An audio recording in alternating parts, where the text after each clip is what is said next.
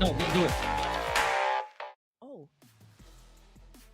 What's up, guys? Welcome to the Clash of Giants Season 4. Am I supposed to talk now? Or are we supposed to show some sort of like a stream? Okay.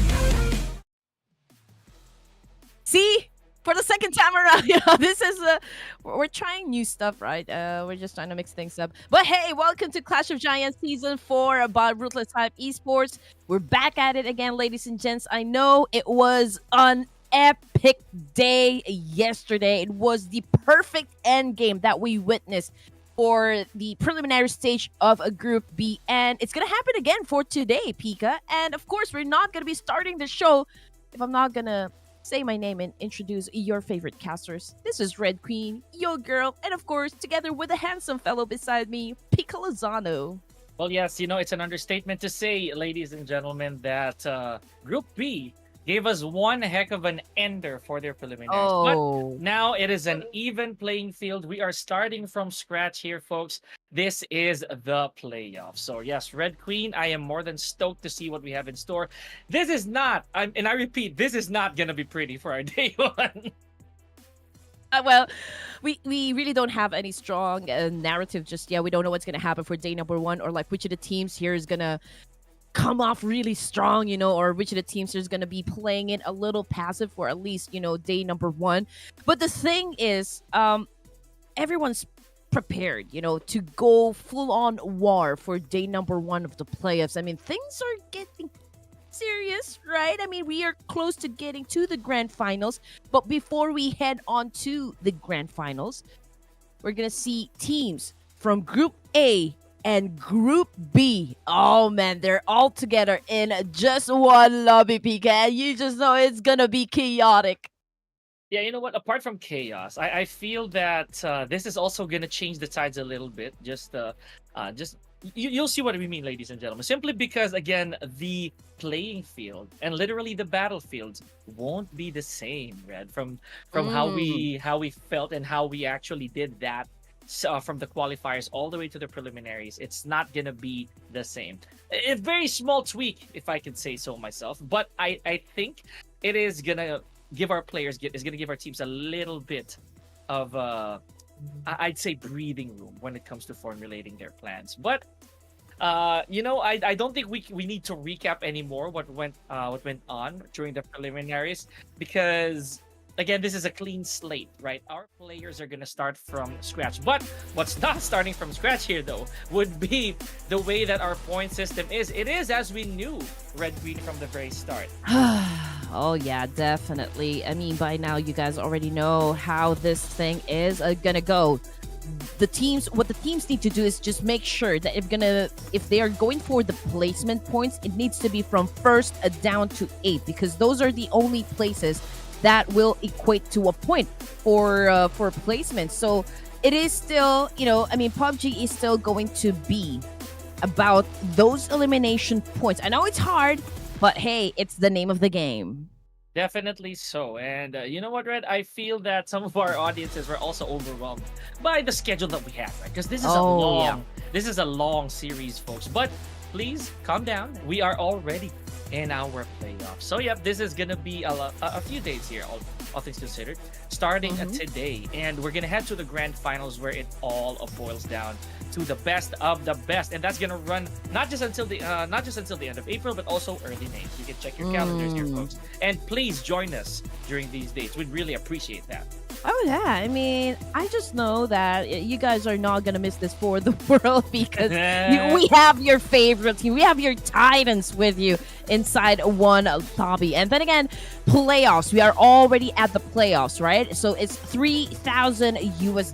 First placer will receive 1,250. We've got $750 for the second placer, 500 moolah for the third place, and 250 for the fourth place. But you know what? We still have the MVP title, and whoever will win this title will automatically receive a $250.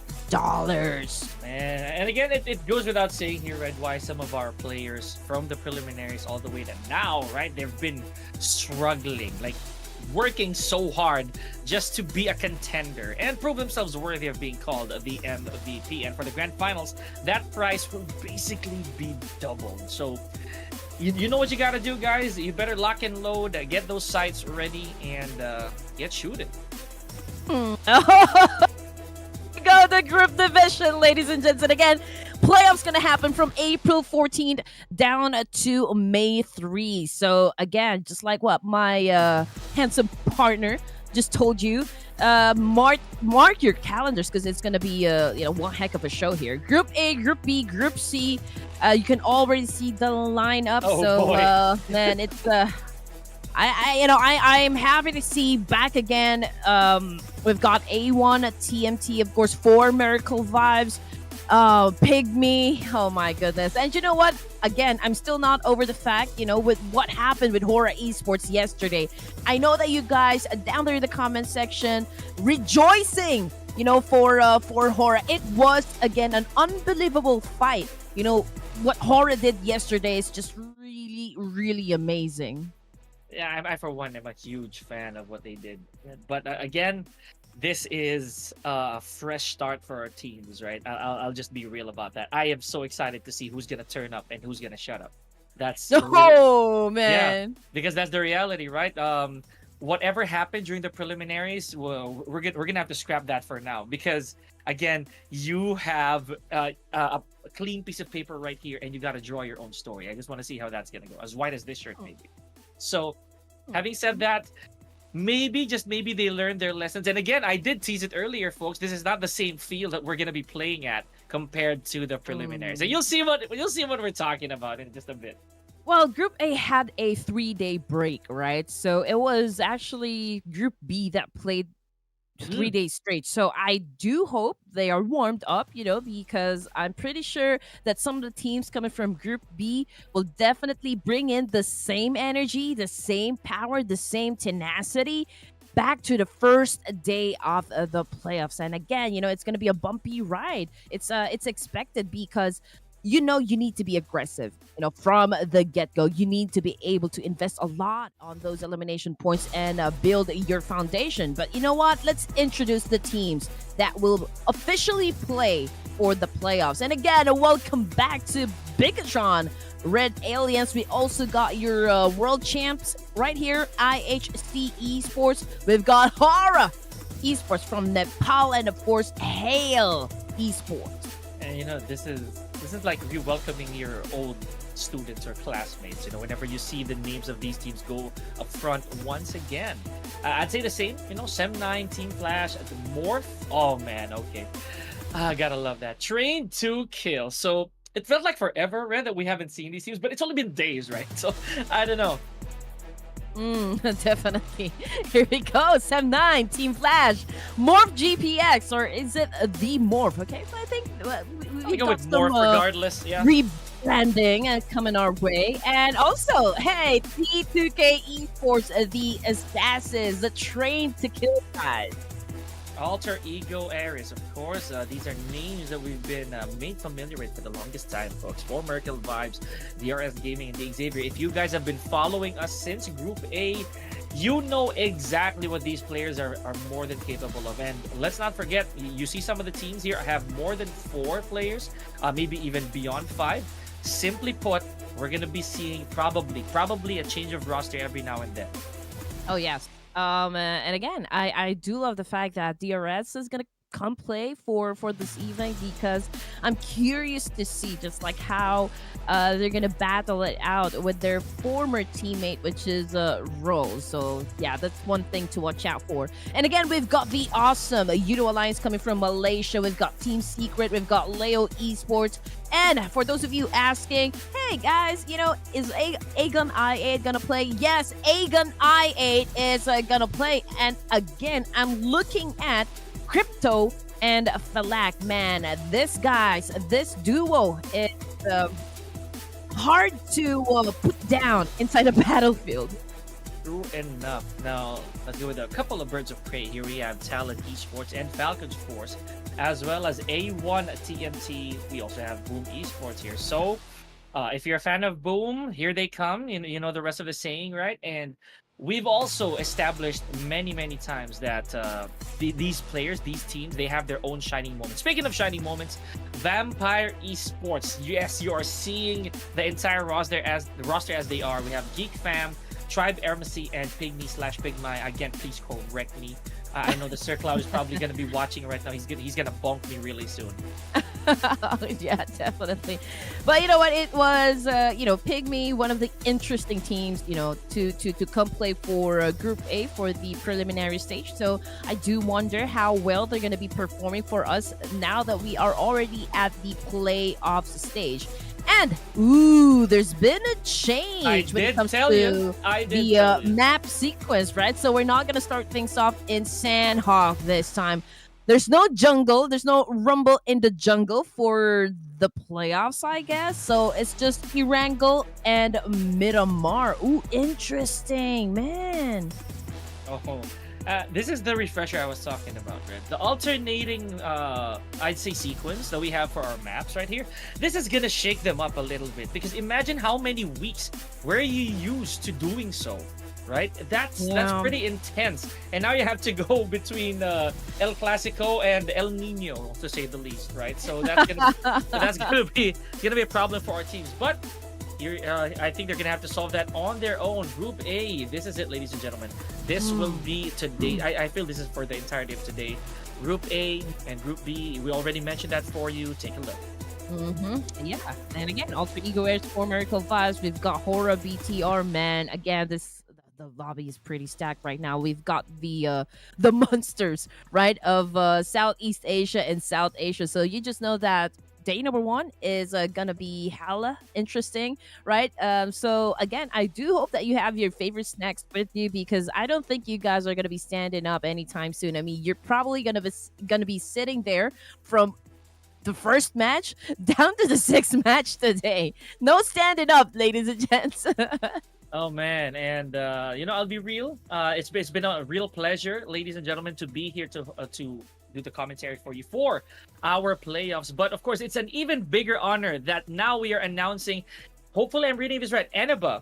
So they are a newest sponsor here for a PUBG Mobile. So they offer 100% safe, legal, and affordable PUBG Mobile UC with amazing bonuses delivered instantly to your in-game account. So use the code COG4, that's COG4 at checkout to avail 10% discount. It's only available during the Clash of Giants 4 event. So don't hesitate, ladies and gentlemen. Is this like an app, Pika, that I can download, for my phone? More on that later for sure. So this is gonna be very, very interesting. Now, what is uninteresting and very nerve-wracking for me is that we are continuing this game, ladies and gentlemen. Caster predictions, and you are looking at this right. Red Queen and the production team have been conniving to actually put me and Sir Cloud to scraps. Right? You just have to do better with your prediction. Hey, don't blame us if we're so good at it. Come on. All she's saying is a skill issue. That's exactly what it is. Skill issue. I mean, honestly, I pick a team because I just know that they're gonna rock it out, for any maps or whatsoever when we play in a tournament, right? But hey, we have to go through this. Okay, I got 6, right? So I got the momentum. So why don't production start this whole thing? Yeah, you know what? Yeah, prod. Yeah, production. Get yours. Hold on. Go. I need a drink before this. Oh, okay. All right. Again, I mean, this is just the first day, ladies and gents. I mean, we don't know what's going to happen. We don't even know what kind of show these teams are going to be putting up for us. So this is like, again, taking your boyfriend or like your girlfriend into your first date, and you have to get acquainted, right? You have to get to know each other. So this is how it feels like for day number 1 all the time. So man, when it comes to prediction, I know it's taken some time. I'm actually buying time for myself because I'm thinking, okay, which of the teams I think is gonna be winning? Oh, she's actually serious about this. Man, yeah, oh my gosh, you know what? I think that let's continue on with the momentum, and I know there's a lot of fans down there in the comment section, so I'm gonna lock in or HORAA Esports. Okay, great. I love it. I love it. I'm gonna go BIGETRON. Ooh, all right. Yeah.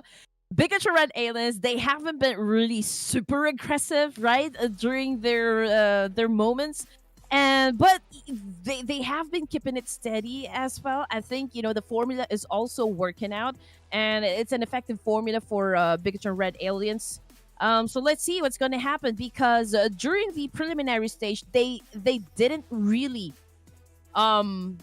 I think qualify, right? They didn't make it into top 12, but they do have that golden ticket, right, for the playoffs. So I do wonder, Pika, is there going to be a change when it comes to their strategy and performance? Perhaps, during the preliminary stage, they were not really showing us their cards, what they're capable of. Hey, Pika actually chose BTR, guys. You have to lock it in. Frauds, you're definitely gonna get that done. But yet, ladies and gentlemen, we have already started. Let's hit it. Let's see how the first match is going, because again, they're already starting. So I feel we just can't see it yet. We just can't see it yet, folks. But yeah, the game is already starting. BIGETRON Red Aliens, rather.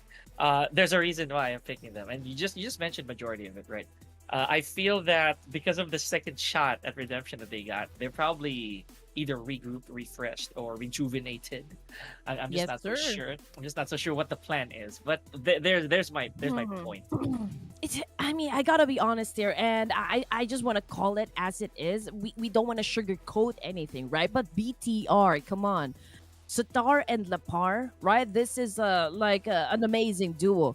And if Zuxi and Luxy is playing, it's gonna be like did I not?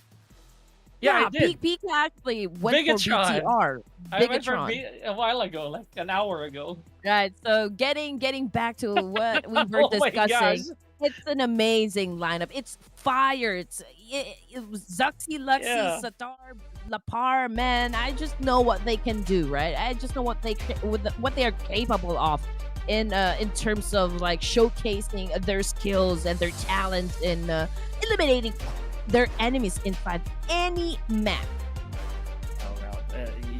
Unfortunately, here, Red, you're not getting the twins today.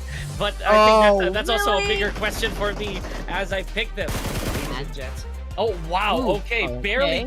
We barely have visual of any of the teams yet, but we're already hearing some contact here, ladies and gentlemen. Another team that I've also been keeping my eyes on, Red, would be Team Flash. So I want to see what Team Flash is going to be doing here for the rest of the game.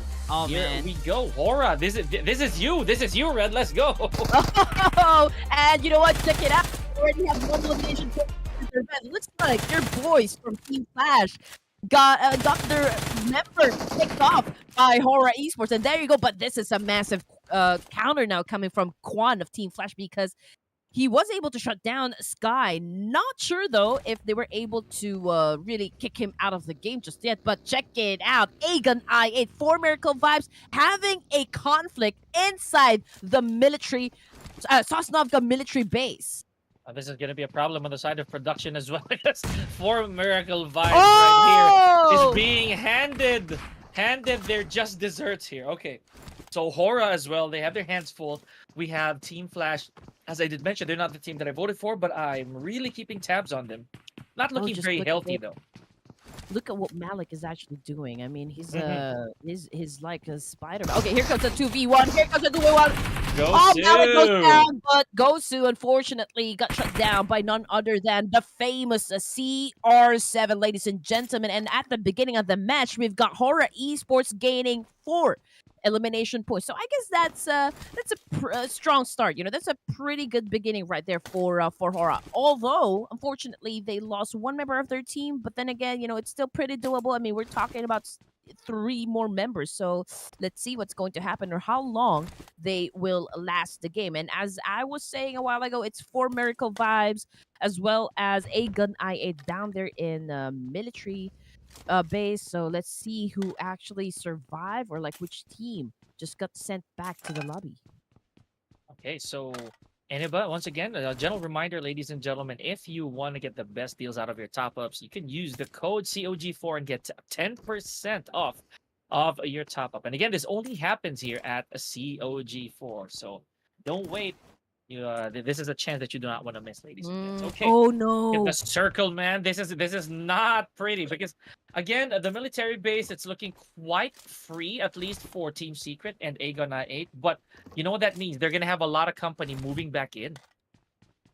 Yeah, and it means that for Miracle Vibes already out of the game. But you know what? Oh man, HORAA Esports, they're in another conflict right now with Leo this time. But I did see Malik just got shut down, so I believe he's no longer part of the game. Leo Esports now already has 2 elimination points just like that. And just a few minutes Pika into the game, and we've seen a lot of drop clashes happen. Very uncharacteristic, not gonna lie, for something as huge as Erangel, right? So yeah, it's really unfortunate. And I did mention that Team Flash, one of the groups that I'm actually trying to keep tabs on, and very unfortunate showing. But again, this is only game number 1 of the playoffs. The bad thing though is whenever you drop the ball this early, you might give up a chance to have a lead, right? Yep. And you know what? For the individual prizes, I just remembered this whole thing because we always we do have that fan favorite, right? Which of the team here is Yeah, going to be yeah. voted for the fan favorite. And I do wonder because A1 TMT, they have a large fandom, as well as Bigetron Red Aliens. I do believe the Savior is also one of the teams here that has a huge following. So it's gonna be an interesting battle, I guess. For the voting system, Aegon I8. Man, I see a lot of fans down there in the comment section cheering for Aegon I8, the only Pakistani team that we have inside Clash of Giants Season 4. So it's gonna be an interesting race. Yeah, for sure, for sure. I feel that Aegon I8, they've established their name enough, right? And there was a time before that some people would say that Aegon I8 would be underdogs compared to a lot of the teams who are well decorated, but I don't think so. I feel that Aegon I8, they just went through some certain phases in getting their grooves in previous tournaments, that is. But right now, they're looking rather authoritative here. Right? They have huge lead amongst everybody. Imagine that, 4 frags and they've only lost 1, compared to HORAA, who had to sacrifice 3. So this is already looking good on the side of Aegonite. At least, quote me on this, points wise. Definitely. Now, Circle, it's a little up there on the northern side, north east to be specific. We've got, I believe, Aegon I8 traveling back to the main peninsula. Same thing goes for Team Secret. But you know what? It's gonna be a very confronting and busy ride for the guys of Team Secret, because the moment that they actually pass through the East Bridge, oh, there's a lot of teams there that might say hello. Yeah, again, the point I made earlier, there's going to be company there, right? A lot of it, to be honest. The mainland, whenever we get a circle that really transitions towards the center of the map, it's never good. It's good only in the sense of familiarity, but I don't think placement will be great. So speaking of placement here, MORPH, pretty steady to say the least. They had a very, very convincing showing as well during their preliminaries, right? It not so bad, but not so dominant either. I like that. I Mhm. remember them clearly. Okay, so just to give you guys an update about your favorite teams, HORAA Esports, they lost 3 of their members now, so we're playing with just 1. Team Flash, 4 Miracle Vibes already out of the game, so we're down to just 14 teams remaining. And again, we are just at stage 1. We've got a minute on the clock again for us to see the next zone. But so far, everybody else is in a compound, maybe doing their rotations. It's all about rotations during the first few zones, right? I mean, you just have to wait and see, or like predict where the next circle will land, and just really be good at picking up a very good location wherein you can um, take advantage of just really gathering a lot of elimination points. Yeah, the chances are at this point, right? They're still pretty abundant, right? Because some of the teams, they're gonna go for these eliminations. They're gonna be greedy, for lack of a better term. But at the same time, you know that it's necessary. They want to establish a huge lead so that playoffs will be a breeze for them. Look at this. I mean, I'm going to talk about bravery here. Team Secret, IHC, and of course, Aegon 9, they all stayed outside the safe zone. They're basically letting health pass because it's okay. It's still pretty good if it means getting resources and getting frags along the way. A fair compromise. Ooh, that is a cool skin right there. Okay, so here we go, D Savior. Oh man, nasty shot coming from Joker. Although I believe he is the only one inside this. Okay, here come. I can see from the minimap. Okay, the backup is due to arrive in just a while. Okay, Chua now just went in for the kill with an S12K after throwing that molly. But you know what? Let's see what kind of counter attack Hale Esports is gonna do up against D Savior. Right now, Chua is already knocked down, courtesy of Tiger. Lamborghini follows. And, ooh, it's just Natty now. Natty, what are you going to do in this situation? Oh, man, Shadows all alone. And that is it for D Savior. Stage 2. The moment that we stepped into Stage 2, D Savior got wiped out. That was beautiful. A crazy play on the side of Hale, right? Look at this. It wasn't just that particular house that they were flushing out. It was this entire vicinity. All these square meters were covered by Hale Esports, ladies and gentlemen. So beautiful control of that scenario. Now moving forward, this is another team, by the way, Red. Oh, who's been putting on the hurt amongst their peers or the opposition here. We have a DRS Gaming, and if memory serves, they did manage to take out one player from a BIGETRON Red Alien. So it looks like they're out for violence here. Oh man, I mean this game, this playoffs is definitely gonna be violent and bloody. You know, everyone's just kill hungry at this point. Everybody would want to, of course, proceed to the grand finals, considering the fact that we have a large prize pool. So that would be the goal there. And also checking out Sim9. I almost thought that they're gonna be challenging up the guys from Hale Esports, considering that they heard the gunshots, right? I mean, we've got Hale. They just wiped out the entire squad of D Savior. So, Sem9, I don't think is going to be doing any attacks for now, or they're not going to be crashing the compound where Leo Esports is currently at. So, again, we're just waiting to see which teams here are going to be deciding to collide with one another. Yeah, if that is indeed their choice, right? So, again, we know for a fact that ERANGEL is huge, right? There's so many places for you to hold up in for, at least for the time being. Stage 2, it already feels like forever, ladies and gentlemen. There's nothing much happening. But this is, again, all part of the plan for some of these teams. They know that ERANGEL, it's really the traditional map that you want to try to take control of. You want to get these houses down. I mean, look at that. We already have a car parked within the compound. We already know how that works, right? Because you need vehicles when you're at ERANGEL. So having said that, a lot of it just really accounts for a lot of terrain control, a lot of real estate advantage for some of your, basically for your team. If you can take control of a map for a good amount of time, you'll be fine.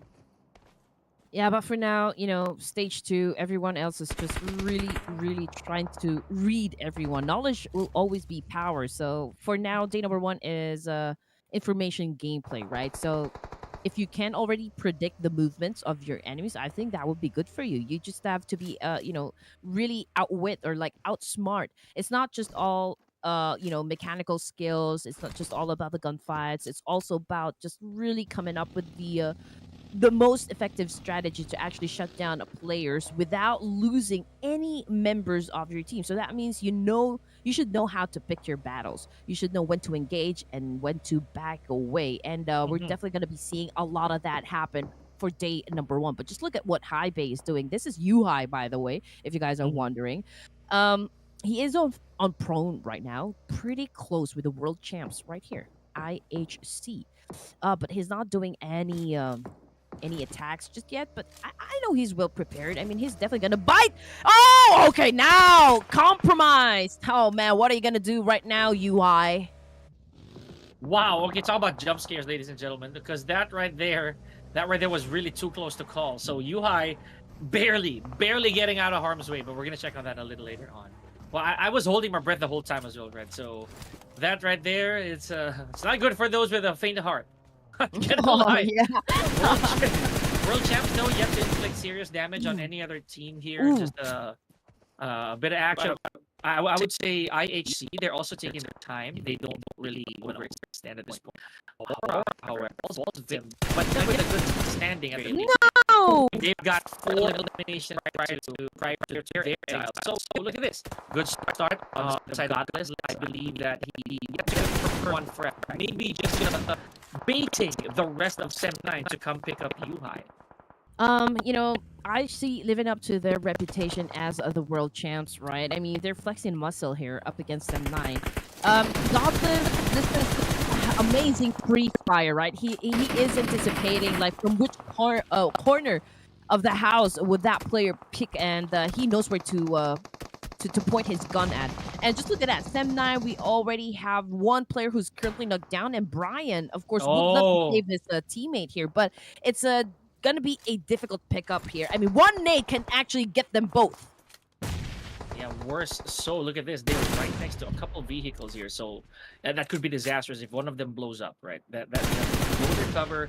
Not to mention again massive damage. So look at this compromising position here. Red. Oh, there you go. Yeah, that's exactly what we were talking about. But look at this. A dip on the side of Aegon I8. Crypto taking out one more player from IHC. Oh boy, this is gonna be difficult for Sem9. Man, it's a vulnerable spot right there. You know, for Sem9, it wasn't a good spot at all. They're really making it easy for the rest of the guys here. IHC Esports do a squad wipe. But you know what?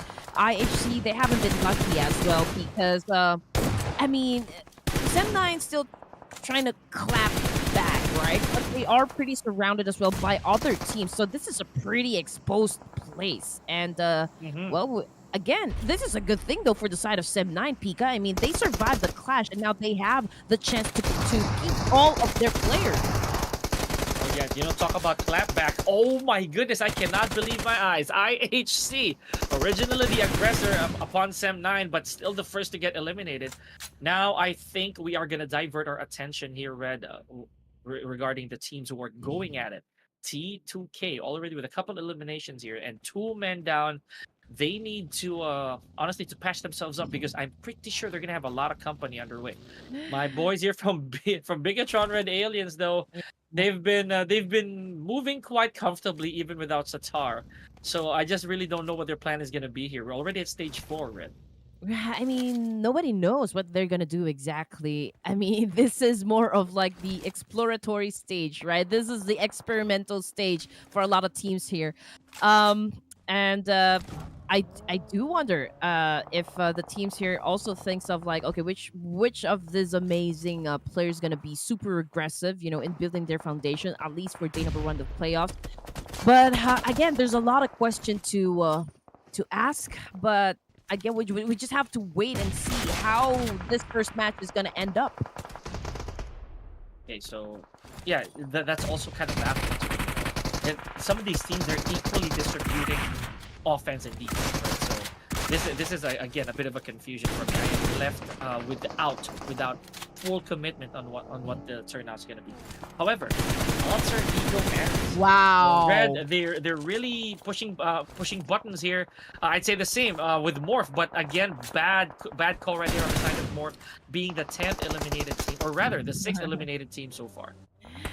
Day 1, it almost, you know, always, it doesn't really make sense because we don't see what the plan yet is for now. But Team Secret, okay, I mean, they've been shutting down a lot of players that's been surrounding them, so I guess that's a good game sense right there.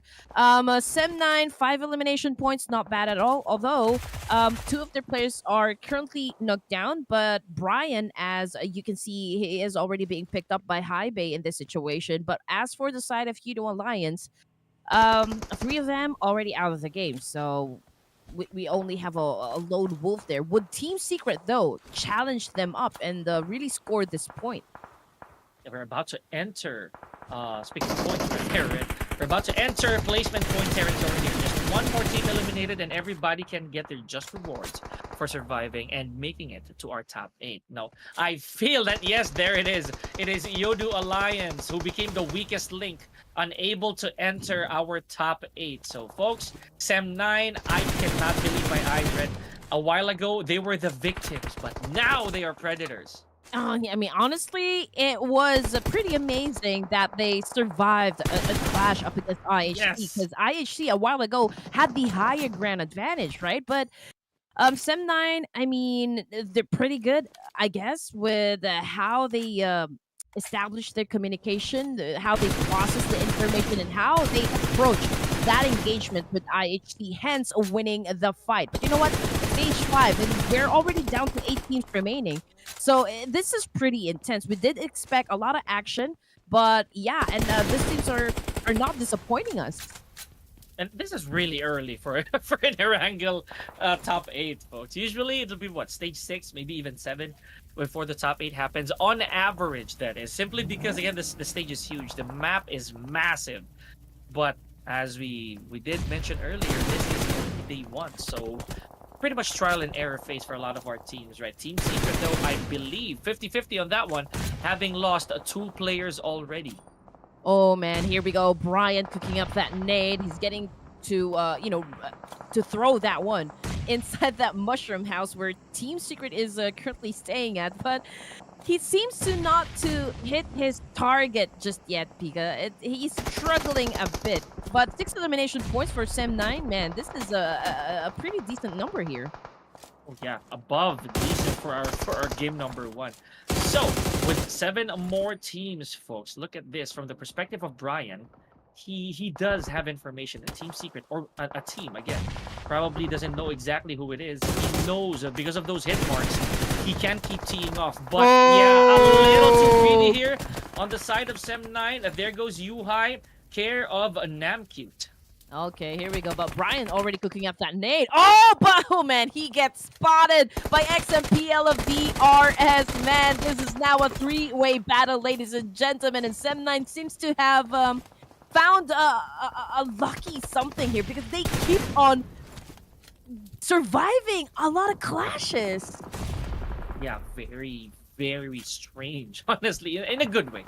You know, I like the fact that Sem9, despite how a while ago all odds were stacked against them, they're still able to literally punch back. But again, the 4-leaf clover may have run out of luck, ladies and gentlemen, as they bid adieu here at number 7. Brian, I feel, if I remember correctly, being the last piece of the puzzle here before elimination. Mm-hmm.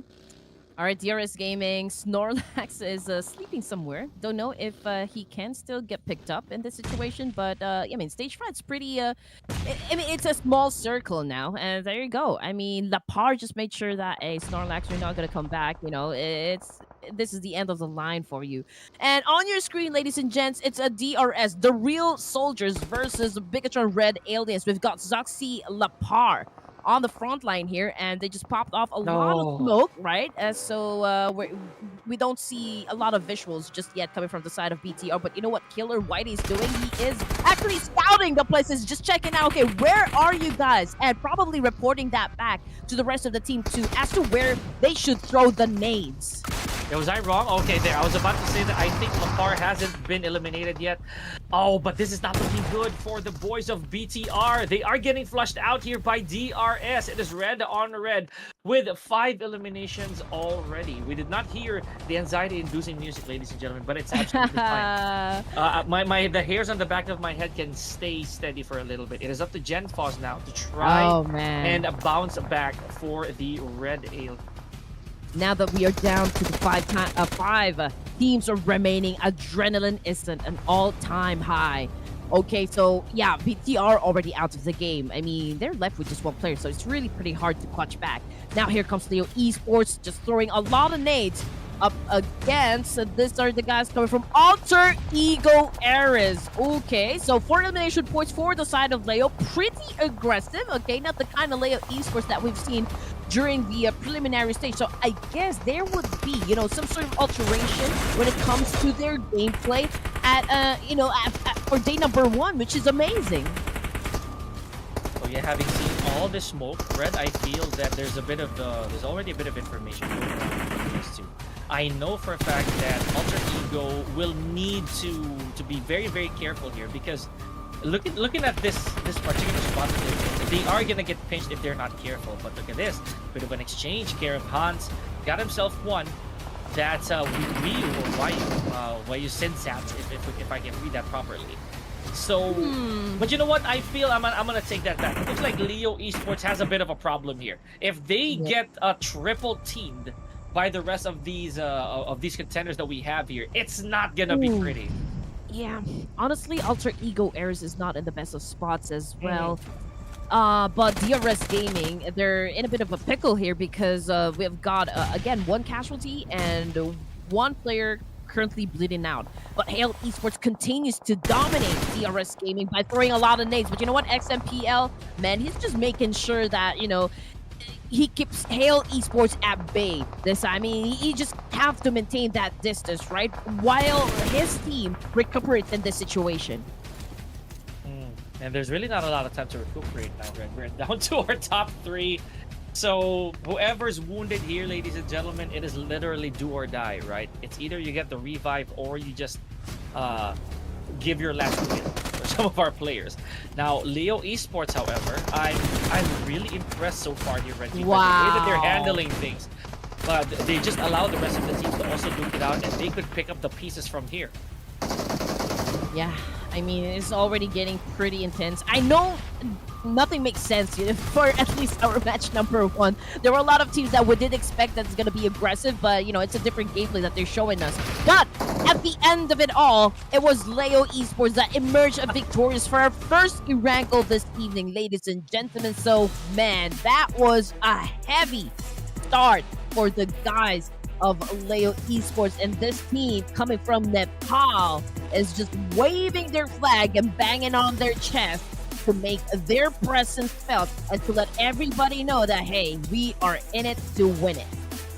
Talk about a start here for Leo Esports with 20 juicy points, ladies and gentlemen. A venti, if you will. So what that means is they already have a bar for all these players to try and chase. And you know, there's nothing, honestly, Red, there's nothing here that Leo Esports should be, in my opinion, should be pessimistic about. Because, yes, they did have a few knocks here and there, right? But the fact that you're starting off the playoffs dictating the pace, oh, man, you are Apex already. They really controlled the tempo of the game, at least for that last few rounds in ERANGEL. And amazingly, you know, for Ajay, I mean, he did manage to put how many elimination points? Was that 6? And I'm just not sure. So that's pretty intense right there. Again, it's a very strong start for the side of Leo Esports. But guys, I mean, this is just match number 1. This is day number 1 of the playoffs. It is all about endurance, of course, perseverance and consistency. I mean, it can get exhausting sometimes, you know, playing a lot of matches in one day. So again, mental fortitude is one of the best ingredients to have if you have you know, plans of getting a lot of chicken dinners in one day. Oh man, you just really have to prepare for this tournament, not just physically but mentally as well. Oh yeah, mechanical prowess is also something that I feel the players are most excellent at, right? Never count on the mechanicals. Some of these players, we've seen them, they're very young, very talented, so it's up to their decision making that'll complete the recipe. But yes, ladies and gentlemen, it goes without saying, these are the teams that you have to keep an eyes on for the rest of the day and the rest of the playoffs as well. Hopefully we get some new names. But speaking of names, this is gonna be the name to remember as your first MVP. Yes, coming off of Leo Esports, we have Ajaya.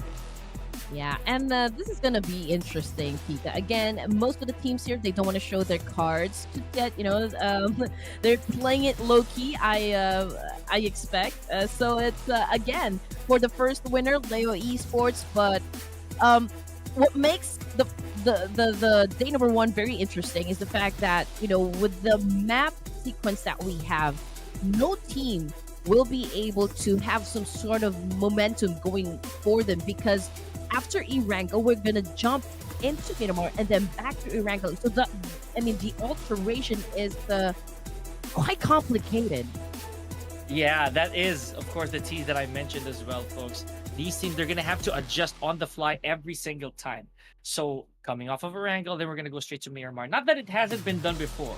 Pretty sure some of our teams, if not all of them, have simulated, actually, simulated being in that situation. Now, again, because of that last visual that we had, apparently Leo Esports concluded with 21 points. So, that's because they have 11 eliminations, the first two digiters so far here at the playoffs, and followed closely by DRS, but not in points though. Not in points, Red Queen. It's still pretty big of a gap.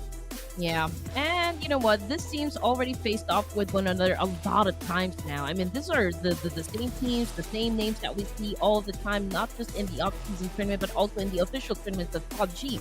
So when it comes to familiarity of gameplay and drop spots, they all know, right? They all know which of the areas is going to be highly populated. It's just a matter of if you consider yourself to be high-level players, if you consider yourself that, hey, whatever team or like whichever team I come across the battleground, right, I can eliminate, I can clap back, and I will surely dominate.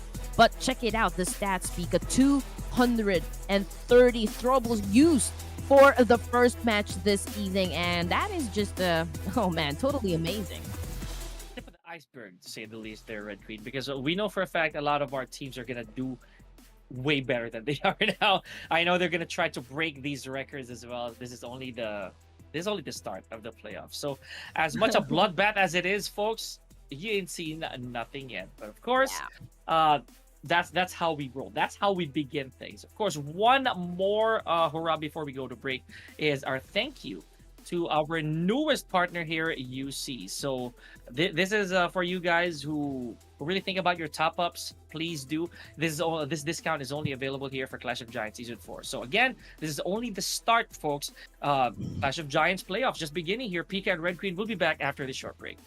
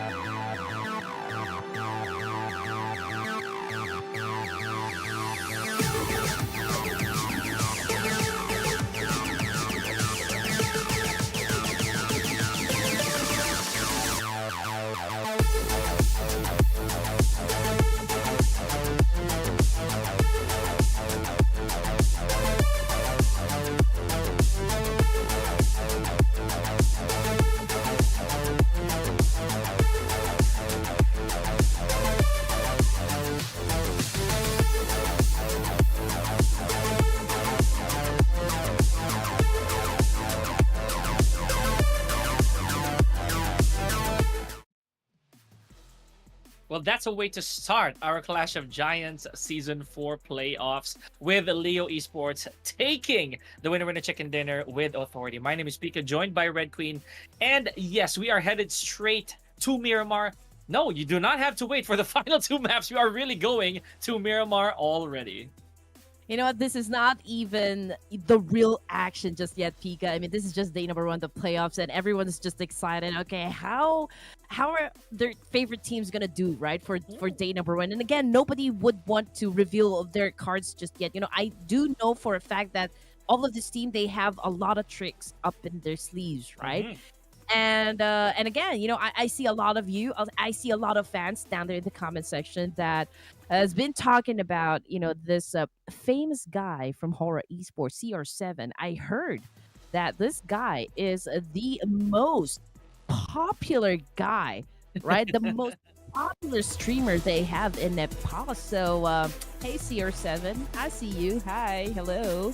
As do I. So thank you so much for gracing us with this present as well. But as we said before we head on to our next game, we are gonna have Miramar right away, Red Queen. So no time for these players to catch their breaths. At least when it comes to El Clasico, you're gonna have to say bye-bye for that. For now, that map, ladies and gentlemen. Now, Group A and Group C. A different clash, so there's definitely no rest for Group A here, Red Queen.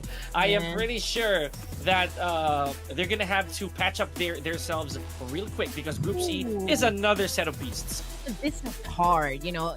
Tough. You know, honestly, every time production asks me to choose a team, right, for the winner chicken dinner, like which of the teams is gonna be winning any match or any map, it's really a headache. I'm telling you, it's not an easy fit, you know, for the casters to choose a team right here to basically guess, right? But we do guess, but it's an educated guess.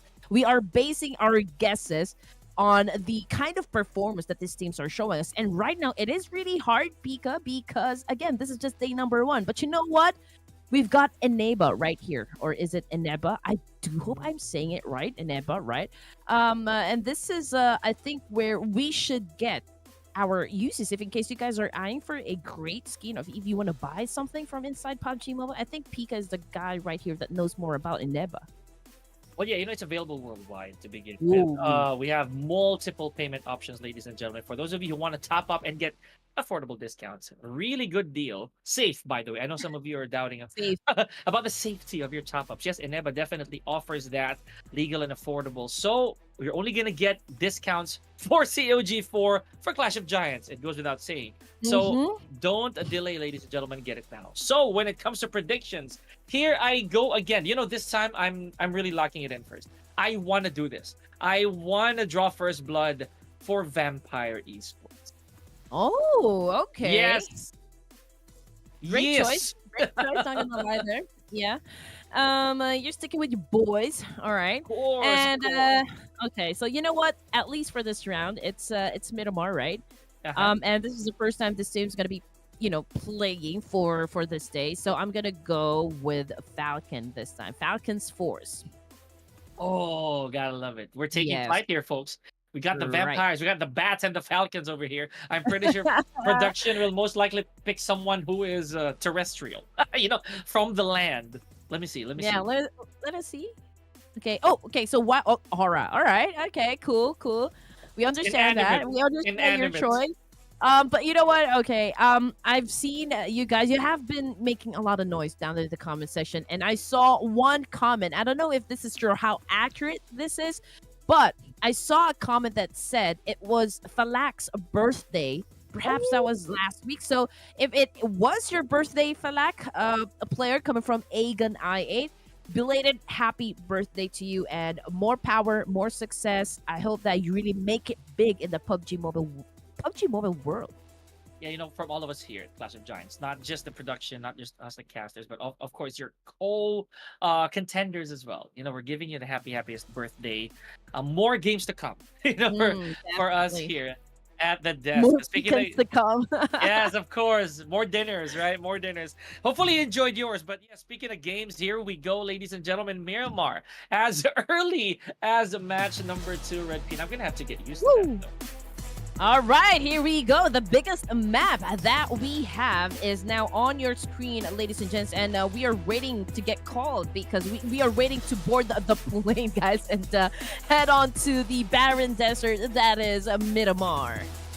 Oh boy, that's gonna be a huge problem in my opinion, flight path wise, right? Because again, we haven't seen a lot of these spots Red Queen come into fruition. It's usually the Lost Leones, right?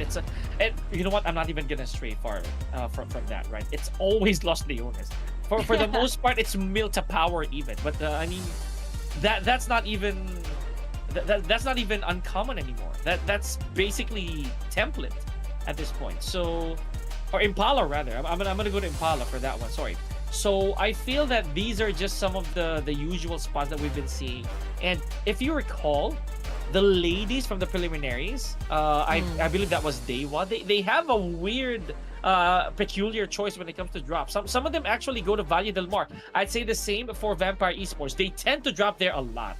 Yeah, and again, there's really no clear game plan just yet, coming from all of the teams here. And I do expect a lot of alterations when it comes to their strategies. I mean, you have to mix it up. You would want to avoid being too predictable inside a game, because if your opponents can actually read you like a book, I don't think there's even a chance for you to score a chicken. I think you will get eliminated during the first few zones of the match. So let's see what's going to happen, because I can already see the boys of Tribe RMAC pretty close with HORAA Esports and MORPH GPX, and we can see that some of the guys come from BTR probably headed towards the same direction with Vampire, Sim9, and Pygmy Esports. But you know what? T2K, trained to kill, already on the ground, probably getting some vehicles for themselves.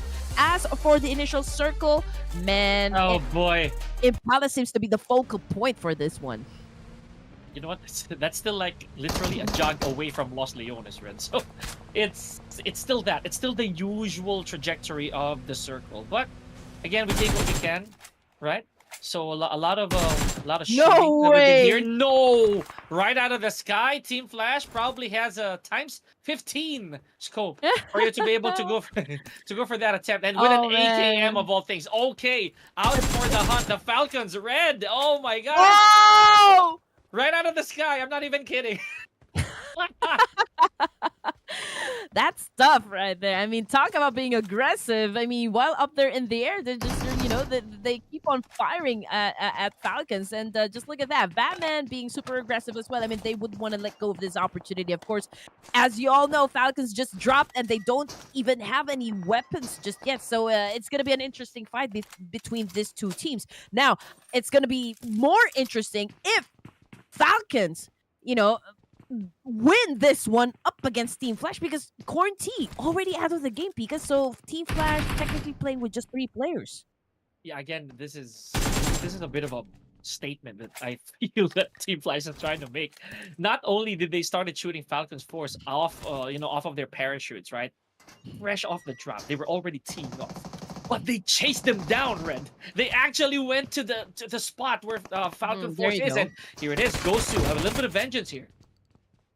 Oh man, not a very good start, for the side of Falcons. And this is the perfect time, I guess, to discuss the fact that, the first thing that you need to do when you're inside the plane is to have an accurate gauging when it comes to jump distance, right? I mean, again, if you are headed towards a same location with the other teams, you need to make sure that you drop and get your hands, with some weapons first before any other else. Because if the moment that if your opponent actually gets to the guns first, man, that could be critical for your team. Yeah, I was about to say that actually. When it comes to drops, you have to be wise, right? Like you have to try to assess where you're where you're getting down, and have defensive options already. Because again, it's bound to happen that you might not have resources. Unlike Kuan over here. I mean, he's lucky. Like this is absolute luck. Level 3 helmet. We have a level 1 vest, 1 med kit, a full stack of reloads for the M416, and an AKM backup alongside smoke. My gosh. This is basically good enough for him to last a few stages, right? So you gotta be smart when it comes to these, honestly, for these drops. But I'm really more intrigued as to what Team Flash was thinking. Do they want to score an Yeah. easy few frags as soon as they saw Falcon's force? I mean, that would be the best thing to do, right? I mean, Right? if you Yes. they're pretty helpless. I mean, they're up there in the air. They don't have any weapons with them. So if I were in Team Flash's position, I mean, I would probably do the same thing. I mean, this is Falcon's force we're talking about. And if you eliminate them out of the match, that's one competition out for you. Yes. Huge threat out of the way, right? So again, I'm not gonna be very biased here because they're not the only threats that we have in the field, but the action is starting to slowly simmer. Let's see how this is gonna be for these teams who came. Oh no! Oh man, a little too familiar with that plan. We've seen that happen before, Red. So I would say that CX right here with or rather, if I'm reading this right, XLCY Oh man! managed to fish one out of the air. So that's what it feels like. That's what it feels like, Juan, to being shot out of my parachute. I mean, that's a good game sense there coming from IC. I mean, he predicted that well, all too well, I can say. So that's a bad thing for the side of Team Flash. And just look at that, Pika. Mhm.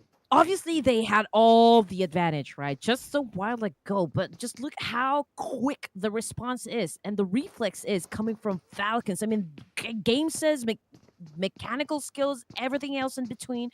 This guys, they're tough to beat. Oh yeah, almost. In my opinion, almost exhuming the confidence, right?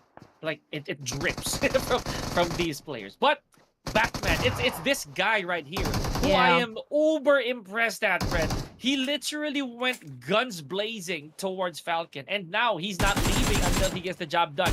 He doesn't even have any resources to back him up. No vest, level 2 helmet, no medical utilities. But look at the confidence, though. Yeah, I mean, look at the health of the Falcon guys here. I mean, he could potentially do a wipeout here all by himself. I mean, this is the Cape Crusader we're talking about. The Dark Knight, and all by himself, ladies and gentlemen. He was able to eliminate the rest of Falcon's force. But you know what? He is not out of the woods just yet because we've got another challenger right here, which is Pygmy Esports. And Pygmy, man, they heard the gunshots. They're out for blood. Oh, man, this guy's just capitalized on that information and actually took the point, which is, of course, another smart thing to do. I mean, you always have to know when your opponents are in their most vulnerable state, and that's where you come in. I was about to say that. It's about the timing.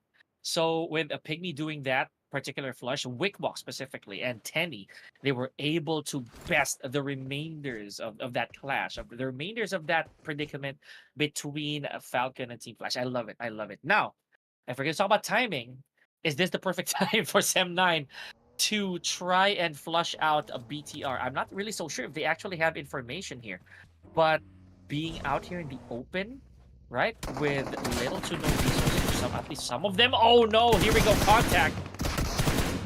Oh man, okay, here we go. Duxie right now on your screen, but he is on the ground, on his knees. Oh man, bye!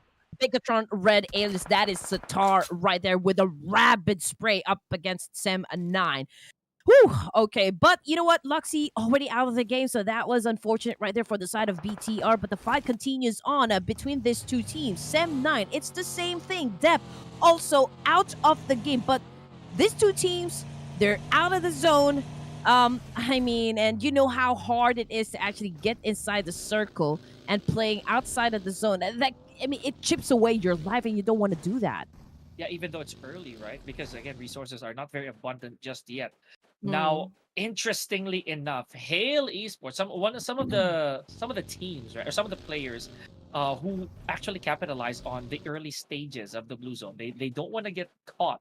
Or rather, they don't want to be in the middle of any clashes. Maybe that's why they're keeping it safe. Rather take some small bits of damage outside the play zone. So look at how many are out there. Sem9 a while ago was, but with Hail having these much points already, this is good. This is good for them. Okay, so Morph GPX, we've got one player currently knocked down, and we're looking at T2K Esports. This is Rose. He has a Mini 14 and a Scarlight, both using 5.56 ammo right here, which is very good in recoil control. Very good guns to have, I can say. And now we just saw Rose just making sure that he gets the point, he gets the job done, and perhaps he's headed towards another location or maybe towards another angle right there that he could potentially shut down enemies from that point. Pygmy Esports on your screen once again. I think they're having a conflict right now with the guys of Team 2K. But Turu Love, I can only see Turu Love coming off of the kill feed though. It's Boom versus Talon and A1 TNT. So I guess it's a three-way battle happening right now. Yeah, this is gonna spell violence, right? And we already expected this, Red. And look at who were still outside, right? HORAA and BTR. And this is really questionable on the side of BTR, having lost one player already. I'm pretty sure they're gonna wanna reserve resources as much as possible.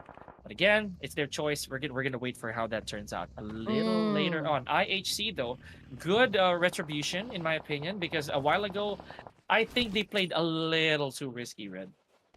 Sem9 seems to be all over the place because I always see them popping up on the kill feed up against a lot of teams. Now they are having a conflict up against Vampire Esports this time. Okay, kill feed as well. It's Pygmy going down against HORAA Esports. But of course, we're going to stick with the boys here with Vampire. These are the guys for Pika right here, which he thinks is going to be dominating the field. Nerdsit, I believe, is the one currently knocked down. Vampire playing with just two players right now. It's Tony K and Schweppes this time. Vampire cooking up nades, getting ready to throw it at Sem9. So this is a fair fight. I mean, it's a 2v2. Yeah, so far, I'd say yes, even playing field. I just don't think that the advantage really here is on the side of Vampire, truth be told. They have already lost two guys and only have one elimination. However, Sem9 is on top of everybody else here points-wise. So let's see how long they're going to last. And the circle, once again, Red, not doing anybody any favors here. You see how far Aegon I8 is. Same with Train to Kill, by the way. So this is going to be a bad sprint for them if they try to go in. Granted, all these teams are still pretty much looking at all directions. Okay, so the situation is that Schwepp is on the top of the house here, trying to keep Sem9 at bay. Tony K looking for another angle. Okay, he pulls out his M416, and again, this AR remains to be a meta, for most, if not all. And for the side of Sem9, 3 elimination points, not bad. I mean, this is already stage number 3, but then again, they already lost 2 of their members, which is going to be tough, right? Just to be honest here. Now, Hale on the other side of town. Okay, they're getting shot at by none other than MORPH PPX right now, ladies and gentlemen. Oh, okay. So MORPH, we didn't see much action from MORPH. Right? Now, the moment we're seeing them, they're already down 1 player, and 1 has already been knocked. Make that 2. So, not looking very healthy, ladies and gentlemen. Hale, as I always imply this, they take their time when it comes to these first couple stages. But not anymore. I'd say putting the finishing touches on MORPH. So, with 1 elimination, not really a good score to boast. All right, Schwepp cooking up a nade. Now, this is the question. Does he know where to throw it, or is he just guessing? I mean, you don't want to waste resources, especially Miramar. I mean, we've always called it, right? I mean, it's resources here in Miramar. It's limited, right? So you would want to utilize that one in the best way possible. So again, I mean, throwing that nade and just guessing where to throw it, I don't think it's a pretty smart move. Although it could get your opponents a little bit disoriented or like distracted, but Sem9 not moving an inch here. I'd say that Sem9 is playing their cards properly here. They know that, oh, we're still pretty early on, and maybe they've already considered the fact that being 50% less in terms of manpower, that doesn't validate us to actually push. Now HORAA, again, another questionable call here, where they're stage 3 with 4 eliminations, and with 3 members. Again, resource management. I haven't even peeped at their their backpacks. Who's to say that they have enough resources to last the remainder of the game? Hmm. Man, okay. So both of the teams here, they don't want to really rush, right? They don't really want to push forward because of the fact that No. perhaps I'm not even sure about this information, but both of the teams I think they don't really have, the knowledge whether how many players are playing in a team, right? So they don't want to risk it just yet. I mean, it's too early to go for to go out of the game, I can say. I mean, this is just stage 4. Yeah, and not to mention your team will definitely need the manpower. Oh man, ouch! That's a big boo boo on the side of HORAA. Mafia Ninja down to his knees. This is what I was talking about, Red. I think it was kind of a bad choice to stay a little too long outside. Now look at the position that they're in.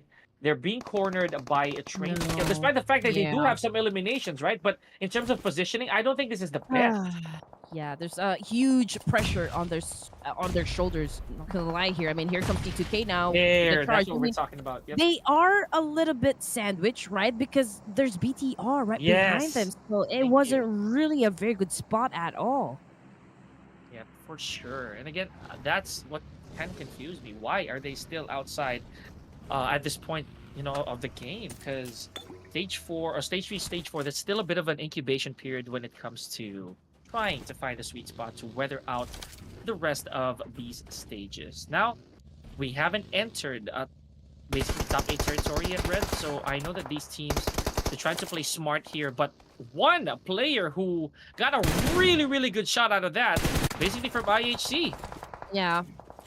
So again, let's see what's gonna happen. T2K right now trying to get into position, but we're playing with just one member here, and that is it for the guys of the T2K, which brings us down to just 10 teams remaining. And I mean, this is just stage 4. Okay, it's I can't say it's a slow paced game, right? Because we are seeing a lot of fights happen, third party, a lot of rush ins, but no serious intense fight just yet. And I'm just waiting for the teams to actually have an explosive performance for us, but they're not. There's no chance for them to actually collide just yet. But from the kill feed, it seems like Tony K finds himself a kill coming from Talon Esports, right? Oh, yeah. Let's see which team is gonna come out victorious on this one. Oh yeah, Talon. Oh man, this is really tragic for Talon. They held on for so long, tried to not have any single casualty, but they did get knocked. At least a couple of them. Still, room for revive here. I cannot say the same though, Red, for Vampire Esports. Look at this, Schwep trying to avenge Tony K a while ago. Wow. And I think very successful in doing so. So Talon, again, really tragic here, Red. Coming off of being complete, now down to the last active player. Ooh! Oh man, this is one tango that we didn't want to miss, right? But you know what? Who got the point? It was Geek Fam. It was Geek Fam. I mean, they just capitalized on that one while those two boys are actually busy trying to deal with one another, right? But here we go. Tribe Aeramacy versus IHC this time. I can see Alex on the ground. We've got Godless scouting the place and just checking out what is happening. But Tribe Aeramacy, Paragon remaining to be super impressive, at this point of the competition. We've got Jaw, one of the MVPs, actually consistent MVPs, I can say. This is a fight. It's fun to watch. I mean, there's a lot of exchange happening right now. We've got Satar also coming from BTR, cooking up that nade and getting ready to throw up at Tribe Aeramacy. Okay, so a little bit of a nasty stand up there for BTR. I'm telling you, and Tribe Aeramacy, I'm gonna add to that what you said there, Red. This is gonna be pandemonium to say the least. So look at the gap between these two teams. They have everything on board. They have explosives, they have vehicles, they have guns, they have smoke, and I can already tell that maybe, just maybe, a little later, Hale will also dip in on the action. Tribe Aeramacy, they already know they're gonna lose that fight, right? So there's one of them actually just who escaped with their lives, so that they can make sure that they can have a chance to go for the placement points and survive up until the last few zones of the game. IHC down to just 2 members, and right now we can see Tiger just doing a little bit of spray up against IHC. But of course, bullets, they're not connecting at all. Yeah, taking a chance here. for IHE right through the smoke. But again, they're much wiser now than I would say from a previous game, Red, because a while ago at this point, IHE was already completely eliminated, right? So this is a much smarter approach. And Geek, my goodness, still looking pretty strong here. One of the only two teams that are still complete here, the top 7. So again, patience pays off if they're able to position themselves properly here and wait for the other teams to start withering down. I'd like that. I want to see how Geek's gonna handle this.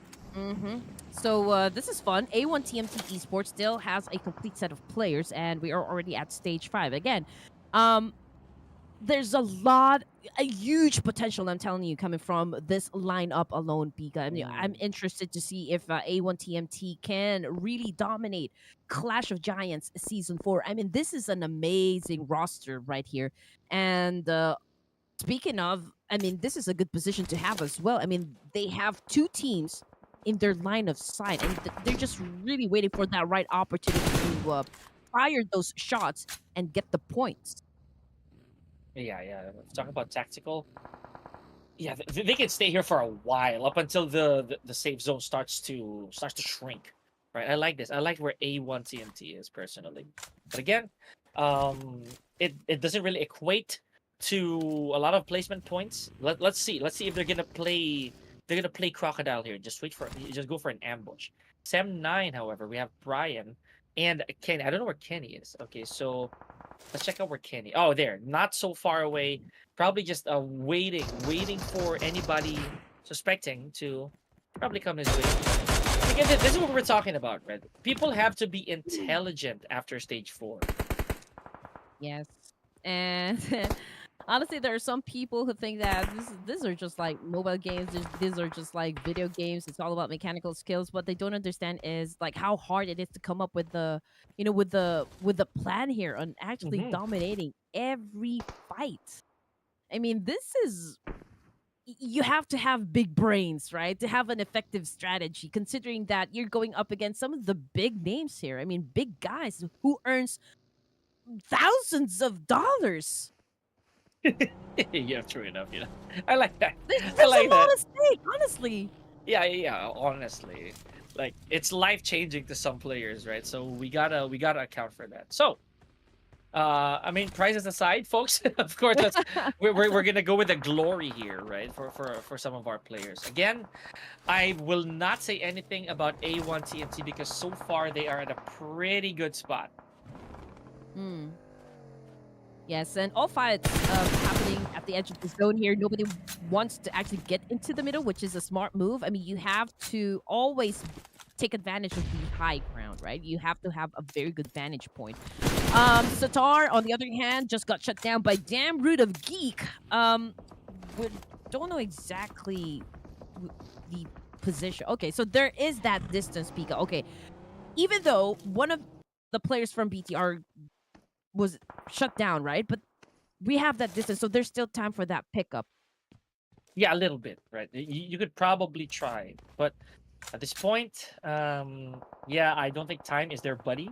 We have 2 complete teams here, Red, for the top 6. So I'm pretty sure they're gonna wanna watch out for each other. Oh my gosh, forget that I said that. A1 TMT finally has 1 knock. So this is gonna be tough. This is gonna be tough if they don't keep the numbers game advantage on their side. Yeah. And I mean, Hitman is already there to save that storm. Okay. But Frenzy's just waiting for that right opportunity. Again, timing is key, right? And I'm not sure if he's gonna play this one out, quietly. Oh, okay. So A1 TMT, they know Frenzy is there, and Frenzy's trying to clap back with the nade himself as well, and he's just staying in this shack right here. And I do believe he just popped off the smoke to try and help him, not reveal his position just yet. But I mean, this is one small place. Bika, one nade, one molly can actually wipe him out or like get him back to the lobby. For sure. Now, I'll say the same for BTR here, at least for some of the members of BTR, right? So, not really looking very healthy. Red take care of Hale. So, and Hale also, I'll be real with you, Red. They're looking really smart here, very intelligent with the way that they played. They've been stuck with 2 players for quite a bit now, or at least it hasn't been very progressive for Hale. So, Let's see how that's gonna go. A1 TMT again, Red. Again, as I mentioned, A1 TMT. They can be stiff as a rock for another 3 stages, and they'll be fine. Yeah, and just look at how many points Rowdy has. All 3 points is came from one specific player right here. Now he is getting shot at by BTR's Satar. And again, Satar the only player remaining right here. 5 elimination points for this guy. And again, that information doesn't even stop him. Even though he is a lone wolf for the team, I mean, he continues to engage, which is outstanding. Oh yeah, true enough. But again, this is it also accounts, I feel, for the time, right? You gotta put a little bit of aggression in the system right here. And this is what we're talking about, Red. If they can hang on to their numbers, you'll prove really effective for our top 5. And speaking of top 5, Geek Fam A1 TMT again still complete here. My gosh. Now we're gonna see literally a clash of titans here, for lack of better term, / giants, a little later on, if they manage to get rid of Sem9, Hale, and BTR respectively. They're not really gonna have a hard time getting inside the circle, Pika, because they only have to deal with Satar to get that position. So they are now headed, perhaps, I believe this is the north side of the circle.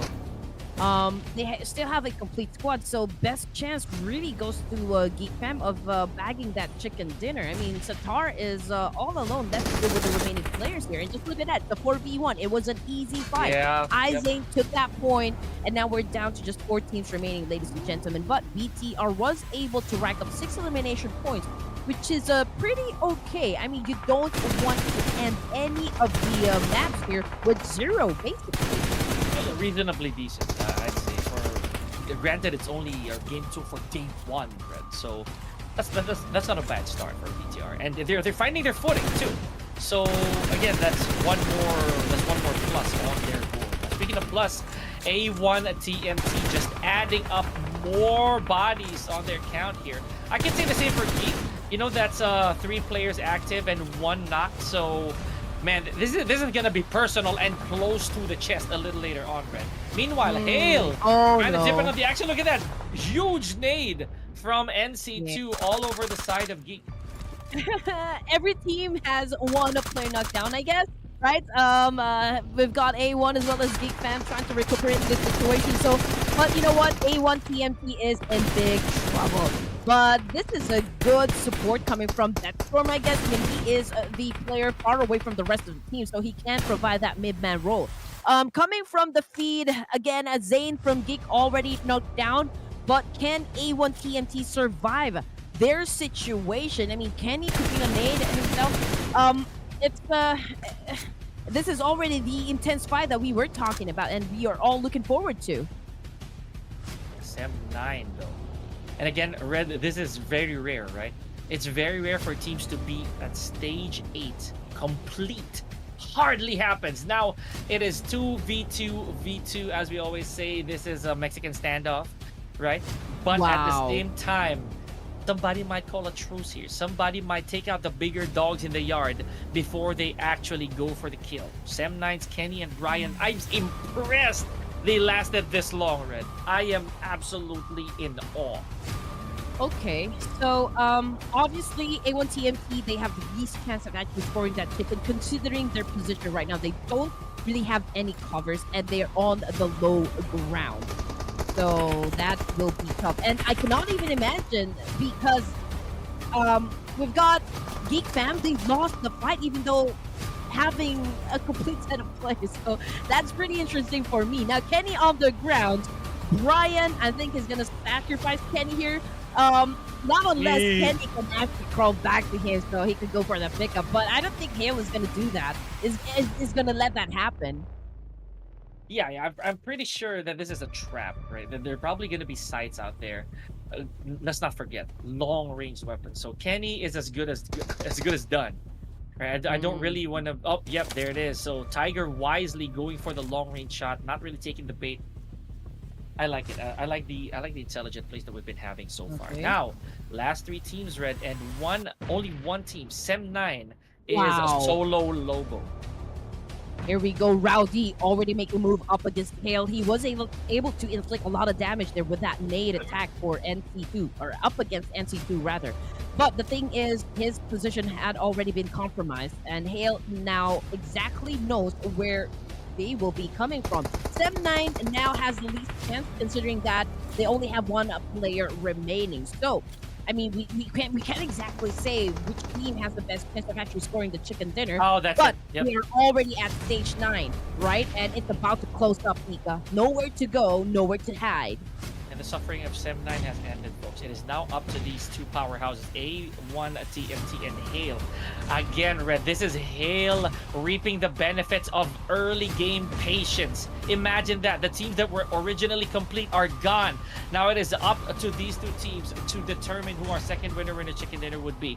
I think NC2 has a bit of a problem here. The backup's not gonna be too fast, and if he does go for the response, he will compromise his position as well.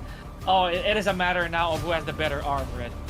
Rowdy, 1,000 damage output, ladies and gentlemen. He had been throwing a lot of nades, a lot of mollies right there. Both of the teams inflicting lots of damage, but you know what? Oh man, this is getting pretty intense now. The zone is about to close up. We've got NC2 on your screen, and he is burning alive, ladies and gents. But you know what?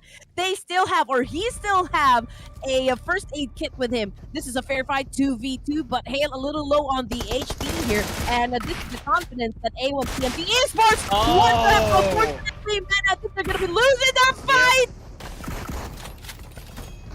The perfect example, ladies and gentlemen, that patience is a virtue. Hale Esports, ladies and gentlemen, taking the winner chicken dinner of our first Miramar for the playoffs. Congratulations. Man, I mean, great start for the boys of Hale. Showing aggression at the beginning of the playoffs is something to watch out for, you know, for Hale Esports.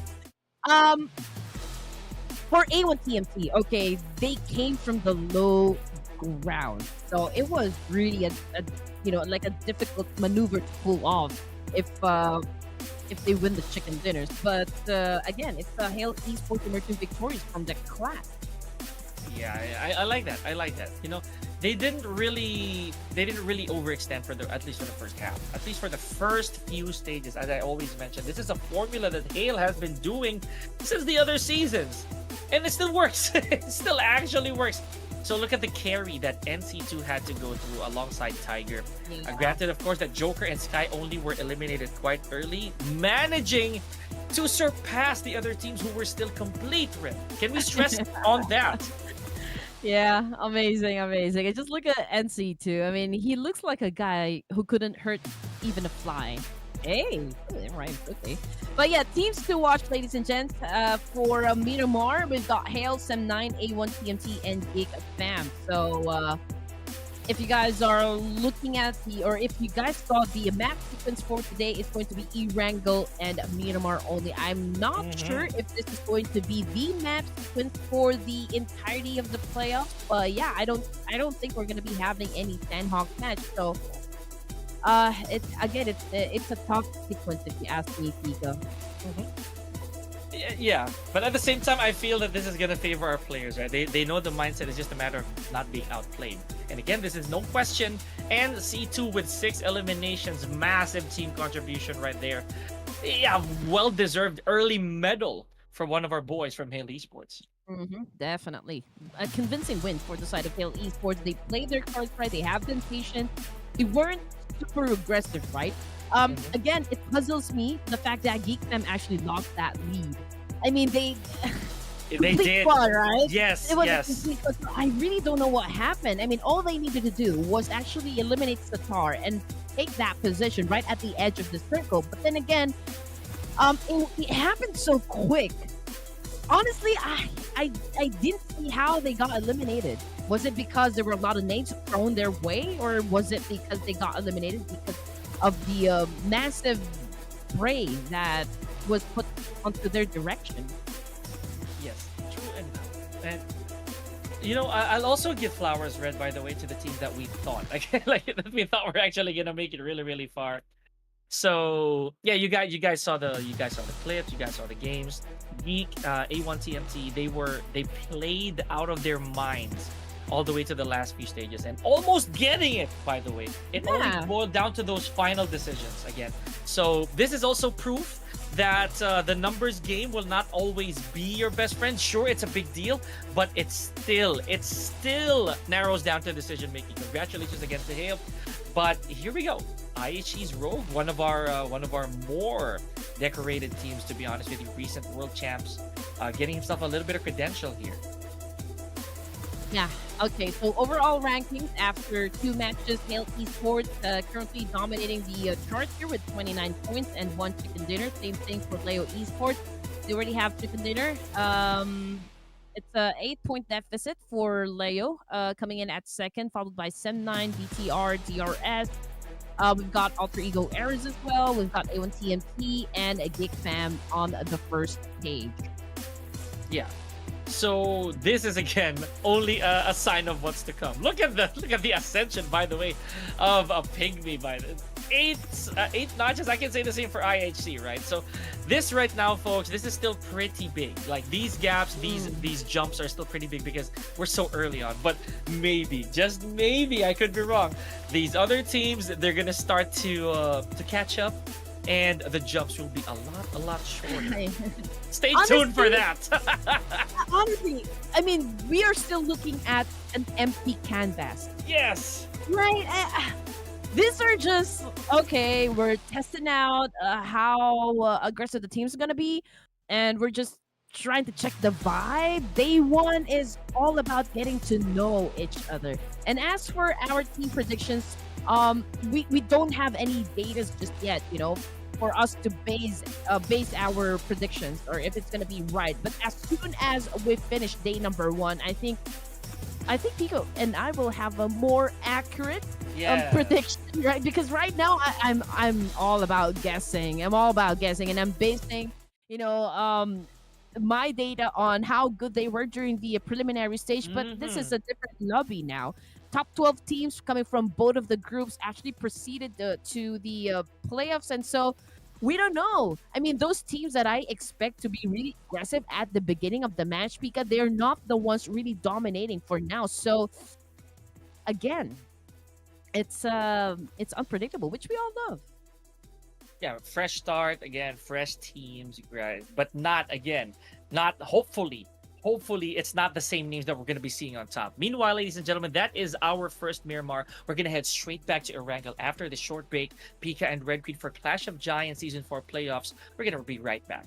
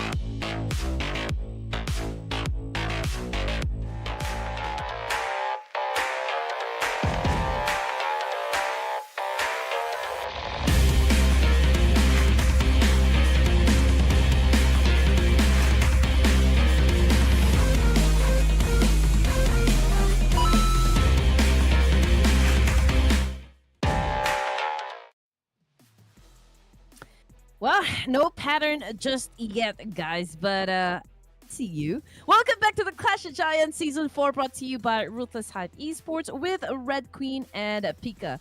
And in case you guys missed on the action, right, it's Leo and Hale Esports that actually took the first two chicken dinners that we just had. And you know what else you don't want to miss, Pika? Oh, of course. Well, yeah. Oh, I got shocked from that. But for those of you who really want to, secure your game purchases, right? For those of you who want to get as much top ups with the best safe deals as possible, don't forget to check out enebo.com, folks. So yes, Enebo offers 100% a safe, legal, and affordable PUBG Mobile UC with amazing bonuses, right? And you can get them delivered instantly to your in-game account. So for Clash of Giants, you are gonna get yourself, yes, for those of you watching, a 10% discount as soon as you check out. All you gotta do is, of course, type COG4 as your code prior to checkout for the COG4 event. They are our new partner here, so thank you so much, Eniba. We really appreciate that you put your faith in the PUBG mobile community. Man, I was gonna set you up. But anyway, yeah, ladies and gents, what he said. Thank you again, Ineba, because you guys are. That's why you gotta talk to me about these things. Season 4. But okay, again, I did mention this a while ago. In case you missed the action for our first match, it was Leo Esports who actually took the winner chicken dinner, followed by Hale. Again, and we do still have four more matches to go. Man, I don't know what is wrong with my tongue right now, but okay. Playing team, okay, just to get you guys updated with everything. We've got Group B versus Group C this time. All three wears for MV, GRS, DX, YOODO Alliance, Team Secret, Leo, and of course Aegon IA4 Group C. Yeah, there we go. I like the fact that this rotation allows these teams to kind of have their turn to rest, right? Like a little bit of stress test, if you will, when it comes to how much they can withstand consistent games and consistent rotations of maps, right? Every now and then. There's no such thing, in my opinion, here as consistent momentum. You know, there's always going to be a stir-up here, Red. So even my prediction, I might change it. Maybe not, I don't know. I'm loyal. Yeah, I forgot. There is this thing that we always say, right? That no matter how prepared you are, how many, it doesn't matter how many times you actually practice this one. There is, that random element that will affect your performance. There's a term for that one. Can you give it to me? Maybe later. I'm also trying to find that. I'm also trying to sort out what word that is. There's a lot of words. There's a term for that one. I will have to get back to you guys, with that information. But yeah, no matter how you think, how prepared you think you are, there is again that element that might surprise you, that could break whatever consistency that you have. Because you always have to consider luck, right, into the mix.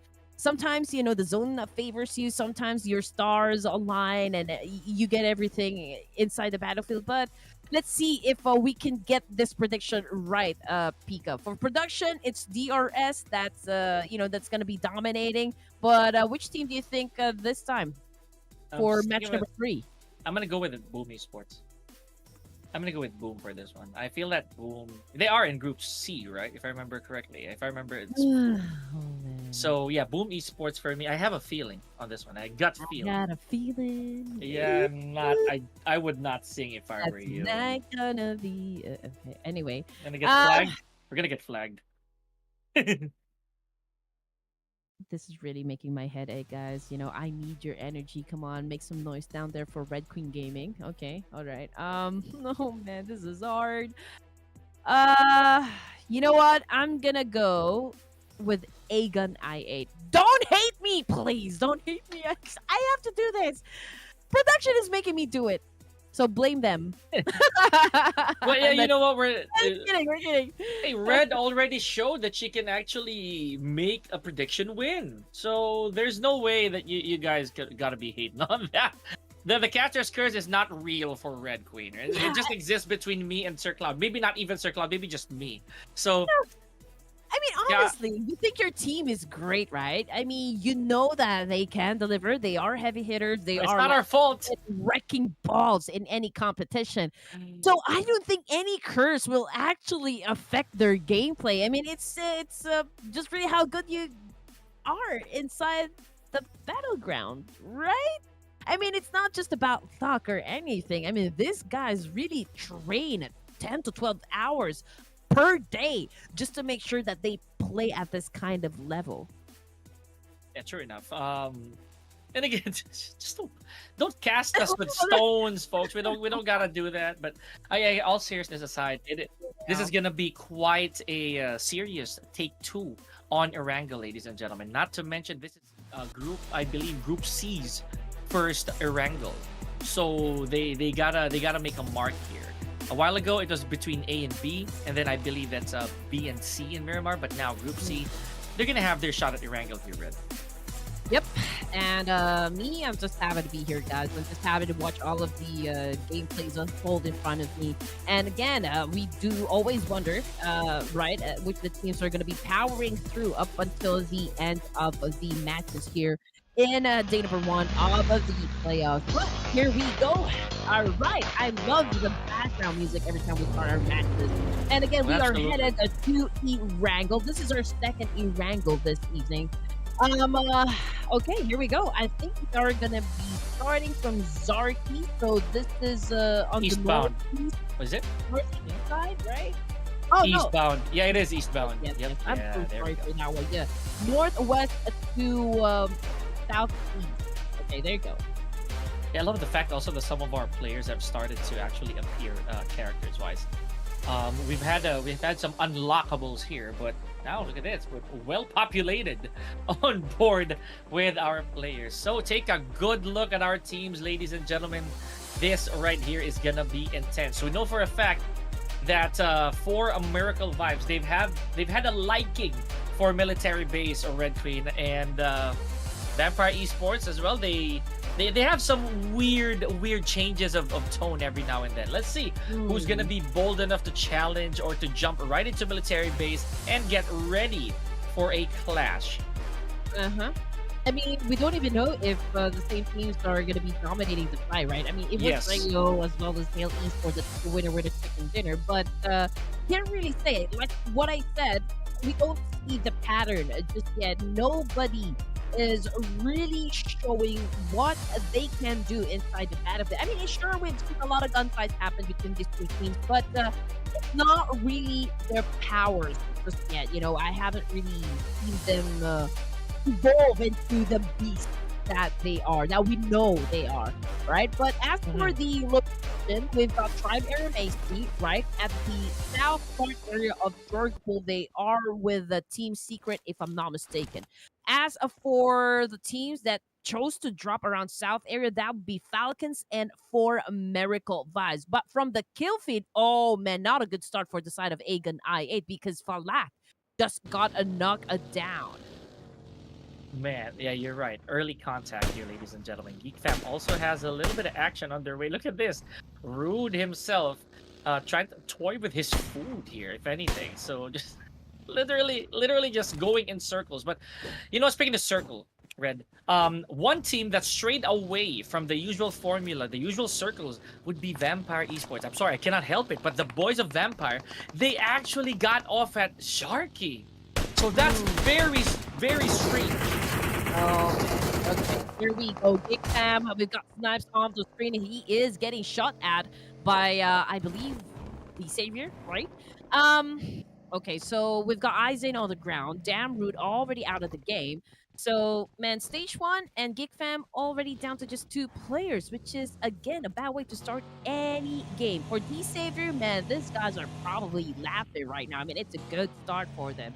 Aegon I8, however, they did not drop into any compounds. Perhaps they were really gearing towards to, vehicle gameplay, right? They would want to have an easy cruise all around Erangel. Unfortunately, though, there was another team that dropped in the same area. So I guess that's when the bad luck actually started to happen. But for the side of Tribe Aramasi, going up against Team Secret, we've got Namcute on your screen, just really waiting for that opportunity to whoever, will come in his line of sight. And the silence is definitely right. So I'm not so sure if Namcute is going to be able to close this encounter out. Does have a good amount of weaponry here, though. Okay, that's what I was talking about. Not bad when it comes to the firepower. And it's been a while, Red. I just gotta note this, that we've seen Team Secret have an early clash, right? So this is refreshing for us to say the least. And not to mention, they're not going up against any slouch. We're going up against the crowd favorite here. Sure. We have Tribe Aramasi as well. So unfortunate though, they are the first team to go.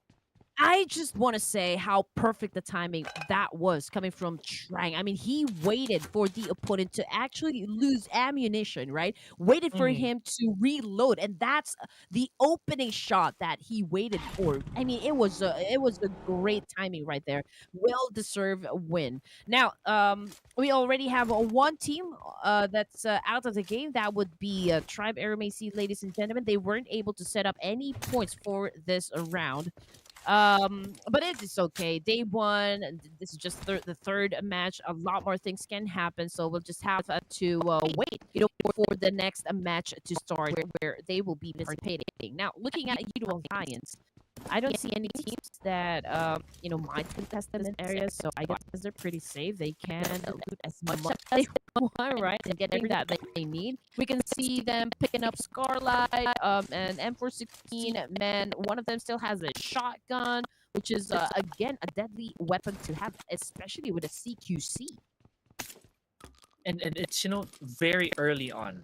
Most encounters that you're gonna get are CQC. So having yourself armed for these encounters is very paramount. We saw that already with Namcute, right? Namcute had a Bison, right? And a 12 gauge locked and loaded. So that itself is already a recipe for survival, to say the least. Now, if you get yourself something like this, something like a Scar L or an M416 of all weapons at the very start of a game, wow, you are in for a long camp, to say the least. Now, Boom Esports here, I put my cards on them, Red, so I at this point I'm gonna let the boys cook.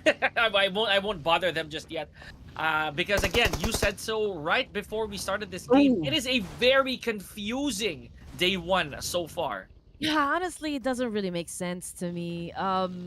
Again, I do already have a list of teams that I think is going to be super aggressive at the get-go. But I don't know. I mean, they're playing this one pretty low-key, so I'm still waiting. When is the perfect timing for these guys to actually step up their gameplay? As for now, I do believe they're trying to check each other's style, so to speak, right? I mean, again, the vibe and how aggressive they're gonna be inside the battleground. So I think that is it. I mean, it's more of like they're just checking out each other. Yeah. Habits, most likely, if there are any. I'm gonna talk about habits, right? So a while ago, I said that Vampire Esports, they've already had quite a strange track record when it comes to ERANGEL. They would sometimes go for military base, sometimes they'd go for Georgia Pole, sometimes they would just be smack right out the middle. But now they actually went to Jarki, very secluded to say the least. And someone already took some damage from Vampire Esports. I do not know who that is just yet, but having said that, they have enough time, ample time, to regroup, probably gather resources. A lot of shots, by the way. I'm going to swerve off my topic here. 4 Miracle Vibes have a strange encounter here. Somebody shooting from behind. Oh, I knew it. Someone from Falcon was also keeping sights. Oh man, okay, here we go. This is pretty exciting because for Miracle Vibes, we already have 2 players already knocked down. Will this be the end of the line for Miracle Vibes? But you know what? Baron Apex still trying, of course, to defend their team and just make sure that they survive up until the latter stages. And that, wow, what an awesome shot right there. It was just like straight out of an action movie, eyes in his veins. That was sick. What a shot that was. Baron immediately falling to his knees after that amazing over-the-window shot. Okay, so Falcon's right here. I think they found a little bit of confidence here, Red. A little bit of solid ground for them to try to build a foundation on. I like this. And yep, this is what we're talking about. The circle is gonna be very unforgiving. Granted that we have somebody, we have some teams off of the military base. Now, keep in mind here, ladies and gentlemen, look at that island at the bottom of the map. Only two teams are there, and only one remaining member for 4 American lives. So this is gonna be survival, a fight for survival, and who's gonna make it to the mainland.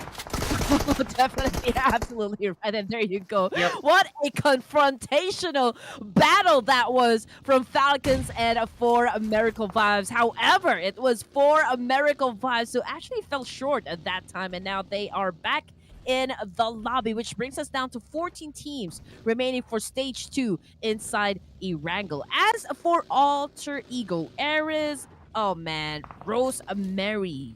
Rose Carey. So I mean, that's how they call him. So I'm just just trying to catch the wave here.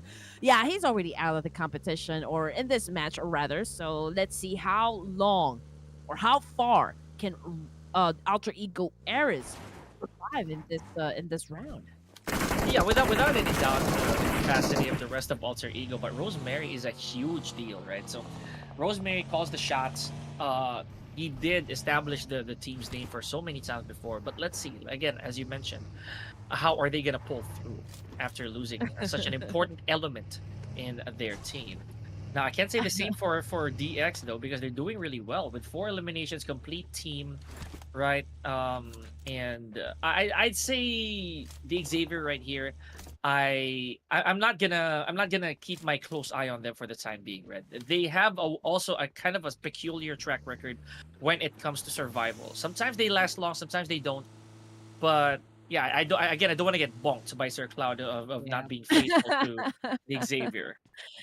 I mean, it's also a matter of like how good you are in terms of adaptability and versatility inside the game. I think you should be able to know like what kind of strategy you need to put out. You need to stick to your objectives, right? And it changes every map. It changes every situation. So you don't really know what's going to happen. All you need to do is just really be flexible in any engagement and just be proactive. Yeah, that's the word right there. Proactive. You got to be adaptive, folks. You got to be chameleons in this game. So if the terrain says go fast, you gotta go fast. If the situation says go slow, then you gotta step on the brakes a little bit. Now here we go. I do not know when Top got that information, but he seemingly knows that somebody is over the watchtower here. Okay, here we Oh, go. You know what? return fire. Oh, and then of course they're trying to do a massive counter here, but this is not a good spot at all. And eventually, if Falcons is able to shut down any of the players coming from YOODO Alliance, I think that would be the opportunity for them, the cue to actually push forward. But again, this is the same stat and same for Falcons. They're not really rushing towards any enemies here, Pika. I mean, everyone that they're trying to shut down, they do that from a distance, and that's just how I see it. Yeah, and again, everything's valid, right? All things considered. So, yeah, I mean, in my opinion, though, the state of the game of these games right now is very random. Anybody, where may it Mm. be the ones who were on top during the preliminaries, or anybody who's at the bottom part, or like they didn't do too well during the preliminaries, they can still take this. It's a brand new beginning for a lot of our teams. Now, speaking of which, look at that. We were already doubtful a lot early, or kind of doubtful earlier. Right? We have Octa from Alter Egos, getting a little bit of a knock here, but not Mm. if. You know what? Forget it. I jinxed it. Oh man. I really jinxed it. Oh man. And again, it seems to me like Alter Ego Eris is in a little bit of a struggle every time they don't have Rosemary with them. It's they're all over the place. And here comes the arrest now. Would love to collect that point and see if they can actually eliminate the rest of the guys that are coming from Alter Ego Eris. So far, Alpha is still on the ground. Ooh, okay. So one of the arrests. Man, he got shut down. Same thing goes for Alva, but DRS seems to have the upper hand in the situation. And that is it for the guys of Alter Ego Eras. They just got Mhm. eliminated by the real soldiers. Yeah, that's again the tragedy that we were trying to prove otherwise, Red Queen. Because Mm, again, Alter Ego, we do have faith in their skills individually and collectively, but not having Rosemary there, mm. not only were they down by numbers, but also probably the shot calling. It's not the same. It's not the same. So good stuff. We'll see them in the next game. But for the time being, ladies and gentlemen, A1 TMT still one of the teams a while ago, excuse me, who did very, very well. They're gonna play the slow game once again. Right? I'm just getting ahead of myself here. But we can see that. Here we go. The exchange from YOODO Alliance and Falcons right now is pretty intense. Okay, we've got both teams losing members, right? But it seems to me that domination still on the side of Falcons here. But you know what? Flag's already cooking up that nade, getting ready to throw at the remaining players of Falcons. Action going off angle here. But Dive Forest in dire need of help, ladies and gentlemen. So this top. Oh boy. Oh! Okay, so yep. Oh, that is it. I cannot Man. believe my eyes. Off of a really, really good start. Falcon Forest, ladies and gentlemen, falls and kneels to YOODO Alliance. Amazing stuff. And you know what? I'm actually so surprised that it was so fast. Like the way that they crumbled was like that. Was really, really rapid. Oh my. Okay, all right. A good match for now. 5 elimination points for the side of YOODO Alliance. We've got Frenzy Boom Esports already on the ground with a DPS shot coming from High Dammy of Leo Esports. And now 2 players remaining. Make that 1 player remaining for the side of Boom. Hello to both, ladies and gentlemen, trying to deal with the remaining guys of Leo, but unfortunately, no. it was too much firepower, ladies and gents. We also got these saviors falling on the hands of YOODO Alliance. Man, okay, that's pretty intense. And it's still going. Oh my gosh. Okay, so YOODO Alliance here in a bit of a predicament, folks, despite the 9 eliminations that they've got. Because if they drop the ball this early, they're not gonna make it to placement point territory, Red Queen. 9 eliminations, just hanging there a little bit longer. Oh. YOODO. And yeah, Geek Fam, unfortunately, as we were talking, already eliminated.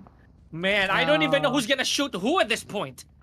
Yeah, absolutely right. I mean, here we go. 9 teams remaining, and we are just at stage 4. Oh my goodness. Okay, I hope that the teams can continue on playing at this kind of pace, Pika.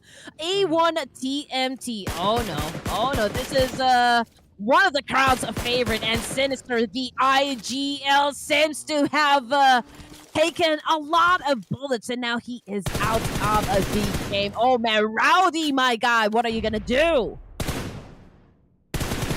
Now, this also kind of confused. I wonder what DRS is going to do here, having lost Killer YT. And let's not forget that Killer was actually one of the more popular fraggers during the preliminaries. So it goes without saying that he is definitely a vital element for their longevity. But again, 3-1 is still not bad odds. You know what? I'm gonna swerve a little bit to a different team here, despite who we're seeing. Talon, by the way, Red, doing really good in terms of the numbers game here. And look at that, they haven't taken any damage just yet. Basically, they're on the same league so far as Vampire Esports. Okay, let's see. I mean, it's still too early to say. Stage 4, I mean, there's still a lot of things can happen. There's a lot of clashes that's about to unfold or, like, unravel, right? Let's see if they can continue dictating the pace of the game, I can say. A1 TMT, again, Hitman as well as Sinister, both out of the game. So, I don't know if they can still survive, you know, in the last few zones. But then again, Rowdy is still alive, so there's still a big chance, you know, to for A1 TMT to survive. But YOODO Alliance versus Leo Esports, good spot right there coming from Liquid. Oh boy. And are we seeing deja vu here? Leo Esports a while ago. Yeah, I know I cannot say the same, Red, that Leo Esports will be able to close this out without any casualties, but they're lasting so far again, right? They've been holding their ground. I can't say that. So we have Vampire Esports here. A little bit of vengeance from the game that was denied from them earlier. Okay, you know what? I'm just gonna say it as it is. Leo, I jinxed them. I jinxed Leo Esports, Red. Man, everything is happening so fast. At this point, Leo Esports just lost 3 of their members, but 6 Just elimination like points. that. It ain't Yeah. bad at all. It ain't bad. Alliance, okay, both of the players here, they have their own rocks to hide from, okay, to take cover from. But unfortunately, though, it was a Big B! Big B Esports was the one who got the point! Okay, that was 2 points there. Yeah, that's big. That's big on the side of Pygmy. And again, they're very elusive, right? I did say that because during the preliminaries, we'll never know if they're gonna make it to top 8 even. Right, But for yes. some reason they do. So this right here is typical Pygmy Esports, ladies and gentlemen. But now, Okay. still alive and kicking with 50% capacity would be A1 Oh! TMT. Oh my gosh, I had to say it. Anonymous. I don't even know where that shot came from. But it got a Death Storm to his knees. Now, gotta be careful here, Rowdy. There's no information just yet. I know that this is gonna be very, very tough to pull. Don't fear, Rowdy is here. Okay, he's picking up his teammate there. Of course, they need a firepower. They need, they need survive. We need A1 TMT to actually survive so that they can bring havoc, right? In the remaining players inside the game. But you know what? And they're not even at the best spot. And just look at how many teams they have to deal with right now. Yeah, this is for sure, ladies and gentlemen, a 6%. This is not the situation you'd want to be in with little manpower or very few numbers. Okay, never mind. Now we're down to 5, folks. And again, the very cunning and opportunistic Pygmy, ladies and gentlemen, making it to top 4 untouched with 0 casualties. DRS is out of there. So now we are caught between Vampire, Talon, Pygmy, and Team Secret, who is down to their last couple members. My goodness. Again, Red Queen, unpredictable as ever. Yes, of course. And that's what makes the games exciting. Oh, man. 4 teams remaining, ladies and gents. Talon Esports, man, they are the first on the list, right, to bag the winner chicken dinner. We've got Yawi Quack cooking up that nade. Oh, trying to shut down Talon, but you know what? You are missing it. I mean, that's even the wrong location to actually throw the nade. And Talon, man, they're trying to read Pygmy right here. But Pygmy, oh man, they also have the numbers here, Pika. Yeah, this is what's so impressive about Pygmy, ladies and gentlemen. You never know where they are, what they're doing, what their plans are. You're just gonna be surprised that within the top 8, maybe even top 4, like you're seeing now, they're gonna be there, right? And look at that. They are giving so much anxiety to these other teams. Vampire Esports now have a little bit of problem here. That's 1 elimination in the form of Schweppes and 1 more knock. Oh man, Schweppes just got picked, right? And Tony K also on the ground. 6 elimination points for the side of the Vampires. But it's Talon Esports right now that's currently dominating the fight. Team Secret, okay, also out of the game, which brings us down to 3 teams remaining. This is already stage number 5, ladies and gents, and the circle is getting crowded for the 3 teams. Now we've got Pygmy, 3 elimination points. They have the number advantage, but you know what? It is the same with Talon right now. And just look at that, massive tap and fire coming from the side of Talon Esports. Unfortunately, I do not know how to read that name. Yeah, for now, guys, please pardon us if you know in the comment section the English equivalent of that IGN, would really appreciate it. But again, we're seeing a clash here between Vampire and Talon, but not Pygmy. Not Pygmy. Now they know when to keep their head down. So Wick Walk over here got us a good amount of moments in the past. I am so excited to see if they're gonna be the ones to make it out of here, because this is a stacked top 3, Red. Yeah, albeit with 1 casualty on the side of Vampire. But this is not gonna end. This is not gonna end predictably. Okay, oh, there goes 1. Tenny falls victim to Linux. Yep, finally making the pigs bleed here. Oh, okay. Okay, never mind. Anyway, yeah, you're right. I agree with you. Here we go. Axel on your screen. Now we're back to Linux, and then we are jumping into Juber. Okay, Juber, he's just right at the edge of the zone here. Don't exactly know what he is about to do in this situation. But we've got Yawi Kwok already getting into position. I mean, he is in a great spot, I guess. I mean, he has two teams right in his line of sight, so that is good. Tony K on your screen. I mean, this guy, you just know that this is huge. He is pretty massive in the PUBG Mobile scene. So let's see if Vampire Esports can actually win the fight. You know, there are others saying that, you know, Vampire Esports only performs during an official event. But you know what? They're part of the top 3 right now. They have the chance to bag the winner in a chicken dinner. So let's see if they can make that happen. You know, if they can eliminate Talon and Pygmy, despite the fact that they don't have the best chance of actually scoring the chicken. Look at that. They're clustered in one location here, Red. So the vampires, they do not have a lot of backup to work with, right? And if those two other teams, specifically Talon and Pygmy, they try to go for a pinch, they'll be stuck. Look at that. The blue zone is right behind them, nowhere to go from the back. I don't know. They have to find their way out of this, right? As far as I see it. Okay, here we go. It was a good prone right there, just in the nick of time, coming from the side of Fluke of Vampire Esports. 6 elimination points for the side of Talon. Oh, okay, so this is a great one. There is a special crate right in front of that player right there. So big chance that he could, you know, change his armors and helmet. That could be an advantage right there. I mean, it only means that he can take more damage at stage 6, which is gonna be awesome. Talon Esports, they have a whopping 44%, right? It's a huge chunk right there of getting the chicken dinner. But you know what? All 3 teams remaining to be a little passive, right? Not really pushing too hard. We're just waiting if any of the teams here will commit, you know, their first mistake of the game. I think the chunks, right? So for those of you who want to get a chunk of a discount from your top-ups, please do not forget to download eneba.com, the marketplace for gamers. So just use the code COG4 and you are going to get a 10% discount off your next top-up for your PUBG Mobile UCs. Okay, now back to the action here. Talon Esports still untouched here, Red. Now they are letting Pygmy and the Vampire Esports to just go at it. And unlike the birds of prey that they are, they're gonna play Condor on this. They're gonna play Vulture and pick up the pieces off of the violence later on. 47%, as we said, that's real big for a team that also has 6 eliminations thus far. Okay, here we go. And again, all 3 teams seems to be, you know, just really playing this one out smart.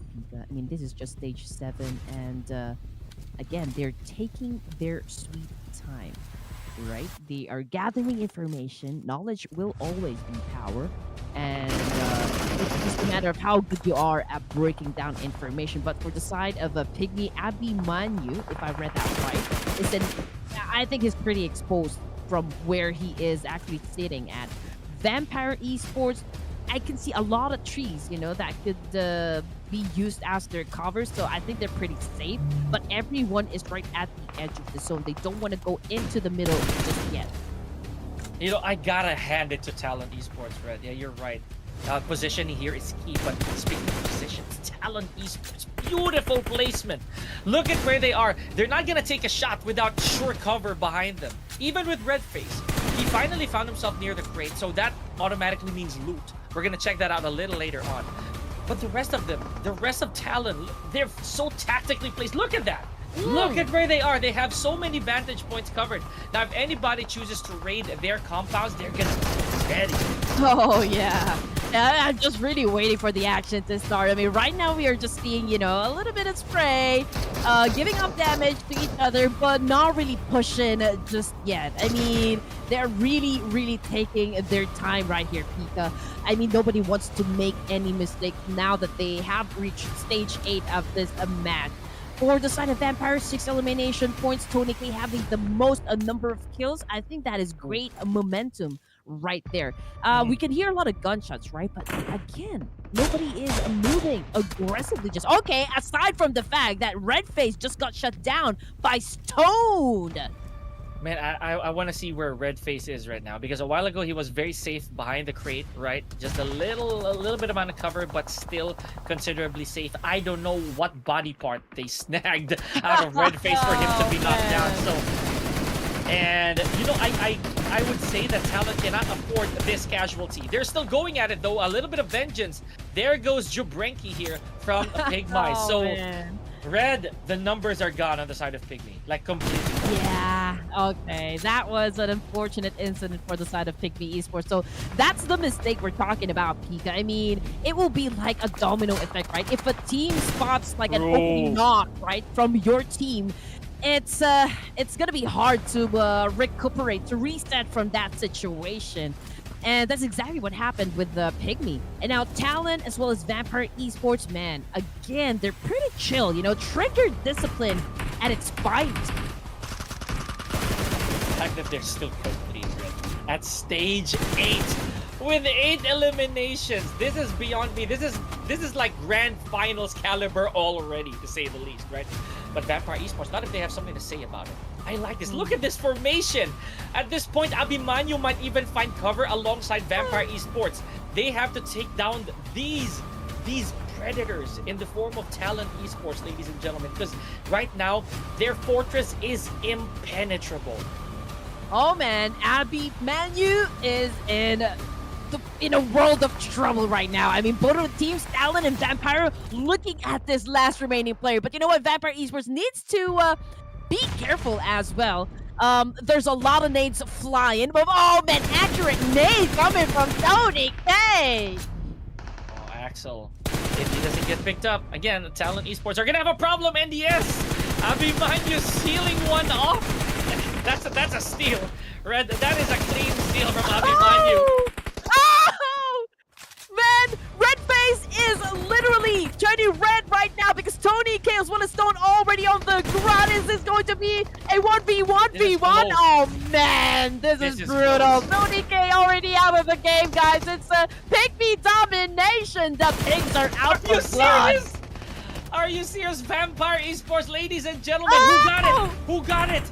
Oh, Talon Esports, right, with 2 remaining players. Just putting the cap on these teams, specifically Pygmy, who held on for dear life. Red, did you imagine that Pygmy with 1 remaining member would emerge second place against a very game Talon Esports? Oh man, this is crazy, insane performance coming from this Indonesian team. It's Talon Esports coming out on top for this round. God. You know what? It's a bit of a head shake moment as well, Red. For Vampire Esports. They were complete. The only other team that was complete, right? In the top 3. Aside from Pygmy's last remaining member. And they landed 3rd. That's huge, Red. That is huge when it comes to placement points. Now, you gotta hand it over, honestly, to Pygmy. But, of course, Talon Esports getting out of there with beautiful performances. And again, the numbers game proved to be super effective towards the end. You're absolutely right. Okay, oh man, I'm trying to catch my breath here. I mean, it was a great match number 3. This is by far the most aggressive round that I've seen. So we still have 3 more, right? 3 more. So there's still a lot of a chance, you know, for other teams to kind of just really, you know, go berserk, you know, go crazy and get those elimination points. I like that. I like how this game was. And I'm going to echo what you said earlier. Unpredictable, Red. So these teams right here, I have nothing else to say, but it's very arbitrary. It's a roll of the dice on who was going to emerge on top. But you said it yourself. Indo represent. So beautiful showing. Beautiful showing. Wow, man. Here we go. Oh, man. Vampire Esports still, you know, that was a great consistency for them. And again, you know, I hear a lot of people say that, okay, you know, Vampire Esports, they only perform during the official tournaments, right? But they have been quite aggressive in terms of with the rotations, with getting those elimination points. Perhaps, you know, we really haven't seen like an explosive performance just yet coming from vampires, but they're out. They're out for blood all of the time. But let's give the spotlight to Linux of Talent Esports. 3 elimination points, but that's a whopping 729 damage output and 28 minutes survival time. That is outstanding. And you know what? Just to put it into perspective, ladies and gentlemen, this was a long game. A long game, to say the least. Regardless of who would win it, it was a long game. And yeah, bringing back the spotlight to Linux, as you mentioned, Red. Linux is he's one of the players from Talent that I found really interesting when it came to these good shots, to the proper positioning. He was just behind the wall, right? A broken wall for the time being, waiting for the slightest amount of movement, and then he goes teeing off. He pulls the trigger, beautifully done. But again, look at this, tied. A 3-way tie between 2nd, 3rd, and 4th place when it comes to these points, ladies and gentlemen. Now, this is going to look very interesting a little later on. Yep, while Talon is hovering over everybody, it is a personal bout between Pygmy, Vampire, and Team Secret. As for the bottom teams, it's 4 Miracle Vibes. I also saw Boom Esports, man. They all got zeros right in there. But then again, it's gonna be wonderful because we did see this happen before. I mean, best example would be HORAA Esports Peak. I mean, they didn't play how many matches? I'm not sure. 4 matches during day number 1, but after an explosive day number 3 of the preliminary stage, man, they were able to set themselves up. I mean, in 6th place, I believe. So again, it's too early to say anything. It's too early to call out anything. A lot of things can still unfold. But you know what? Talent Esports, just look at that. Massive! 19? This is, again, by far the most number of spots that I've seen a team really, really go for. 19 leaps, ladies and gentlemen. My goodness. Okay, that is indeed a record holder. And again, we were talking about it, getting that far with X amount of eliminations plus the survivability of your team. You can already put all the chips on the table there, Red, and say that yes, they're gonna win it. No doubt. Man. Zero hesitation. But yep, ladies and gentlemen, I'm gonna go alongside Red here. We're gonna shadow these thoughts that it's so early. Even though you are seeing such teams as Tribe Eremacy, Boom Esports, 4 Miracle Vibes at the bottom so far, this could change at any given game. We saw that happen. We saw that happen with Talon Esports. Yeah, I mean, nothing is etched on stone here just yet, ladies and gents. I mean, nobody has even built their foundation just yet. Everybody else is just pouring the cement for now, but nothing is solid, right?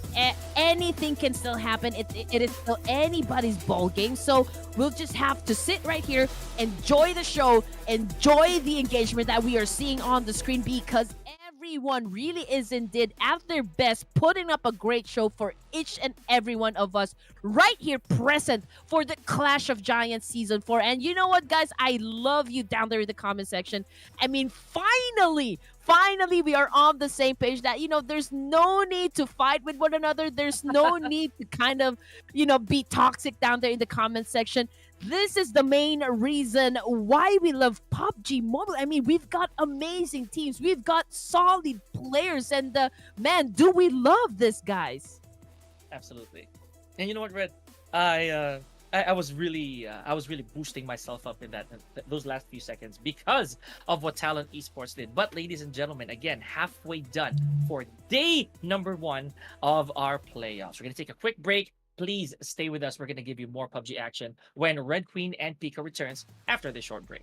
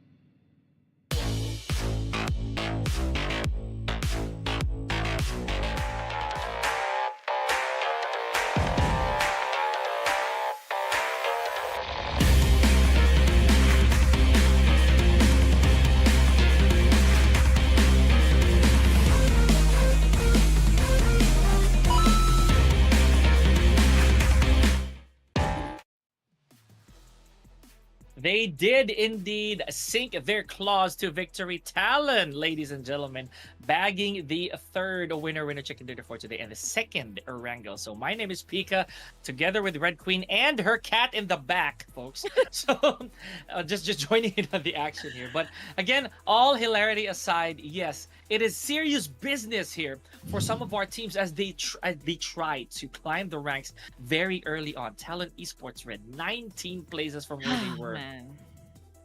Yeah. Some of the teams, yes, they're pretty aggressive in terms of getting those elimination points. But you know how it is, right? PUBG is a kill-centric game.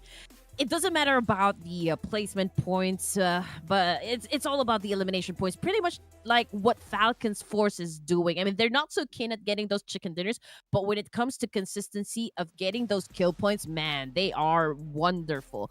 But you know what? Let's check out Eneba, because Eneba offers 100% safe, that is the term, safe, legal, and affordable PUBG Mobile UC with amazing bonuses delivered instantly to your in-game account. Now, all you need to do, ladies and gents, to avail of this is to use the code COG4 at checkout to avail of the 10, I repeat, 10% discount. Only available during the COG4 event. So thank you, Eneba. Do not forget, of course, to download eneba.com. So that is the marketplace for gamers. Now you are seeing this right, folks. 50% down, 50 to go.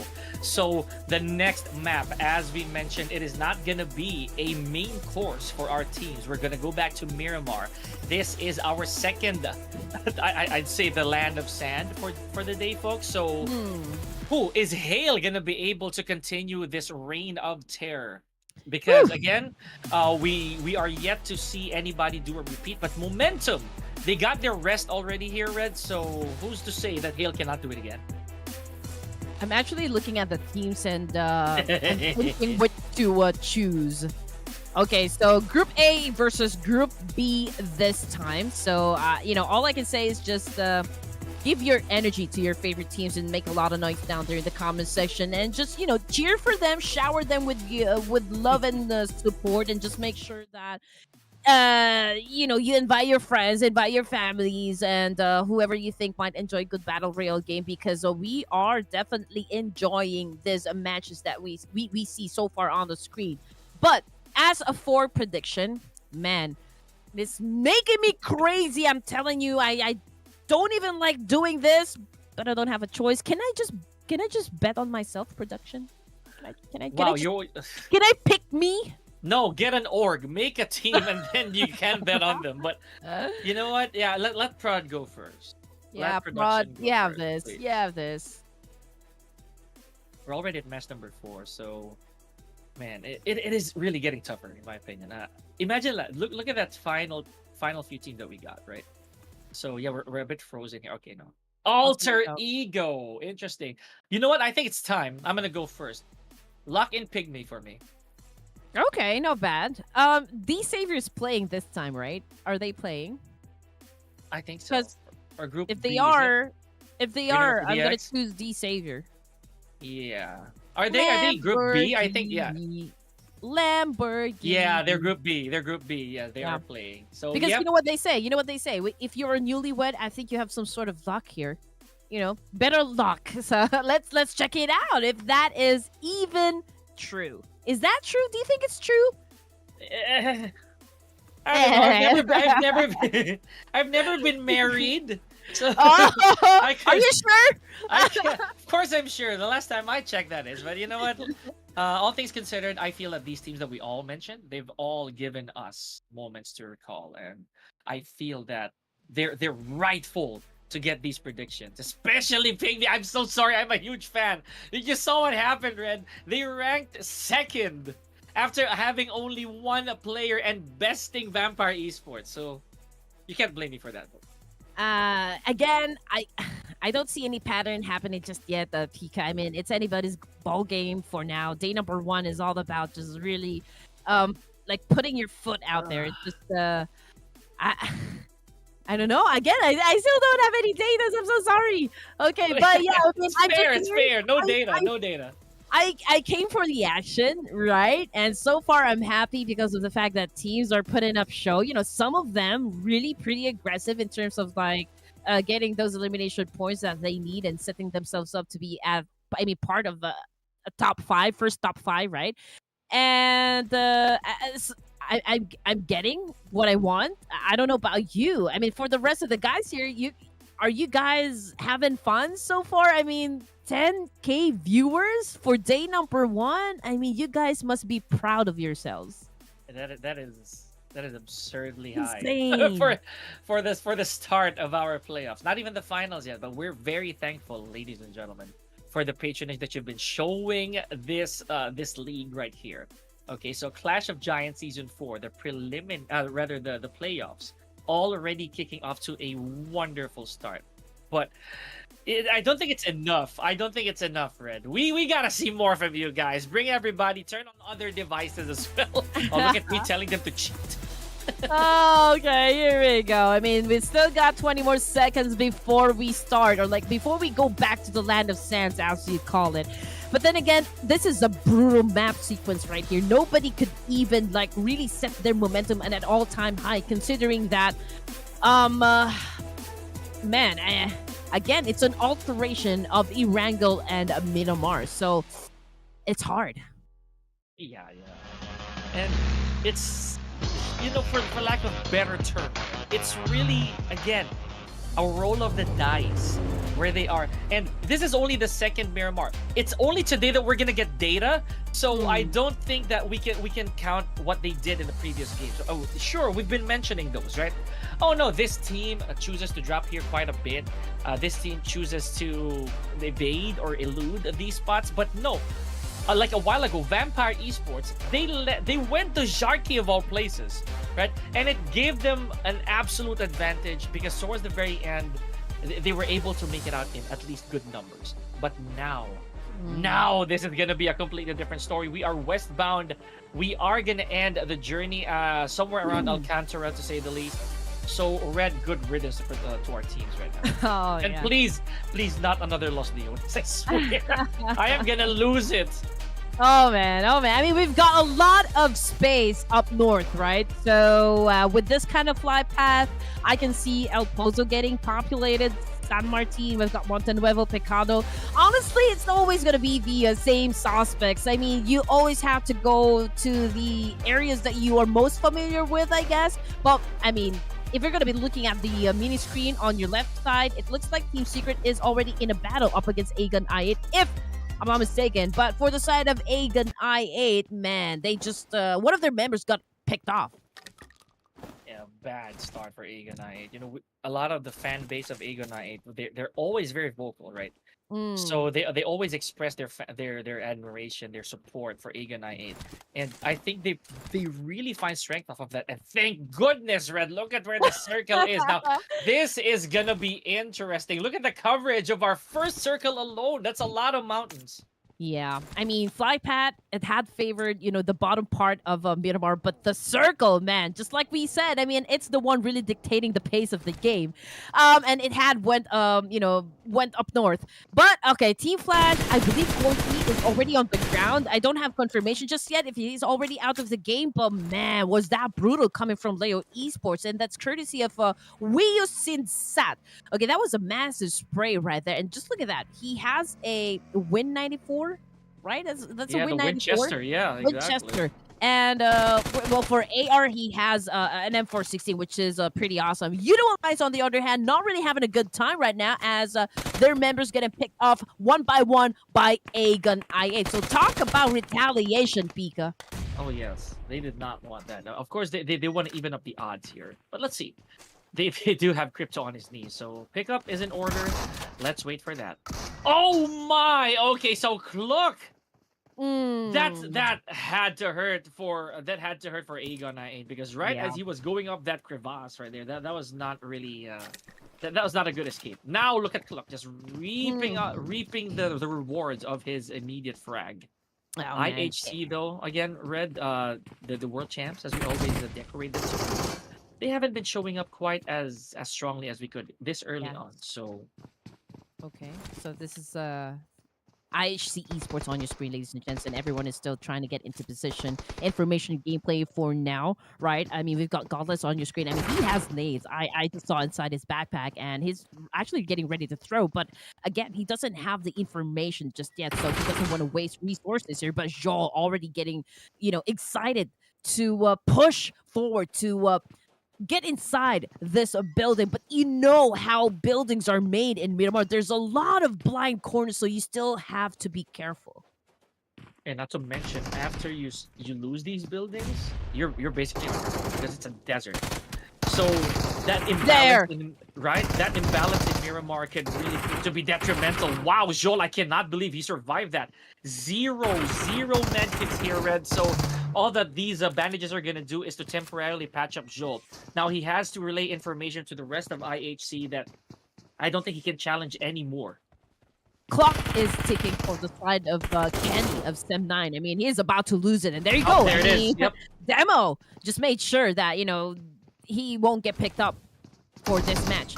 So Sem 9 already playing with the 3 players. All right, here we go. Here comes the attack. The Molly attack coming from IHC, but unfortunately for Godless, I mean, he took part from that Molly right there. But you know what? IHC seems to have the upper hand up against Sem 9, I believe. Now we've got Joel, again, pretty aggressive with the push. Godless goes down, but Joel finishes up the fight.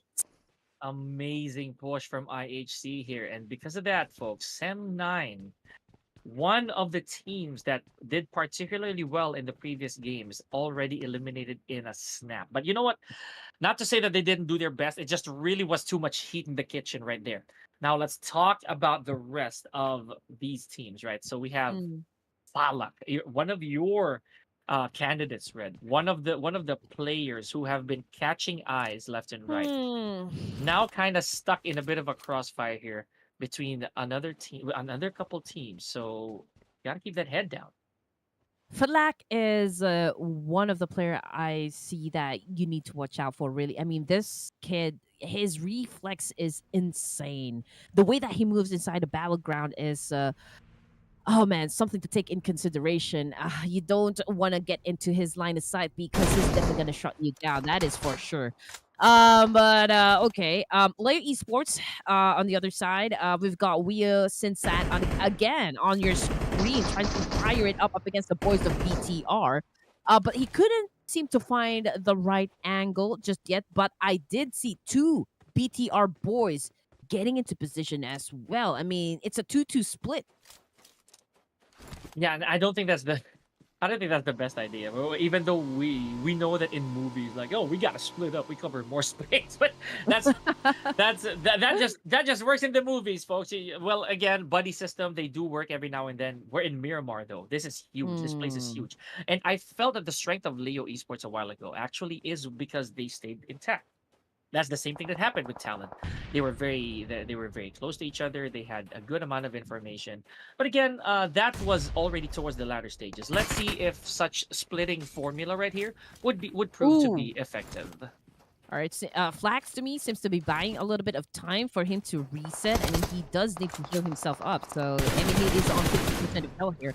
Okay, good spot coming from Jimmy. Massive spray, but unfortunately, it did not connect at all. And now he is on the way, to go up to get that better vantage point that he needs. But Flax, unfortunately, goes down. It's courtesy of break coming from Team Secret. But YOODO Alliance, oh my goodness, down to their last player. And you know what? The fight is happening inside the blue zone, and we all know this fact. I mean, you do not want to overextend your welcome in the blue zone. I mean, it's really gonna do you bad. But feed Lapar, BTR down on the ground. It's Zuxi and Luxi, the Wonder Twins.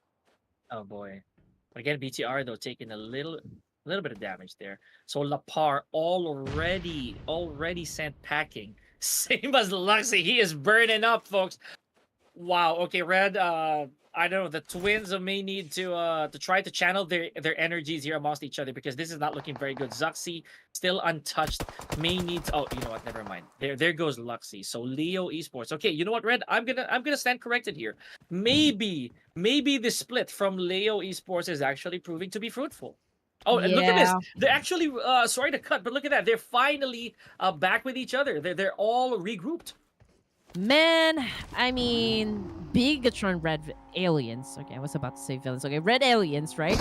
3 of their members already out of the game, man, and it's an early start, for Miramar, and losing members like that is always bad.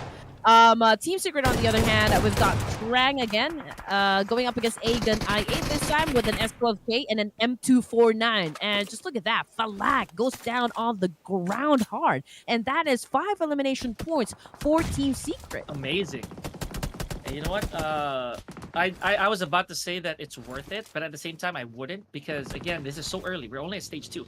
So with Team Secret having 2 players down and having 5 eliminations with a bunch of complete teams, Yeah. this is not the sacrifice in my opinion that's worth catching up on. At least a while ago, when Pygmy started to lose their members and started to get frags, at least it was already within top 8. But right now, it's a bit premature to say the least. IHC though, still looking good with 4 eliminations and a complete squad here. Ren.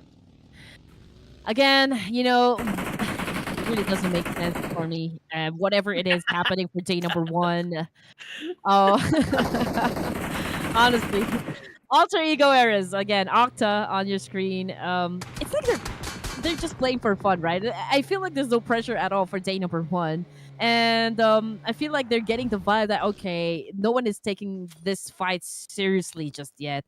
This is like the opening matches for the playoffs, and okay, we don't know what's gonna happen. Alter Ego Eris, okay, what a massive nay that was coming from Boysil, and now he is cooking up his second one. But Dog already on the move, charging up. But Boysil, what an awesome drop shot! Oh, but unfortunately, retaliation. Good follow through coming from Baron. Okay, so for Merkel vibes, I think they're finding some footing here, Red. But again, it's a little... Whoa! Okay, I was about to say that's a dead end, bro. Good leap over the fence. I like it. So, yeah, a bit of a predicament here on the side of 4 Merkel vibes. Granted that Doc has been brought to his knees, Red. And Alter Ego just smelling the blood here. I'm pretty sure they're going to try to close this encounter out. I love this. This is so cinematic, by the way. We're seeing crates after crates, roof after roof. Man, I think the less favored here would be for Miracle Vibes. I could be wrong though. And just look at that. I mean, for the side of Alter Ego Eris, obviously Rosemary is not playing right now. So will there be any difference when it comes to Alter Ego Eris's approach in every situation, or will they be winning the fight? Right? Is this and a more effective roster? Well, it looks like to me. Never mind. So, because 4MD just came up on top. Yeah, never mind. Forget that I said that, man.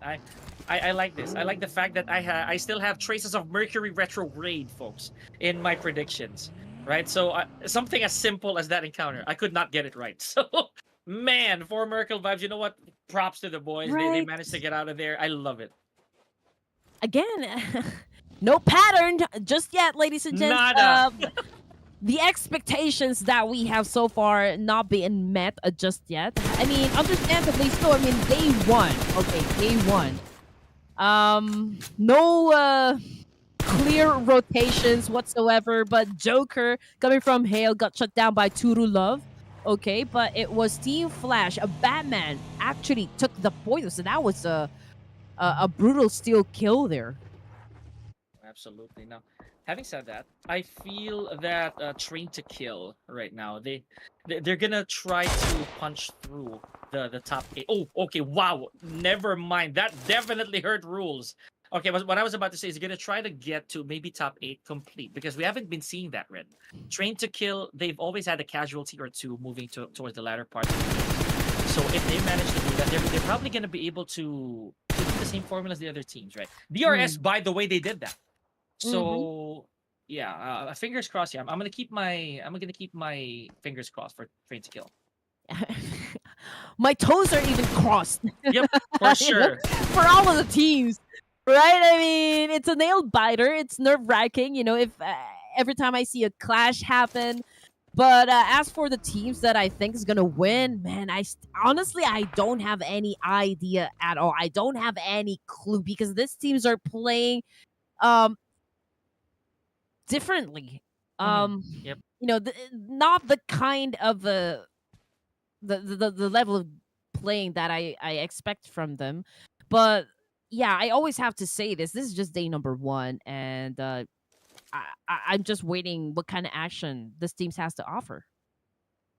And we're not gonna get a shortage of that for sure. It's just that who's gonna emerge on top, right? That's the biggest question. Because even you, I know that at some point we've had the same train of thought when it comes to some of these encounters, right? And it looks like some teams are gonna make it, but we just look at it and no, we are completely wrong. So Mm. that right there, folks, is the biggest proof that this is a very unpredictable playoffs that we're starting off Yeah. with. No, look at this. We've seen the strength of Leo, but now IHC finally bringing down one of their members. I do have one question though. We did mention this at the beginning of the matches that BTR didn't really qualify during the was that the Yeah, preliminary the stage, right? preliminaries. Um, just in case. Okay, this is just a what if, right? I'm just trying to throw theories here, Pika. What if they didn't really have the golden ticket to proceed to the playoffs and they weren't able to really, get included in the top 12? Was it really because of the fact that their gameplay wasn't really effective at all? Yeah, I that's a good question. I'm not agreeing yet, but it is definitely a factor to consider, right? Because again, they were at the cusp of actually getting in, like right there. They were literally one slot away, but they fell short a few points. So I'm not really so sure if that was even a merciful attempt for them to be here, right? If it was Yeah. actually out of performance, or maybe just maybe they are the slot that needed to be filled. But again, I'm not doubting a Bigetron or Red Aliens' skill. I mean, look at where they are now. Unfortunately, they're down to one last member with Mm-hmm. one elimination. This is questionable, but maybe the playoffs will be different.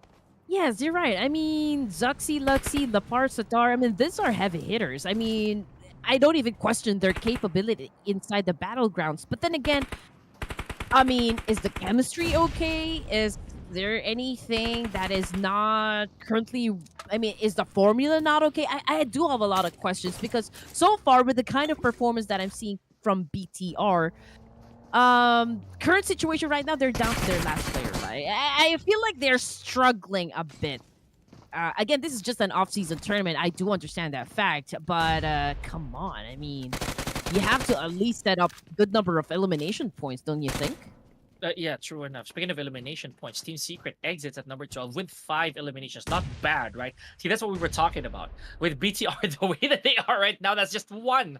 Team Secret at least left a dent with 5 eliminations before they exited. Look at this, and still going for Miracle Vibes. We actually... Oh, no! Did you see Mm, that, Red? Leo Esports gone at number 11 with 3 eliminations only, and we thought that they were gonna make it far because they were complete. exactly. And Oh, you stage know, 4. this is IHC right now. 10 elimination points so far. Now, this is the aggression I'm looking for, right? IHC stepping up their gameplay for match number 4, Miramar. So I think that is good momentum right there. Perhaps, we are seeing some sort of alteration in terms of their gameplay. I think they will try to set themselves up to be part of the top 5 in the overall rankings. I mean, that is the big a gameplay after all. That would be the goal. I mean, this is such a kill centric play, and the fact that you have an early start, early build on the momentum in terms of getting those points, you could literally enjoy the perks, right? Mm-hmm. As the games progresses or as this tournament progresses, I mean, you just really have to be up there. Yeah, you could straighten up your legs, right? If you're able to establish a good enough score, And we don't have a lot of time. Much like the preliminaries, there's only 3 days to this, right? If I remember correctly. Or maybe Yeah. even a slightly longer, or maybe slightly longer. So this right here is again a shot at being the honestly the guys to beat. So if you can do that as early as now, why not? We've seen some teams do that, and they can even throw away a few games, and they'll be okay.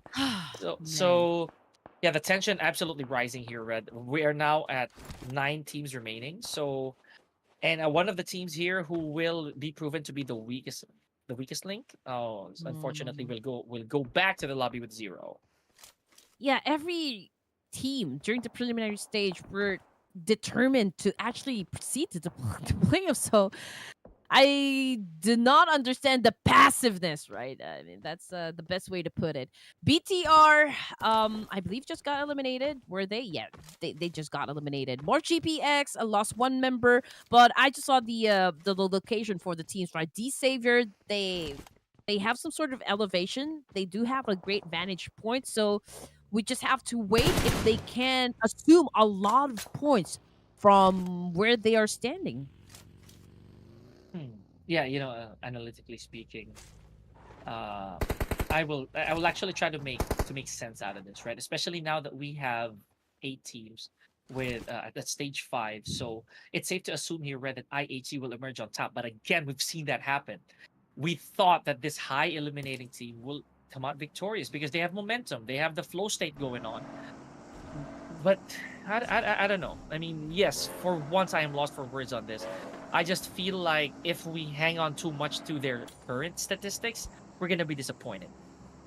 Yeah, the main reason why PUBG Mobile actually took out the relevance that is that's the best term I can put it of the placement points is the fact that we want teams to actually do a lot of drop clashes, right? It's forcing them to actually fight at the get-go, right off the bat. The moment that they land on the ground, that is fight that we want, the action that we want. But yeah, as so far, again, this is a pretty slow day number 1 for each and every one of us. But we still have a lot more to come for the next days. Perhaps that's the thing that I'm just looking forward to. But you're right. I mean, this team sometimes they don't have time on their side, considering the limited number of days that we have for the playoffs. Not to mention they're also going to change strats, right? Maybe this is just how they play for the playoffs. They might change the pace that they have during the grand finals, right? If they do make it to grand finals, so who knows? Who can tell what we can expect here? So now, speaking of expectations, I expect basically Demo to try to heal up, because if he becomes a casualty, that's the first dent on the record of IHC. They are actually the team who first entered the 2-digit elimination mark for this game. So they don't want to let go of that momentum. Honestly, for now, IHC is on the roll. Honestly, Yes. I see IHC. Okay, I'm speaking in rhymes here. 11 elimination points. Okay, Rogue.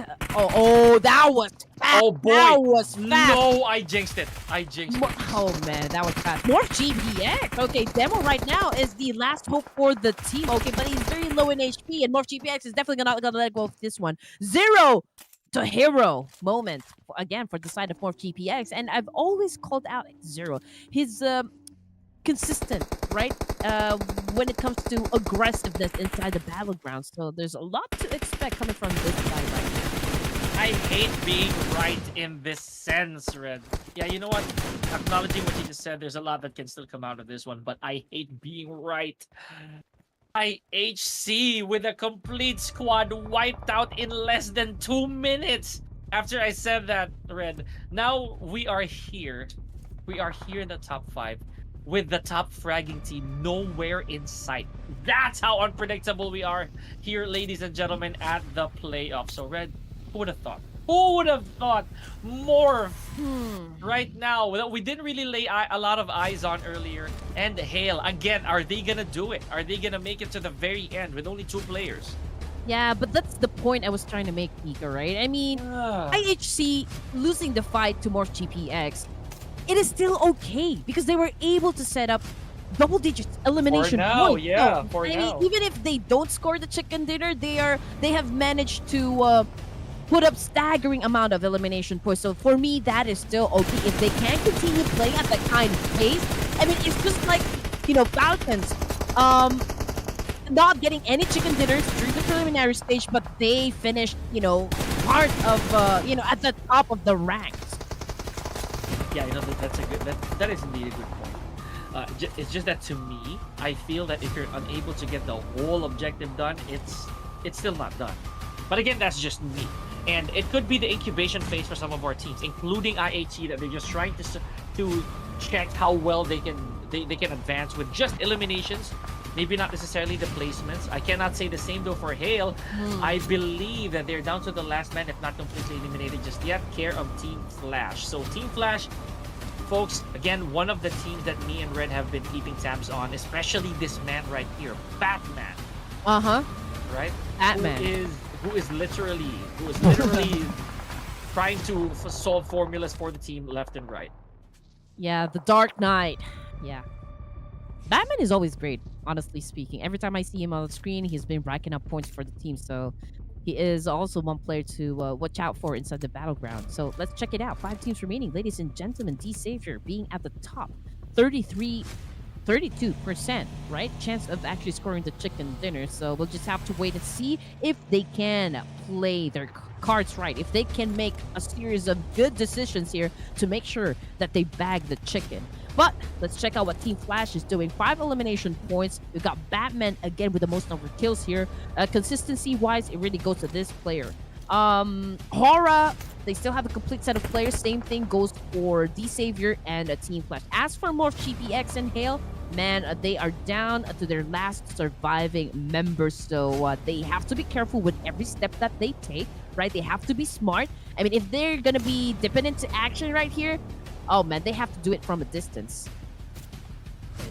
Not even distance, not just distance rather, but you need concealment as well. You gotta be very tactical with your approach, very calculated. Because one shot could definitely give away your position, and you may not have the chance to honestly, to relocate from where you are. Now, if it is indeed a Xavier game, Red Queen, ladies and gentlemen, might get her 7th when it comes to these predictions. So that's gonna be huge, folks. Okay, so look at this. Batman single-handedly going up against a vehicle of 3. That is definitely the Batman we know. Make that... Oh, actually, yeah, that's the whole, the whole squad. That is all of HORAA, ladies and gentlemen. Batman going up against the gang of HORAA Esports. Batman gets 1, gets 2! Oh, man! He just shut down Sky in Mafia Ninja, and just look at that, 2 of these players mentioned is so far away from the rest of the team, but TR7 already getting into position. He will, of course, try and save the team, but all alone, can he even manage to do that? I love the plan. Look at this. HORAA is so ready in case they get flushed out, but if this thing lands, this is gonna be very dangerous. Oh no, if this explodes, that could be it. Oh man, Batman, ladies and gentlemen. Oh, like man. The Rogues Gallery are up in flames right now. They gotta be super careful. At this kind of pace that he is playing, he doesn't even need a Robin by his side, man. Batman, he was able to shut down not just 2 of HORAA, but 3 of their members. Unbelievable! Holy moly! He took out the entirety of HORAA by himself. No, no, no, ladies and gentlemen. No, we did not just witness that, Red Queen. Wow. Man, that goes into my list of highlights, definitely. Now here comes Ghostu, again trying to throw a lot of nades up against D Savior. Oh man, Chua as well as Nadity taking in some huge damage. Chua already on the ground, man. His legs are probably bleeding out. Nadity cooking a nade on his own, but Lamborghini taking in some shots coming from Ghostu, and now Ghostu cooking a nade as well, getting ready to throw it at Lamborghini, but will he able to shut him down from that distance? Now I think they're gonna try to push their luck here against an entire squad of flashes. So Nade or Nadity, I don't know. I think he's trying to dip his foot in the water here. But again, Red, this is a losing battle. I'm not gonna advise towards this, because with a couple of members down, the Xavier, they want to keep those numbers, right? But not looking very good. Chua's already down as well. Yeah, it's I mean, D Savior obviously not looking too hot up against Team Flash. I mean, Team Flash, massive gameplay, 10 elimination points. Oh my goodness. Unfortunately, though, Ghostu goes back to the lobby, but I know he's just right there, still contributing to the team. But 7 elimination points just for Batman alone. He will probably be the MVP for this round. Yeah, I am willing to bet that he's going to get it. Unless somebody puts him in his place. Oh man, Shadows though. Dude, I could even dare say the Shadows is going to lose to this. Oh, you know what? Lamborghini as well, just succumbing to... Yep, exactly. That's my point. The Xavier, because of positioning problems and again, not taking care of the manpower advantage, Red. Oh man, and they were so close. They were so close. They were a complete squad. Batman lives to fight crime another day. Oh man, Natty, however, he just denied, the point to the rest of the remaining teams here, and now we're down to Team Flash and Hale. This is the 3v1, and we can already smell the chicken dinner coming from the side of Team Flash, just considering the number advantage, right? The manpower, as you so call it. NC is still trying his best, though, of course, to make it rain nade, hoping to shut down at least one player from Team Flash, but they're pretty spread out in the map, holding off multiple angles and obviously going in for that pinch. And just like that, ladies and gentlemen, what a great consistency coming from Team Flash, especially from Batman. I cannot wait. I cannot wait to see how Batman's record is going to look like, because that is just insane. Amazing plays, marksmanship, movement, decision making, all packaged into one superhero, ladies and gentlemen. So, having said that, congratulations still to Team Flash, right? Because the fact of the matter is, even though Batman himself is arguably the man of the hour for the team, everybody did their jobs really pretty well. And let's not forget, let's not forget that we gotta hand it to HORAA for supposedly an amazing plan, but executed quite questionably. Man, the fact that they were able to get to the latter stages of the game, Pika with a complete set of players, that's 1 point right there. That's already, it deserves a big round of applause. And now Batman, with the consistency of kills, really put in a huge number of points for the team. That was a hard carry right there. But he won't be able to do that, of course, without the support of the whole team. And this is what makes a team very effective, is that if you can carry yourselves out there on your own, man, you guys are monsters to watch out for. And speaking of handing over some credit, right? Hale, again, right? They were able to make it that far, being the grand finalist here.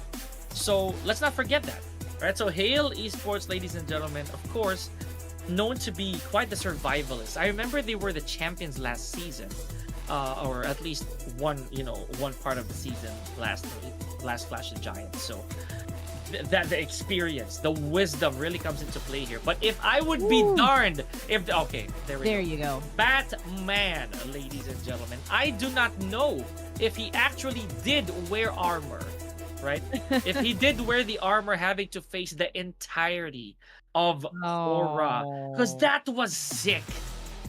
It was insane, honestly. Great game sense. Again, the reflex is unbelievable. And the way that he delivered those kills, man, I mean, he took out a team all on his own. I mean, how many times do you see that happen inside a battleground? Yeah, it's honestly 1 in 100 chances, right? Maybe 1 in 1,000. Because, again, the fact that he never took significant amount of damage, honestly, for him to get knocked, that's beyond me. I cannot explain that, Red.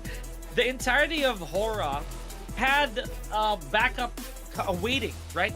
Yeah. One to storm in and one to snipe. So that alone says that they had a plan. But no, Batman said no. So ladies and gentlemen, it goes without saying, this 23 points well earned. 7 of those eliminations came from one man. I do wonder if CR7 didn't really push for the pickup. Do you think that HORAA might be able to at least score some more points? Because it was really a big risk right there. I mean, 2 of your players already knocked down, and obviously there is an aggressive team right up above them. You don't have the advantage because you are at the lower ground, right? So again, it's always a hard win to pull off if you don't have the high ground advantage. They were on a 2-2 split, because so if they had played that differently, would there be a chance for HORAA Esports to at least get some elimination points before they went out of the game? Yeah, perhaps, I guess. I would say so. I don't think they went for resuscitation. I think they just went for blood, right? Because just my take. If the two members got knocked down, you'd rather withdraw. It's Yeah. not. It would have been the better option because one, you already had your spots, you already had your zone, and coming for them, it was already a mistake, right? It's Yeah. already a bad choice to begin with. But again, ladies and gentlemen, because of that victory, I'd say Team Flash with 17 notches up, they're almost at the same league as Talon Esports, who earlier left 19 spots, right? And for more GPX, 11 points, but they did manage to actually move 7 ranks at least, so that is still good. I mean, at least you're going up, not going down. As for Geek Fam, they moved down 5 spots, and now they are at 17. But to be fair, though, I mean, we are seeing some alterations when it comes to the groups, right? And some of the players here still haven't played their set of games just yet, so we'll just have to wait for their group to be called out. For Miracle Vibes with just 8 points. So these are the teams with single digit score. So for Miracle, T2K, Agan I, Falcons, Tribe Aeromacy, and Boom Esports. And I mean, if you're paying close attention during the preliminary stage, right, Pika? I mean, these are the teams that I mentioned, right? That still has a single digit score. Those are the teams that were kind of like the Titans during the preliminary stage. They were pretty unstoppable inside the battlefield, so it really doesn't even make sense at all that after 4 matches for this evening, their score is still, single digit. But I mean, again, we still don't know what's gonna happen, right? So what you need to do, ladies and gents, is to stay tuned. As we return after these few minutes of breaks, ladies and gentlemen, because again, we're trying to piece this together. A lot of the action right here, it's just too wild for us to take. Red Queen and Pika here will return for Clash of Giants Season 4 Playoffs Day 1. Don't go anywhere.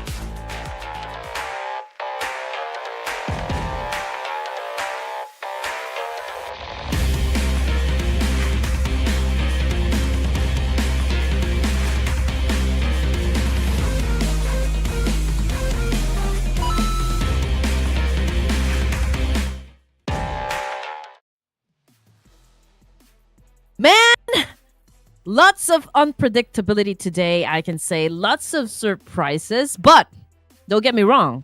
I am ecstatic as ever because I know teams are kind of warming up still and there's more intense action that is about to happen. Again, welcome back, ladies and gents. This is still Clash of Giants Season 4 brought to you by Ruthless Hype Esports with Red Queen and Pika. And just like that, boys and girls, we are down to our last 2 matches. So, buckle up. You know what? We're back, folks. We're back to ERANGEL. So we've seen that happen earlier. ERANGEL, again, we know this map as supposedly our main course for the last stages of our Clash of Giants, but not now. Everybody's gonna go in an alternating pattern. So, man, Red, I for one am thinking, who's gonna take the helm this time? Man, but you know what? Before we head on to our prediction, Pika, I just have something to say because we have to greet our unbelievable, awesome sponsors. And Neba offers 100% safe and legal and affordable PUBG Mobile UC with amazing bonuses delivered instantly to your in-game account. So all you need to do, ladies and gentlemen, is use the code COG4 at checkout to avail 10% a discount. That is great. This is only available during the COG4 event. So thank you, Ruthless Hype Esports, and thank you, Eniba. Eniba.com, a marketplace for gamers, so you're gonna buy games cheaper there. That your UCs, your creds, guys. You know what to do. Now, having said that, Red, we are back to El Clasico. Now, this raises the question, right? What have these teams learned coming off of the previous games, right? Because the fact that it's very unpredictable, the fact that the gameplays are absolutely random to say the least. I have zero expectations coming into this. Look at that. Not a single flag, folks. Not a single flag has repeated so far, at least for the first 4 games. So what's it gonna be? Are we gonna see multi-representation here, or again another shocker? You know, at least after day 1, teams will have a chance to go through the broadcast and maybe just think of like what could have they done right, and what went wrong during the gameplay. I mean, again, coming from the side of HORAA Esports versus Batman just a while ago, I mean, there were a lot of things that could have been done differently, right, in order to just focus on the longevity of the team. But again, CR7, the way that he actually pushed forward to make sure that he kind of be the savior for those 2 fallen comrades was just like big of a risk right there. And we're just trying to analyze the situation, ladies and gents, on things that we think what could have happened. And the way Batman actually eliminated the entirety of HORAA Esports was unbelievable. That's all I can say. But speaking of unbelievable, Pika, again with the prediction, I almost had my point there. D Savior, they still had a complete set of players during the last few zones of the game. Unfortunately, the zone did not really favor them this time. So they exited the game just like that. But for the prediction, do you want to go first, or do you want production to go first? I could. I'm actually confident that I want to go first. I want to go with Talon for this one. Is Talon here? I think Talon is here. Yeah. Am I wrong? Prod, is Talon here? Because I've kind of put my cards on Talon. If not Talon, if it's B and C, I'm gonna stick with Vampire, right? Because these are Talon. There we go. Talon's my first pick, right? So Talon. I have a huge feeling that they're gonna be able to kind of get that flow on their side for this game. Just me. I had a random whisper, Red. So I think I'm gonna go with IHC if they're playing for this round. Is IHC playing? Is IHC playing? Are they A? No. Yeah, I don't think IHC is here though. No, not playing. They are? Oh, no, no, Okay, okay, okay. they are. So All I'll right. go with IHC just for the mere fact that they were able to set up huge momentum like that. They were unfortunate when they faced up with the Morph GPX. I think they were caught off guard, and Morph GPX was good enough to capitalize on that one. But as we enter our second to the last game for this evening, I do believe they have their momentum going for now because it's a double-digit win. It's a double-digit score for IHC, and I guess I will bank on that one. Oh, it's rightfully so. Rightfully so. And they could be number 7 for you. They came pretty close, but again, sleuth of bad decisions. They just befall everybody, right? Anyways, it's a brand new Erangel, the last for today, folks. So hopefully they make it count. Just a few seconds away to determine once again if we are finally gonna get a military base to start with, a finish rather, right? For our first day of the playoffs. I'm excited. All right, here we go. Back to Erangel we go. The OG map, the El Clasico map once again, ladies and gents. Will the teams have a different drops at this time, or will the same teams go at it once again the moment that they land in their favorite areas in Erangel? As now, we can see the flight path started from the north side down there in Severny, and it's going Primor. So this is a southwest ending this time. But, fortunately for those teams who love dropping around the military base and, of course, around the central location of Erangel, they have a chance to do so. But as for the teams who love dropping on to the far east of Erangel, that could be a bit difficult unless they're going for the vehicle gameplay and just make sure that they travel to the far east on the road. Yeah, that's this is gonna be a tricky situation. So a while ago, we had some teams actually land at Sharky. It looks like this time it's gonna be BIGETRON Red Alien. This is really interesting. So another thing, by the way, that I want to note is that we've never had a mansion finish, like ever. So the circle is really biased in this sense. Like there's really a certain spot that it wants us to expect, right? Yes. But here we go. A vampire seems to favor a very late drop, so I like that. Now look at this, man. Circle. Oh man, ruins, please. Oh my gosh, please. I beg you, PUBG Mobile guys. Man. Talon and HORAA both headed towards Yasnaya right now. I mean, both of the teams, I feel like in a vehicle. Okay, so let's see if the kill feed will light up in just a while. Okay, but okay, it's Morph GPX versus Hale this time. It's Joker.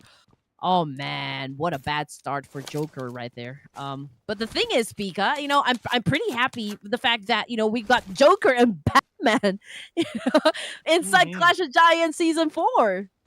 Yeah, that's how it is. It's the arc. It's the never-ending rivalry, to say the least. But I'd pay to see that. Here we go, ladies and gentlemen. Now Morph. As confusing as the games have been so far, Red, Morph has been quite inconsistent, I'd say. So, and again, while this is also just the very start of our playoffs, I don't think this is a track record they'd want to continue. They want to secure at least one winner in a chicken dinner. I mean, look at where they are. They are currently, I think, within the top 10, but with not so much of an impact so far. Yes, and again, guys, if you want to stay in with all of the action happening inside the community, of course, you need to follow Ruthless Hype Esports. They have Facebook, Instagram, TikTok, and I think those 3 social media, right? And YouTube, of course. You need to subscribe to this channel if you don't want to miss out on the broadcast. Again, this is the playoff stage. We have, I believe, 5 days. Is that 5 days of playoffs? Yeah, I think so. 5 days of playoff, right? Yeah, so, yeah. you all know it's gonna be an interesting fight. I mean, it's just a slow burn, so to speak. But you just know that these guys are high caliber teams, so it's a pretty stacked lobby. We keep on saying that one.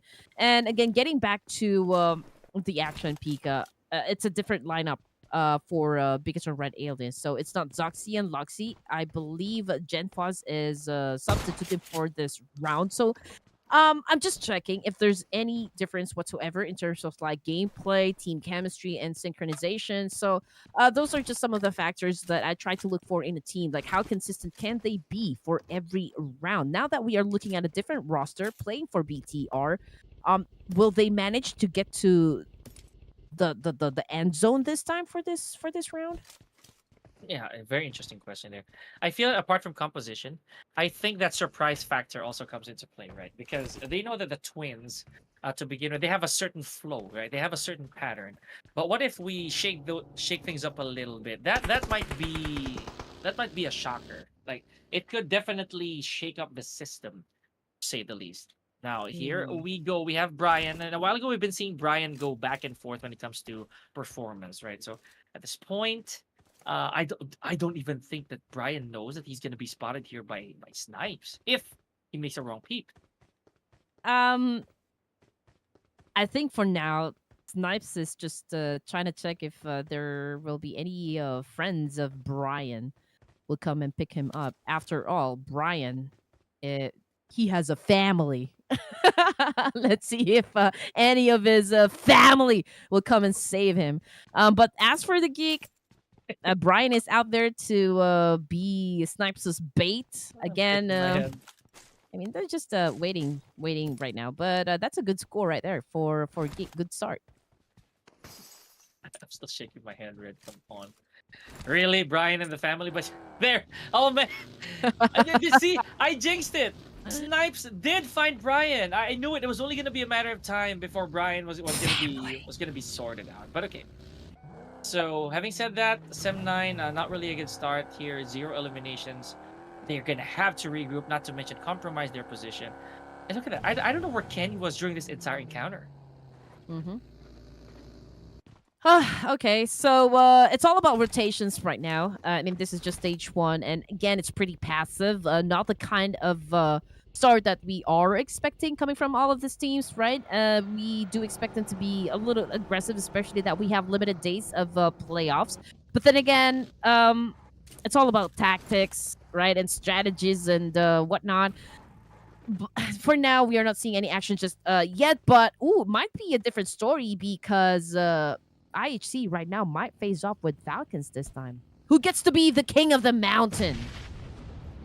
Okay. So yeah, slow and steady. Die for you goes. Let's see if this is gonna be any reward. Oh my gosh. Okay, but panning over to Boom. They did some damage over here, ladies and gentlemen, to Morph and Pygmies. So look at that, Razy, like a madman, just storms out of the crime scene. Yeah, it's always good to have that element of surprise, right? You have to catch your opponents off guard. That would be good. Absolutely. Yeah. Okay, so IHC also getting in on the action, taking out Rogue. Demo also has his hands a little dirty here against Falcon. So, man, Red, a game of 5 right here is looking to be promising. Mm-hmm. All right, here we go. We got Frenzy. Just trying to get in position here.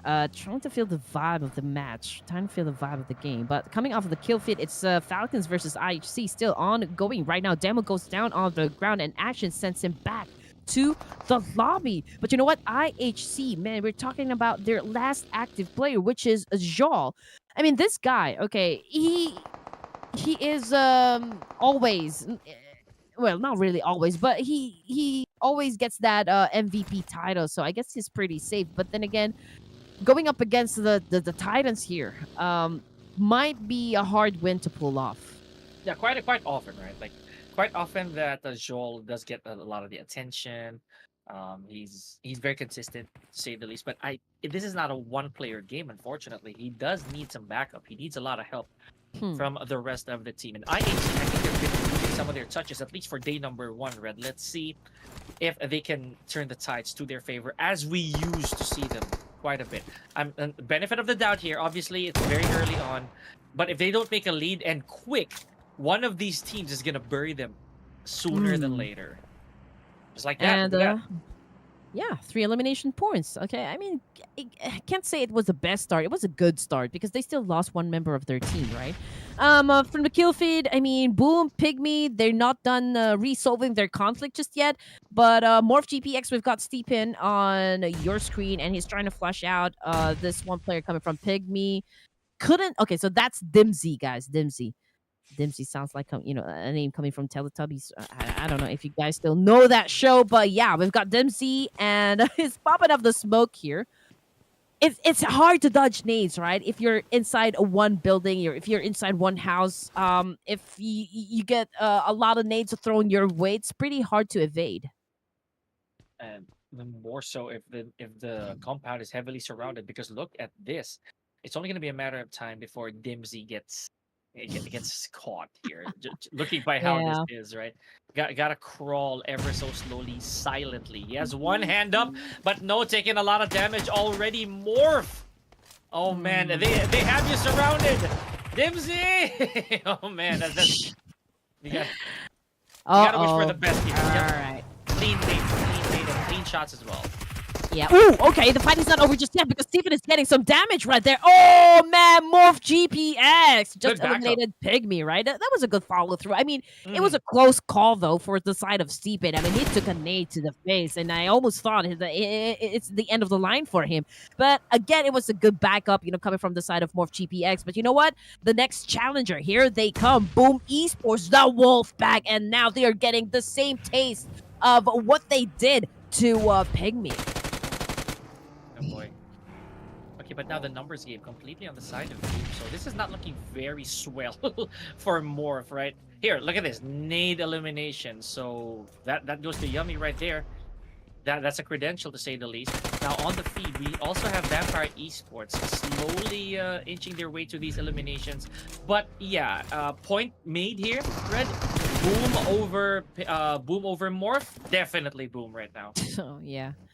They just got the taste of their own medicine, I can say. That was a good timing, though, coming from the side of YOODO Esports. Obviously, they were monitoring the situation. They're staying close to the kill feed, right? They're just looking at it.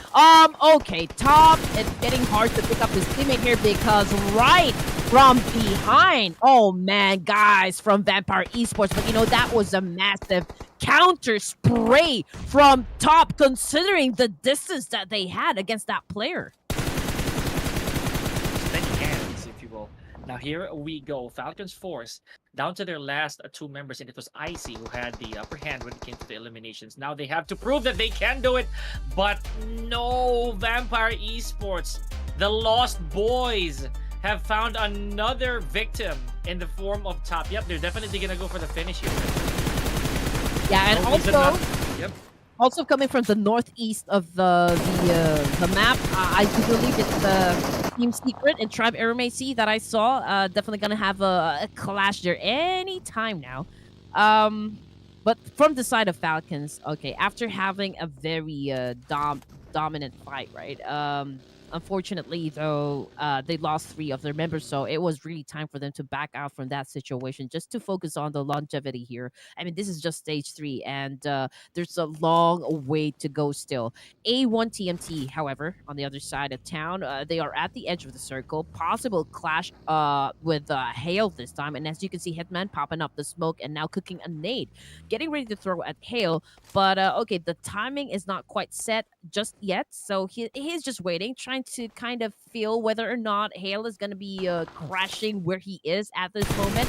But Hale continues to kind of just go around and just scouting the area, right? And checking out which teams they need to actually eliminate or challenge, perhaps. I like that. The information game is heavy on this one, right? So let's see how that's gonna come into fruition a little later on. Meanwhile, Hale, ladies and gentlemen, already lost Joker, so yep, unfortunately, we are not gonna see a clash between the Clown Prince of Crime and the Cape Crusader himself, right? So, again, jokes aside, though, they're doing really well, I'd say. But talent, ladies and gentlemen.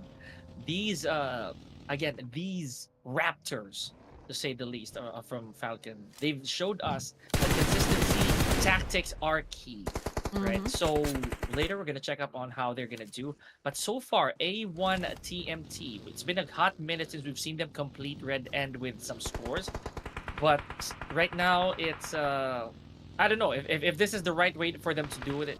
Should they allow the other teams to soften each other out, or should they just go big up? Oh man, here we go. Gigs up against the Wolf Pack. Unfortunately, it was a good spray coming from both esports. I mean, it was pretty obvious that they caught, the Gigs off guard right there. So there was really no chance to counter. Boom Esports, it's a great thing because they were able to set up 9 elimination points.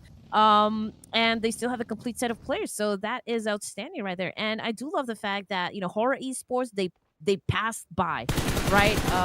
A1 TMT, and obviously it was Mafia Ninja that was getting all the information and probably, saying back to the rest of this is not a good place to start a fight with A1 TMT, considering that it is such an open space. But you know what? Talon right now going up against a Tribe Arrow Macy this time. Paragon very low in HP, but Bia right now trying to do a massive spray up against Talon. 2 of them already knocked down, and now he's cooking up that nade real good. Pulls out his Tommy gun. Unfortunately, Tommy gun versus a shotgun. Oh man, you already know who's gonna win that fight. Yeah, Tribe Eremacy. Again, very arbitrary results here, ladies and gentlemen, and it still belongs to Talon, even with 2 men on the ground. Now, again, wisely so. Look at Train to Kill, folks. Understanding the injury sustained by the members from Talon. They gotta go in for the cash in here, Red. So, look at that. Train to Kill, just going back and forth, recognizing the odds. And there's a vehicle right there, also ready for the pickup. I love it. Train to Kill just doing things very wisely here. Turulov left behind, though. Whoa, look at he's ablaze, man. folks. Oh, man.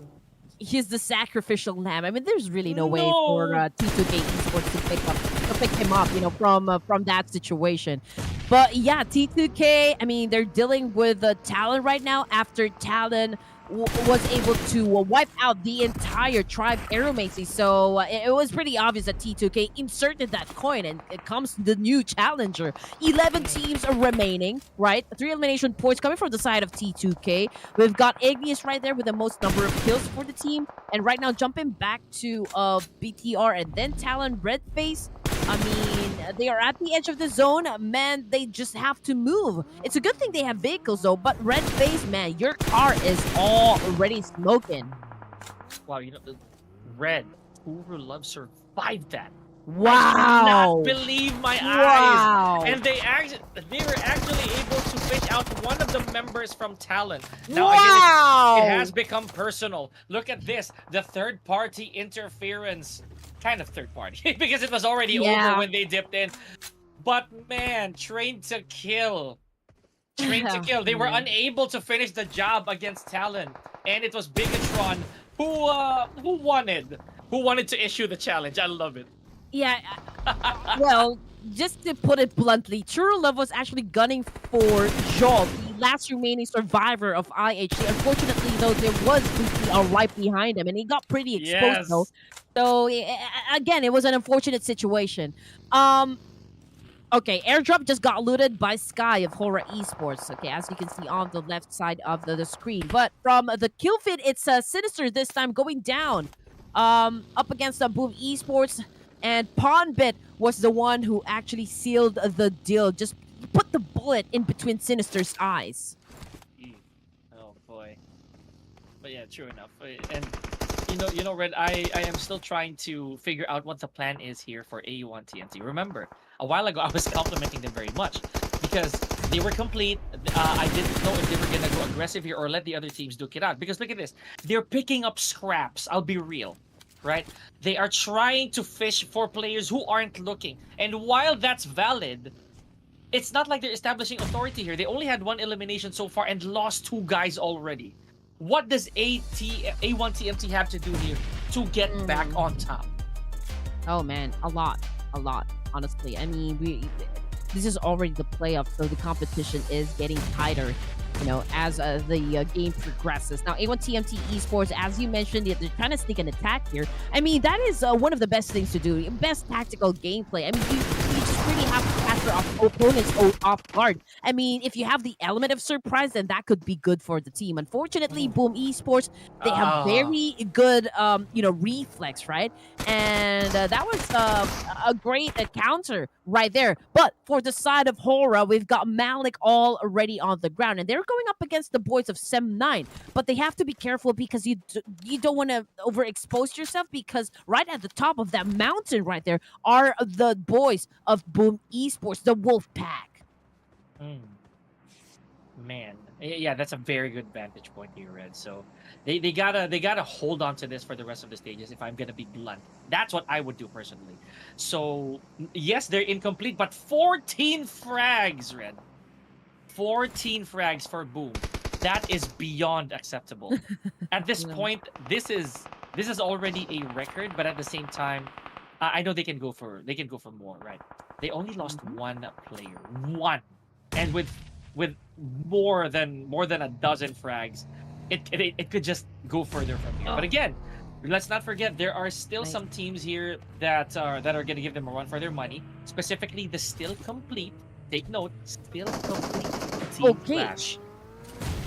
I mean, this is great for the side of BTR. 5 elimination points, and they are at the stage of 5 of ERANGEL match. So this formula seems to be working out for BIGETRON Red Aliens, right? Zucky was able to put down C Sky only and NC2. So that's a two-piece shot right there Yes. coming from Zuxi. And now it's a total domination. So again, which brings out the question just a while ago, Pika.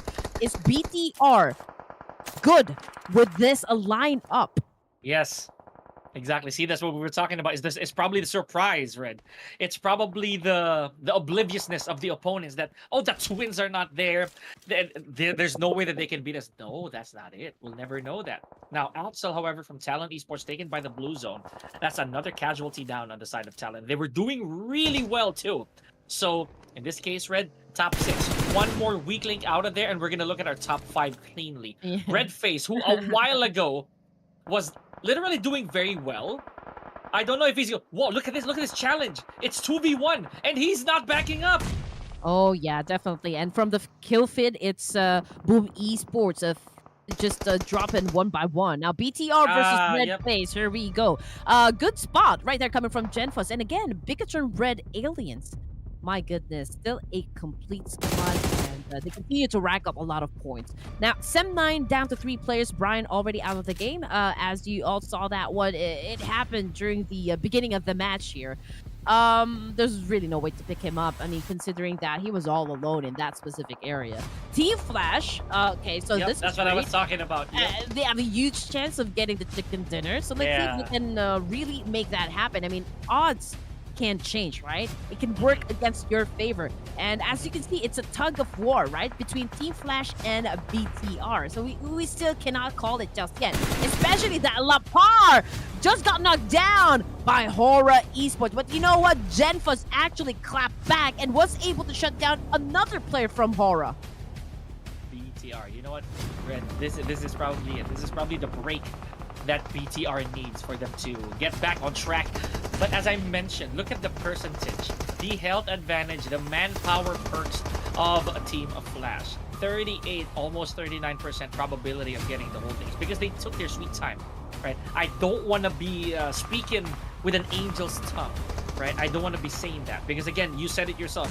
The complexion can change in a snap. Oh, man. But if they're able to hold on to this for a little bit longer, allow these other 4 teams to duke it out, they can escape with this winner-winner chicken dinner. And keyword escape, Red. Yeah, and Boom Esports, man, they just became a patty there. A burger patty, that is, because they're in between a lot of teams. Right there, right down there in the middle with Boom, with BIGETRON Red Aliens. So, man, everybody's just pointing their guns at them. Oh, man, they're like sitting ducks right now. Razy cooking up the nade, getting ready to throw at Pondbit over here. But you know what? Razy also all alone in this situation. Now, we've got Razy still doing a retaliation. Oh, man, look at the points, Pika. Look at the points. I'm trying not to, but it's just going up. It just keeps going, folks. At this point, Boom Esports, folks, guaranteed 18 eliminations already. Now they still have Razy and Ponbit to try and go for that 20. That sweet venti, ladies and gentlemen, apart from whatever placement points they're getting. But you know, this stage, Red, they're as good as winners already.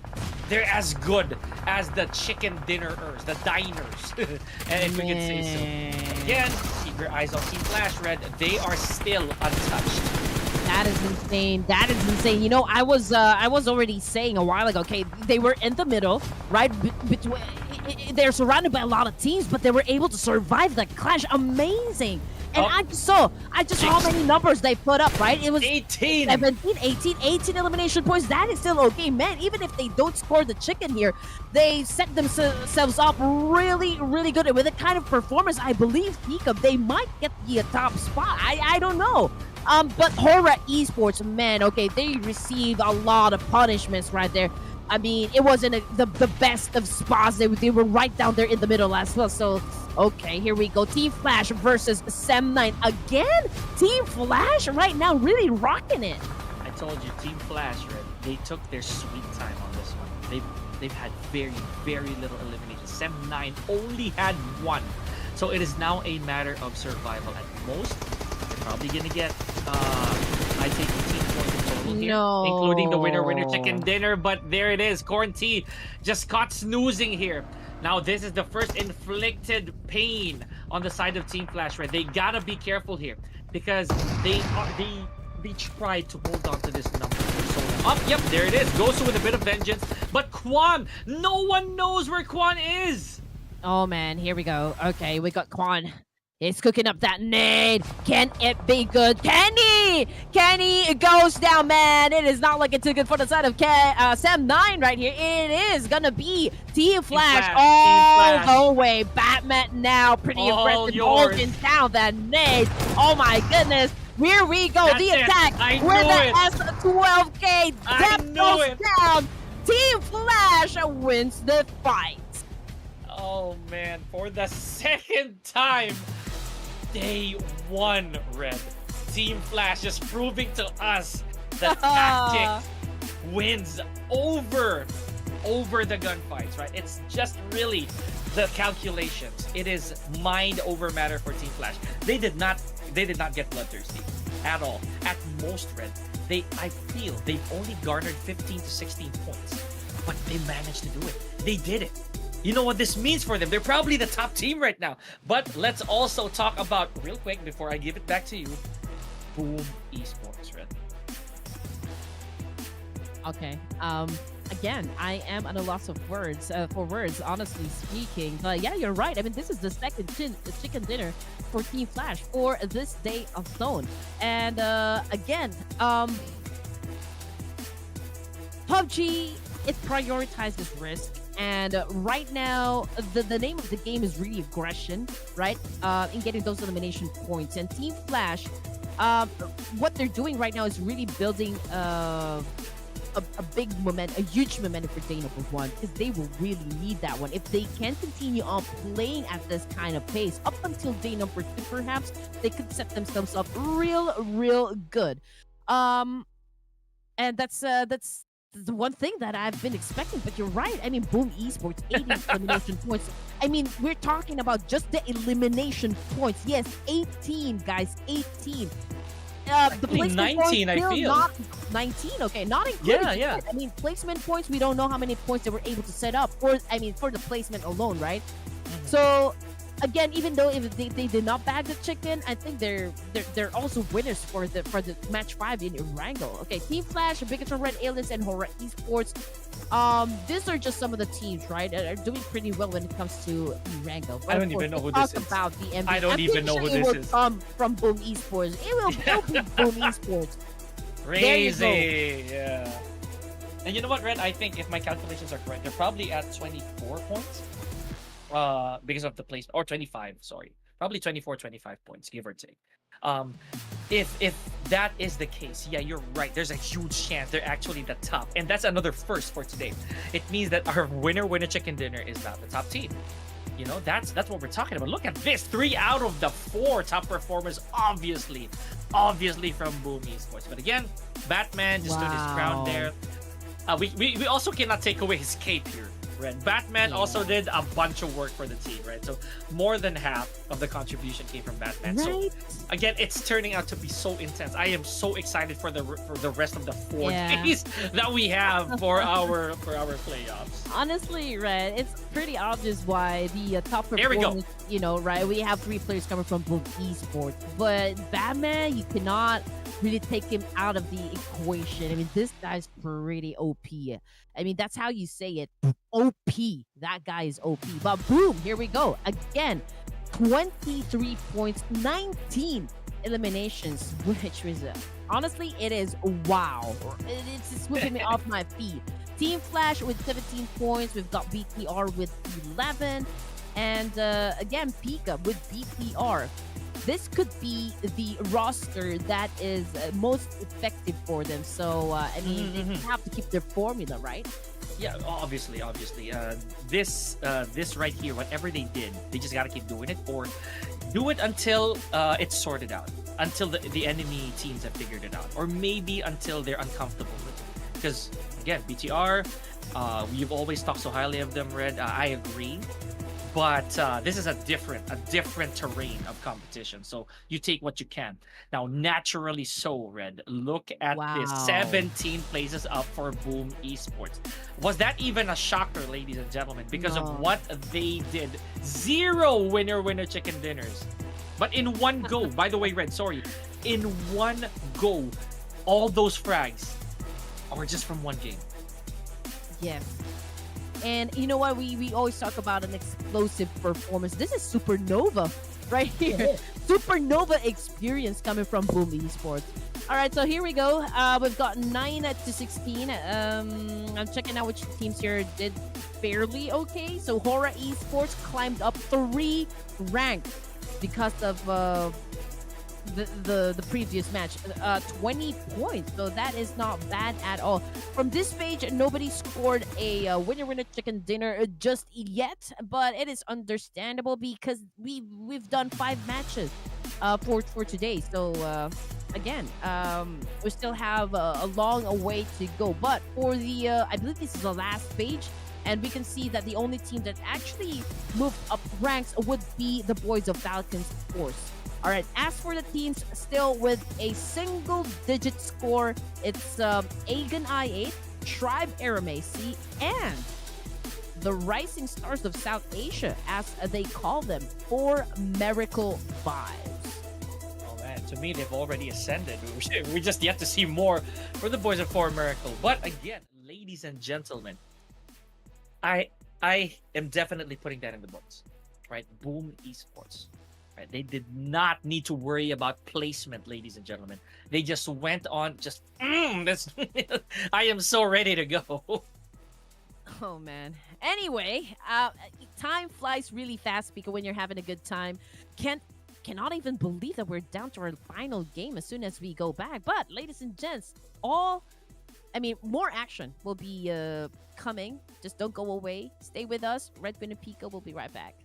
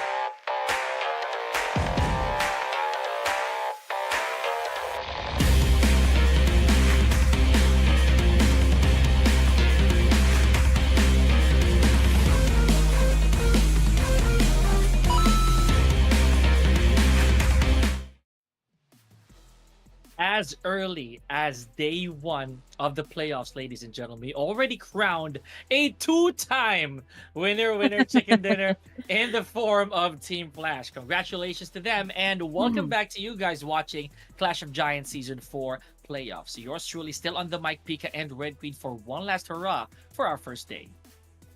This is the last game, man. Isn't that fast, right? Really fast, just like the games that we just watched, right? But yeah, I mean, Team Flash back-to-back winner chicken dinner, one in ERANGEL and one in Miramar. So talk about setting up a very good momentum right there. But you know, this is just day number one. We're still looking at the consistency, but if they can continue playing for day number 2 up to day number 5, then that would be great, you know, for Team Flash. And you know what else is great in this tournament, Pika?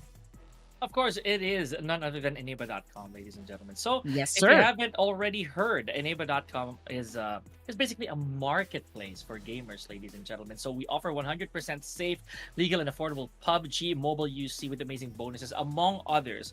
So, for those of you who want to top up with a sizable discount, rather, and don't have to worry about it being scams or whatnot, then yes, Enable.com is for you. Use the code COG4 at checkout to avail of that 10% discount. It's only available here at the COG4 event. So do not hesitate. Download Enable.com and get that discount today. And now that we are set onto the final match for this evening, again, we still have to choose our prediction in just a while. Okay, we want to update you with what happened from match number 1 down to match number 5. So the first one to win a chicken dinner would be Leo, followed by Hale, and then we got Talon Esports, and of course your back-to-back winners, which is a Team Flash of Vietnam. So you know, I wish to see like Team Flash go up against the D-Savior. Is it going to happen for this final round? I don't think so. Okay, so Team Flash will not be playing for this round. And I'm just really looking, you know, hard. Which of the teams here I think is going to be dominating our final match. And honestly, aside from Team Flash having a very good game, I would go with Boom Esports. There you go. I dibs on Boom Esports. Yeah, true enough. For me though, my prediction, I have a huge feeling that this time around, it'll be their shot at redemption. Can I lock in Team Secret? Ooh. Yeah, I have a feeling. It's just me though. I got a feeling. Okay. I know. Yeah, again, it's just me. It's just. Hey, that Team Flash will not be playing production. Are they not? They're not playing. Oh, okay. They're not playing for this next round. Okay, there you go. Talon Esports, which is not a bad pick at all. But you know what? I do have a question. We passed the test, Rod. We passed the test. Yeah, we're paying attention. We're paying attention. But yeah, I do have a question, Pika. I do wonder if the boys from Team Secret knows Victoria. Hey, what the? Are we not starting the game yet? Are they here yet? Hey. Okay, I don't know. Are we there yet? Did you catch the joke? Did you catch the joke? I don't know if you guys caught the joke there, but yeah, I mean, Team Secret for P. Calazano. We've got Talon Esports for the production. I'm gonna take my wooden back scratcher right now because this accounts for a head scratch over here. Like. Hey, I got Boom Esports. I know I'm safe. I mean, it was a massive gameplay coming from Boom Esports, and again, I think that was by far the highest number of elimination points for day number 1. So that is the record. That is the number to beat. Yeah, and well done, honestly, to Boom Esports, because again, it wasn't a joke. The way that they did what they did this early on in the playoffs, right? What that means too is that amount of points that they got is enough to give them a little bit of a confidence boost for at least for the standings. 17 notches, by the way, if I remember correctly, from where they were. They went all the way to page 1, Ren. So that's almost as good as I believe what Talon did. If that was Talon, if I remember correctly, that went 19 places. So That right there, folks, you gotta watch out for Boom. And Red, of course, you might get her 7th point already.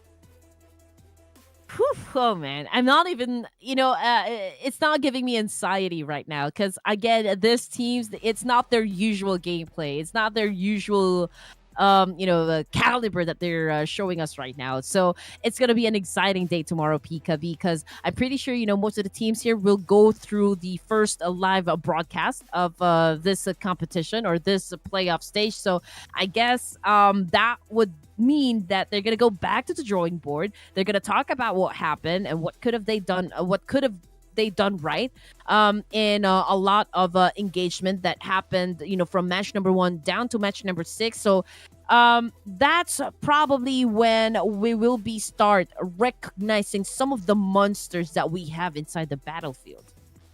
It's safe to assume they're all beasts, right? They're all animals in their own manner, not just their emblems, but they themselves. They know how to channel the inner animosity when push comes to shove. So I'm really excited for how the rest of the days of the playoffs is going to be. Like I said, I cannot wait for the remaining chances of these teams to slowly stack up these points. Because, again, if this is how we're kicking off, I do not know how the rest of the days are going to be. Not to mention the awards, Red. This is where they're going to start getting the loot, right? Honestly, I mean, chat, comment section, I do agree with you. This is not really the usual gameplay that we expect, from our favorite teams. And again, there were a lot of surprises for day number 1. I already mentioned this a while ago. There were a lot of unpredictability that happened, from the get-go.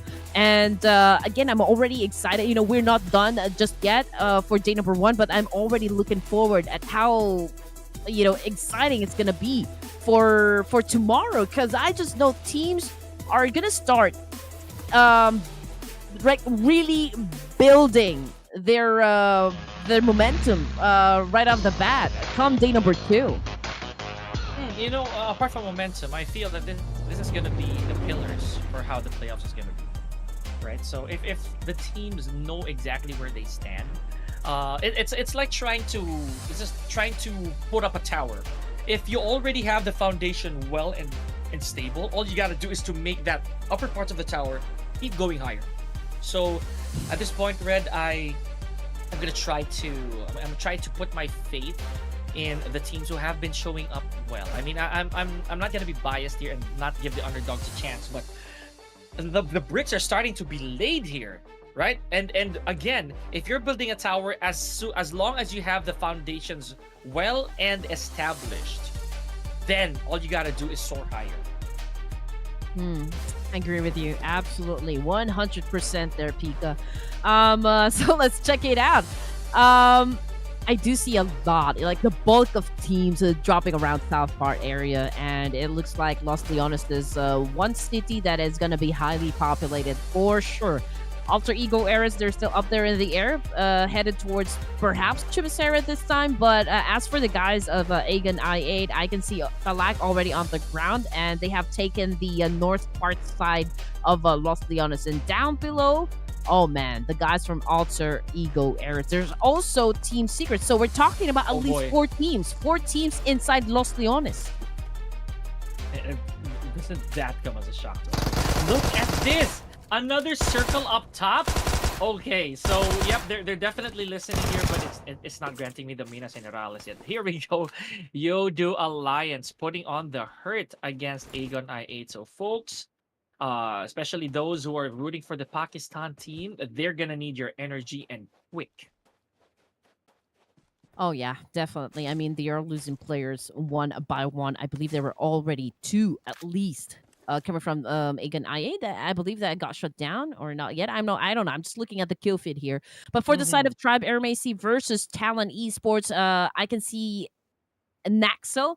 He has a micro Uzi, so that Axel, won't really do good. That won't really Axel. Yeah, that won't really do good, in terms of like a mid-range fight. So it's a good thing he has a UMP to support. DRS Snorlax, oh man, he had been put to sleep by Dimsy, this time coming from Pygmy Esports. But for the side of Talon, 2 elimination points under their belt. And I feel for Snorlax, man. I actually have narcolepsy. For those of you guys unaware, that is reverse insomnia. So I've been seeing a lot of snooping, honestly, from Snorlax for the past few games, Red, and I kid you not. That's not a Whoa! good sign for a DRS. So here we go, Pygmy. Wow, punching back immediately against the DRS. But the first eliminated team, though, that tried Heresy, I don't want to say it, Red. Are they losing their touch? Oh man.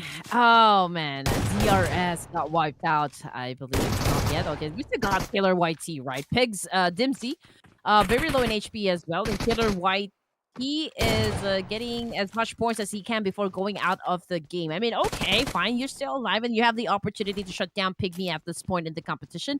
But then again, you already lost 3 of your members, so it is not looking too hot for the side of DRS Gaming, just to be honest. And from the feed, it's YOODO Alliance versus Aegon I8. And judging by the looks of it, Pika, Aegon I8 seems to have the upper hand advantage. Killer YT, he doesn't have any first aid kit, so this is the time for him to charge, and he did so with a UMP nonetheless. So that is 4 points. It means that Killer was the one who assassinated everyone from that team. Wow. Well, you know what? Namesake lives here. So, ladies and gentlemen, we are at stage 1, and we've already lost 3 teams. Barely halfway there, folks. So this is what we were talking about. These teams, they do not want to give breathing room for anybody. Yeah. Look at 4 Merkel vibes, right? 4 eliminations already by Doc, and he's not the one knocked down as well. Man. My goodness. Apex, however, fails to secure any frags, turns into a casualty. I'd say the odds are pretty okay. At least they're pretty okay so far on the side of 4 Miracle vibes. I cannot say the same for Talon, though. Already our 4th eliminated team. My goodness. Okay, all right. Things are starting to pick up, I guess. Which is what we want, right? What we want.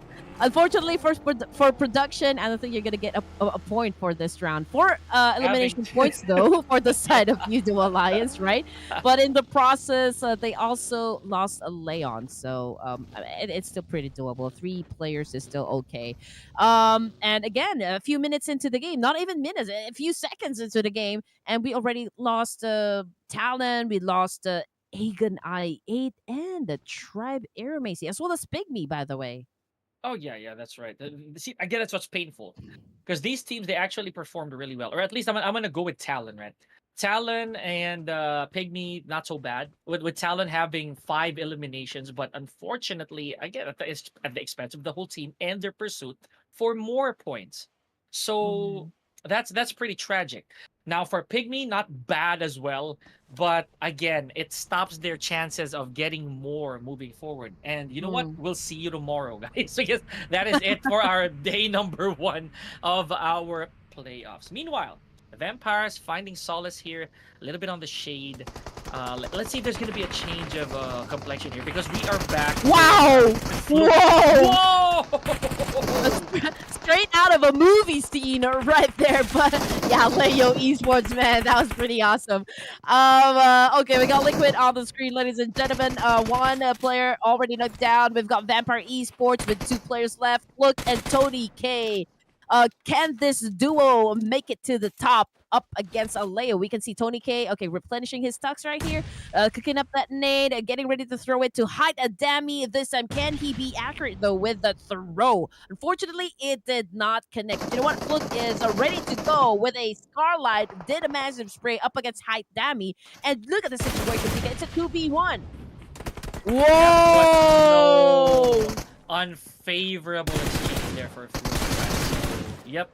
Look at this. Struggling to stay up. And yep, that's it. Hide Dammy stood his ground as it managed to take out Tony K as well. So I can't with this anymore. Yep. A lot of showmanship going on here, folks. And much deserved celebration. So again, Vampire Esports, see you tomorrow for day number 2.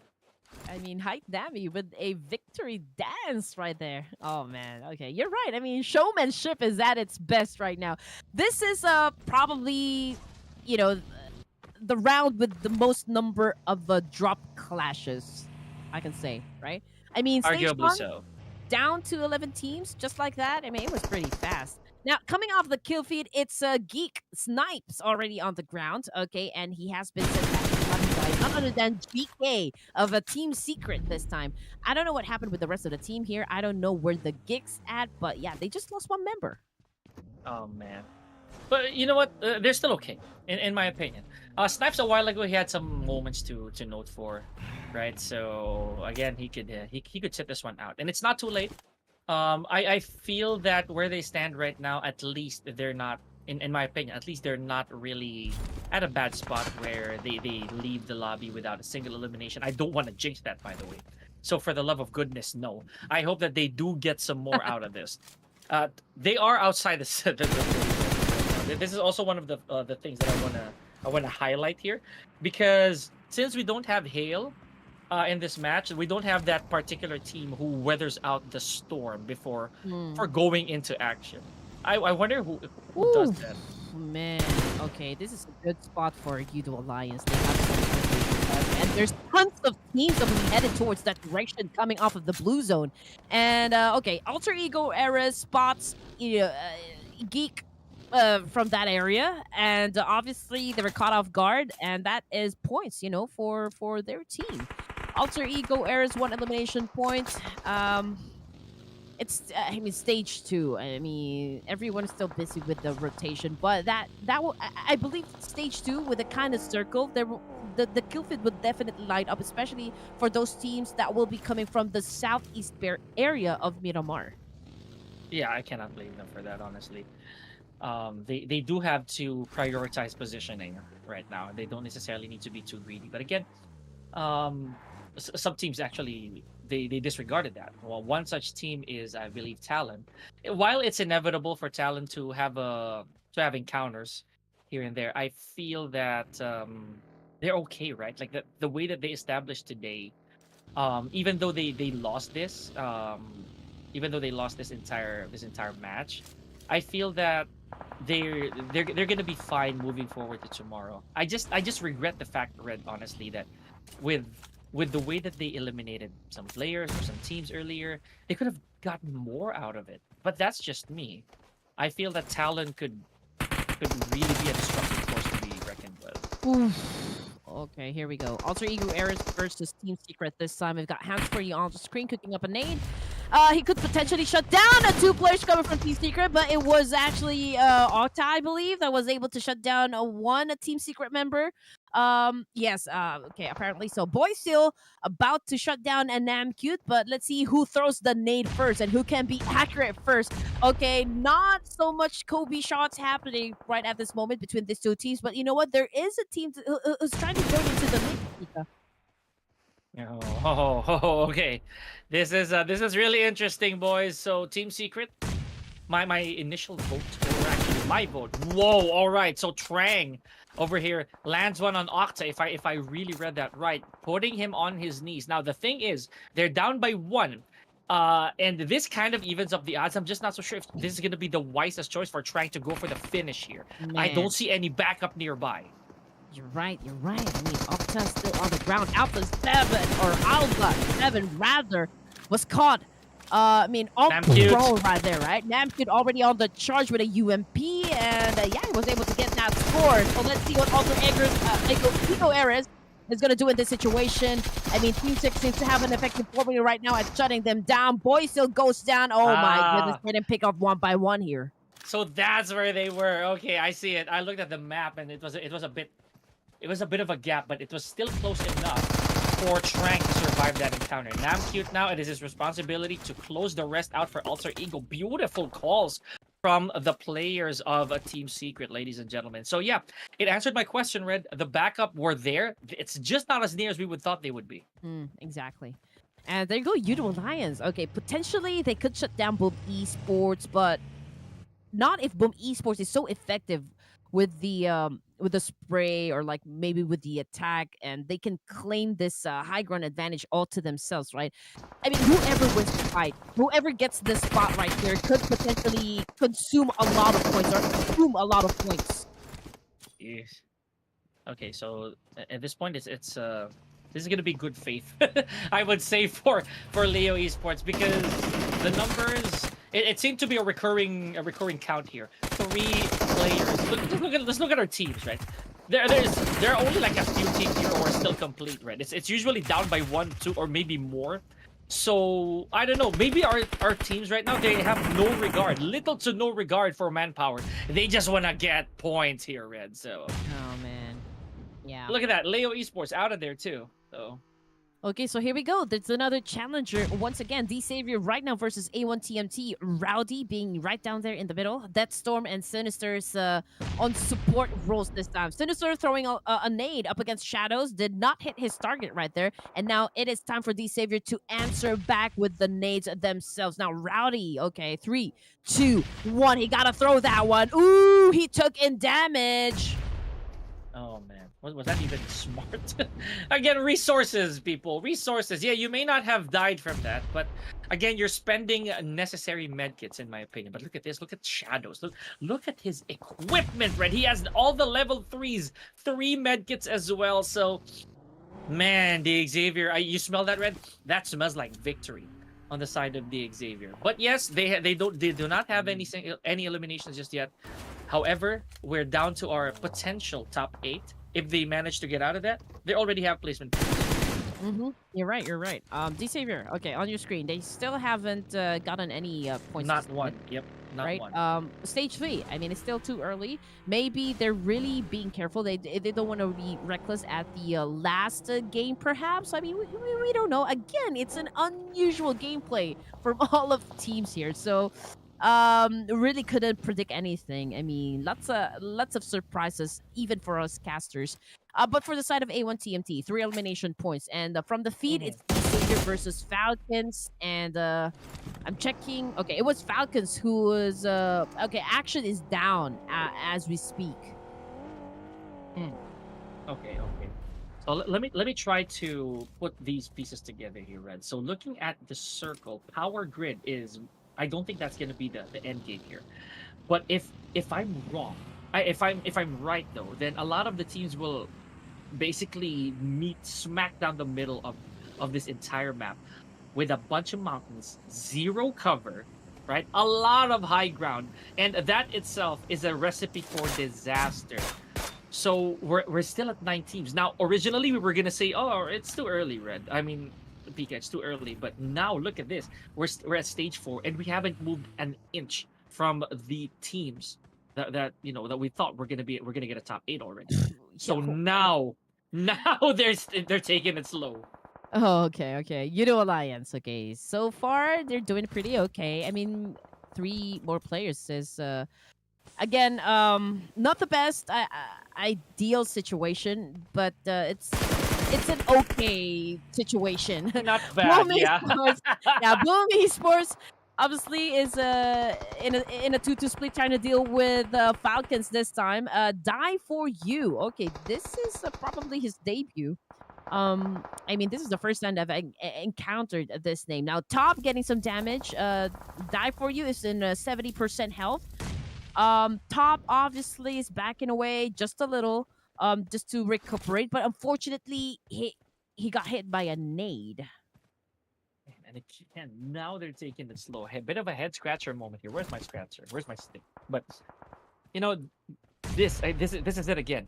Now they have to be very cautious, right? Because one team eliminated here, which at this point, right, it could be DRS. We say goodbye because there's only one member left. Once DRS is out of the equation, everybody gets placement points. Maybe that's why they're trying to slow the pace down a little bit here. But the sights have been set here for Flax, seeing as to where Boom Esports is. And look at this. There are other teams as well within the vicinity that they can pick off from a distance. Exactly right. Okay. Obviously, Falcons, they have the high ground advantage, but there is one player coming from Boom who is taking care of an off angle right here. That could potentially shut down Falcons. That could be the backstab, right? The opening knock for Boom, to eliminate Falcons completely. But in the situation, DRS on the other side of town seems to be dominating five points under their belt. And oh no, Geek Fan, I can't say the same, for this team. But oh man, this is a little mishap on the side of Falcons. Die for You just got shut down, so that could, potentially be the I don't know, I forgot the term, but yeah, that could be the domino effect for the side of Falcons, as they are a little bit stressed, disoriented. Yes, yes. I actually agree with you on that. And they're right in the middle. This is what I'm talking about. No cover, a lot of high ground, but crazy vantage points for everybody. Look how everyone's forced to go in a serpentine manner already. They have to go in an S, folks, because everybody's sights are so solid right now. If they see so much as a shiny helmet, they're gonna start shooting for sure. Now look at this. We're out of power grid, Red. Look at this. There's a road. So for Miracle Vibes, Team Secret, and A1 TMT, they're not far from each other. One way or the other, there's gonna be trouble. Oh man, Lamborghini all alone from that area right there. Falcons, oh man, okay. They are in this okay, also, so D Savior is actually holding down the fort on this one, or so they are trying. But fortunately, Shadows caught Nope. a nade. Nope. Lamborghini goes down as well. Oh man, they no longer have the numbers right here. Falcon seems to be dominating the fight, and it is not looking too good for the side of the Vietnamese team at this time. And I thought they would actually have Lamborghini in a hostage situation, but no, they went for the frag straight up. Now Shadows, though, yeah, he is held captive here, unfortunately, by the Falcons. So this raises the question: who would come to the rescue if they will even attempt to? Never mind. It looks like Nade is gone as well for DX, ladies and gentlemen. Falcon has taken over the entire vicinity. This roundabout of steel and bricks all belongs to the Falcons. Man, nasty. Nasty. Oh man. Okay, D Savior already out of the game, which brings us down to 16 remaining. Hitman is already out.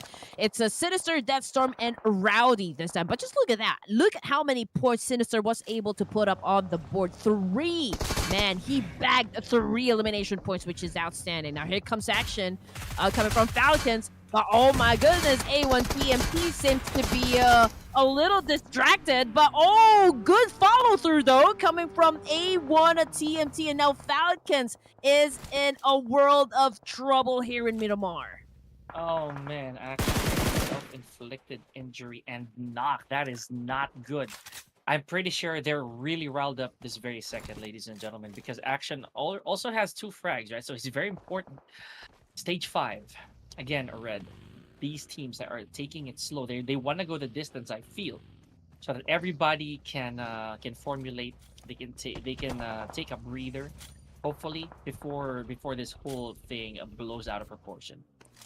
So just a gentle reminder, everybody, for those of you who have not downloaded enable.com, you can avail of some discounts for your top-ups for PUBGM's UCs. So don't hesitate, just type in COG4, and this is only available for this Clash of Giants 4 event. You're gonna get up to 10%, I repeat, 10% discounts on your next top-up.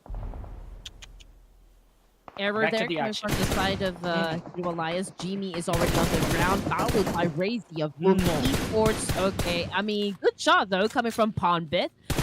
Dog again racking up points, ladies and gents. I mean, he did eliminate an entire squad just a while ago. That's why he has that 4 elimination points under his name. Now, judging by the situation, we've got Boom coming in from the northern side. But Falcons, okay, Sinister is still alive though. He is on the other side of the mountain. He is all alone, however, so I don't know how it's gonna happen for A1 TMT. But considering the distance, right? If Falcons, if they don't take care of business, Sinister could potentially shut them down from that kind of distance. Oh, there you go, Falcon. IC shut down Sinister. So that is it. End of the line for A1 TMT. I hate to be a buzzkill as well here, Red, but the end might be nigh as well for Boom Esports. Look at that. A lot of damage taken by a couple of their players. They have 4 Miracle Vibes laser focused in their direction, so I don't know how this is going to look for Boom. They have nowhere to go, Red. Absolutely nowhere to go. 6 more teams here at stage 6, ladies and gentlemen. A lot of nades, a lot of shrapnels raining down on the Wolves. So I don't know. I don't know. That is going to be a very, very tough spot. A tough spot. Meanwhile, top here from Falcon's Force, just trying to add more to his body count. All right. Yeah, you're right. Falcon again. We haven't seen them really rush, right? Everything that they're doing right now in terms of getting those elimination points, they do that from a distance. I have been telling you this, from the get go. It's a new strategy, definitely coming from Falcon's Force. But they have been like this since the preliminary stage, and boy, did they set up a huge number of points up on the scoreboard. Now, this is the playoffs, ladies and gents. Will they be having another set of strategies prepared for us? That is still a big question mark. But for Full America Vibes versus Boom Esports, we've got Pawnbit on the ground. Actually, there's two of them on the ground right now to keep an upper hand for the side of Full America Vibes. But ooh, Frenzy tried to do a mid-man role, tried to provide support, but it wasn't enough. So man, here we go. Boom Esports, they danced with the devil right here. Full America Vibes emerges victorious. Now, YOODO Alliance, literally with a hair strand of help to work with here. Staying within the top 5, not looking very good. And look at this.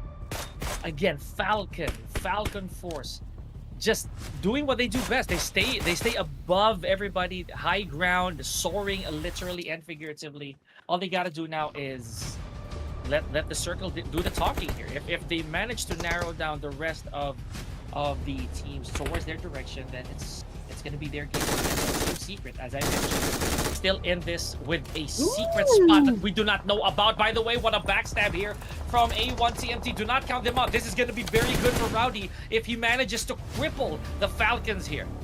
I honestly didn't even know that Rowdy was still alive. I thought A1TMT was, out of the game because Sinister was all alone from that area. So Rowdy, okay, there's still chance for A1TMT to actually back the chicken here. I mean, we've seen this 1,000 times already. Even though a team is left with their last surviving member, miracles can happen. There can be miracle if you believe. That's what they say. And so there's still a chance for A1TMT to back that chicken dinner.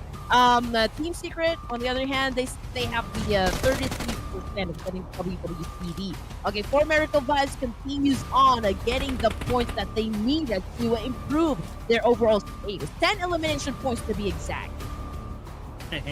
For Miracle Vibes, folks. Again, the dangers of having the numbers this late into the tournament. So Falcon's Force, while they did get an elimination and a knockdown, they're looking pretty strong right now. For Miracle Vibes, though, they have their sights set on a Team Secret. So that's one knock care of Doc, ladies and gentlemen. With the ghillie suit on as well. Oh, man, Doc, get out of there. Oh, retaliation from Nam Cute here, Red Queen. Okay, here we go.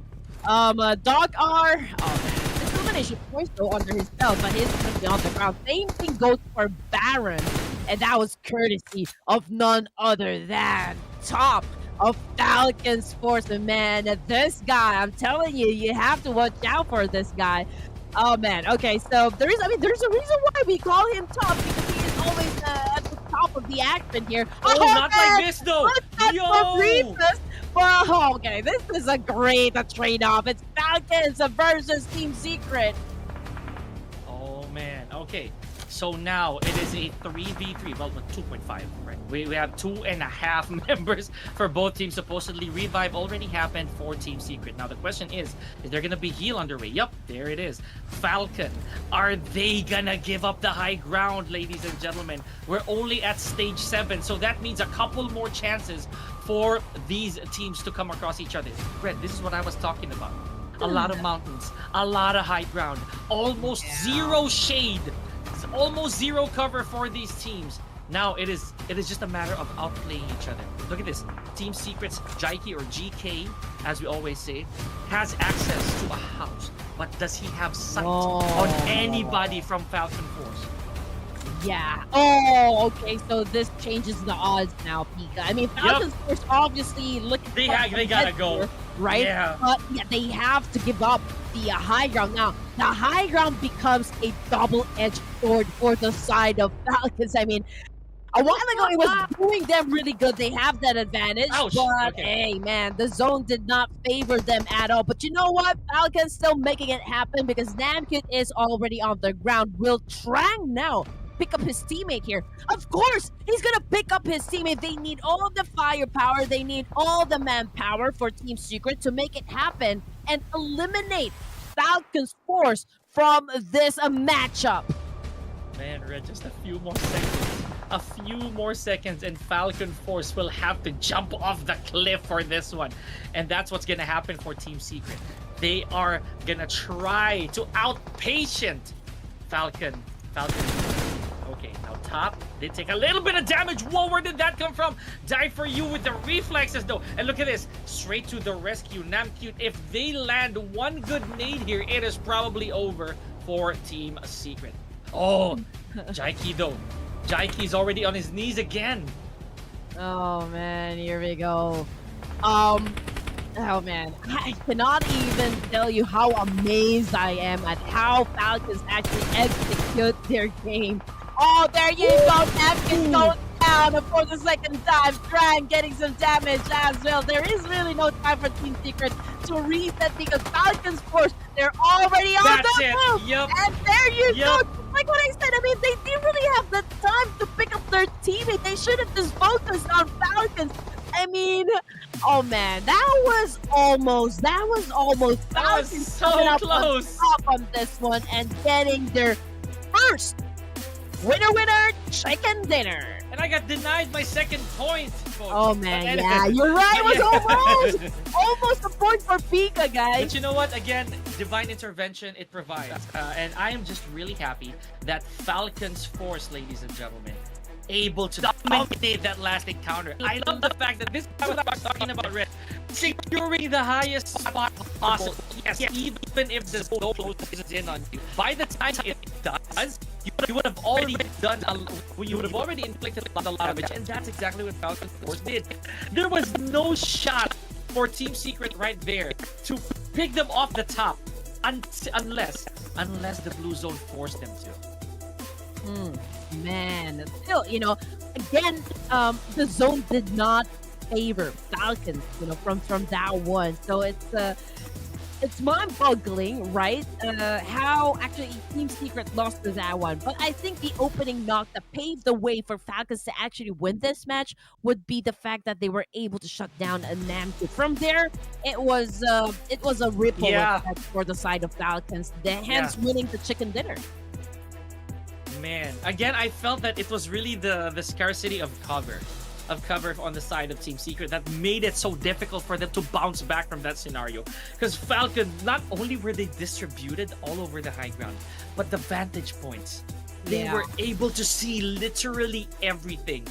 Bird's eye view, as I always say, on the side of Falcon. So there was really no doubt that they were gonna win that toward the very end.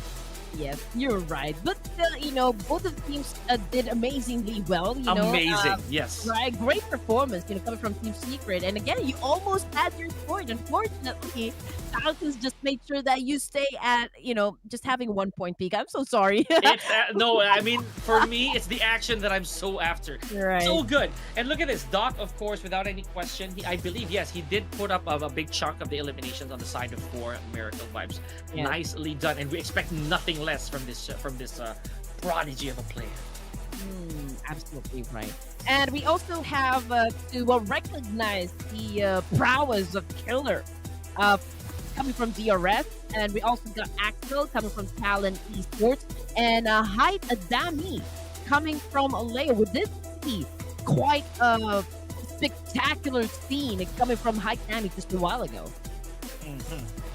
I love it. I love it. The fact that there's a variety of look at that variety of teams, right? For our top performers, that just goes to show that no one is literally too dominant over everybody else. However, the points, they don't lie, so it definitely goes to the side of Falcon's force right here with 21 solid points, not far behind, of course, with massive contribution from the eliminations is for Miracle Vibes and Team Secret with 12 points, fairly even with the rank and eliminations. Yep. And as for the other teams like here, Egan IA, Vampire Esports, Tribe Airmacy, and Geek, day number one isn't their day, ladies and gents. But then At least for again, now, yeah. relax, right? This is like the opening matches that we have for the playoffs. Plenty more to go. The important thing is that you guys are here. You showered your favorite teams with love and support right there. And again, for day number two, they will be needing your energy. But let's check out the longest elimination distance, a total of 303 Wow. meters, coming from, I believe this is one of the most popular guys as well, right? From Bangladesh, A1TMT Sinister, the IGL. Wow, you know what? I cannot describe today with one word. Right? There's so many things that really transpired. When I look back on this, probably tomorrow, I could just really remember why it got us at the edge of our seats. Right? It's beautiful. I love the playoffs. I'm already a huge fan, and this is only day one.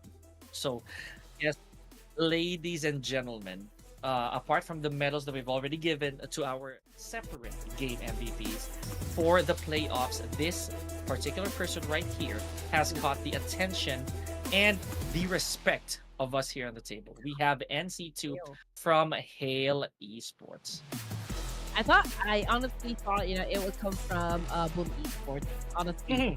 But yeah, okay, so it's Hale, and I don't want to take the spotlight out of this amazing player right here, NC2, man. Okay, he is currently reigning right now as the most valuable player for day number one of the playoff stage inside Clash of Giants Season 4.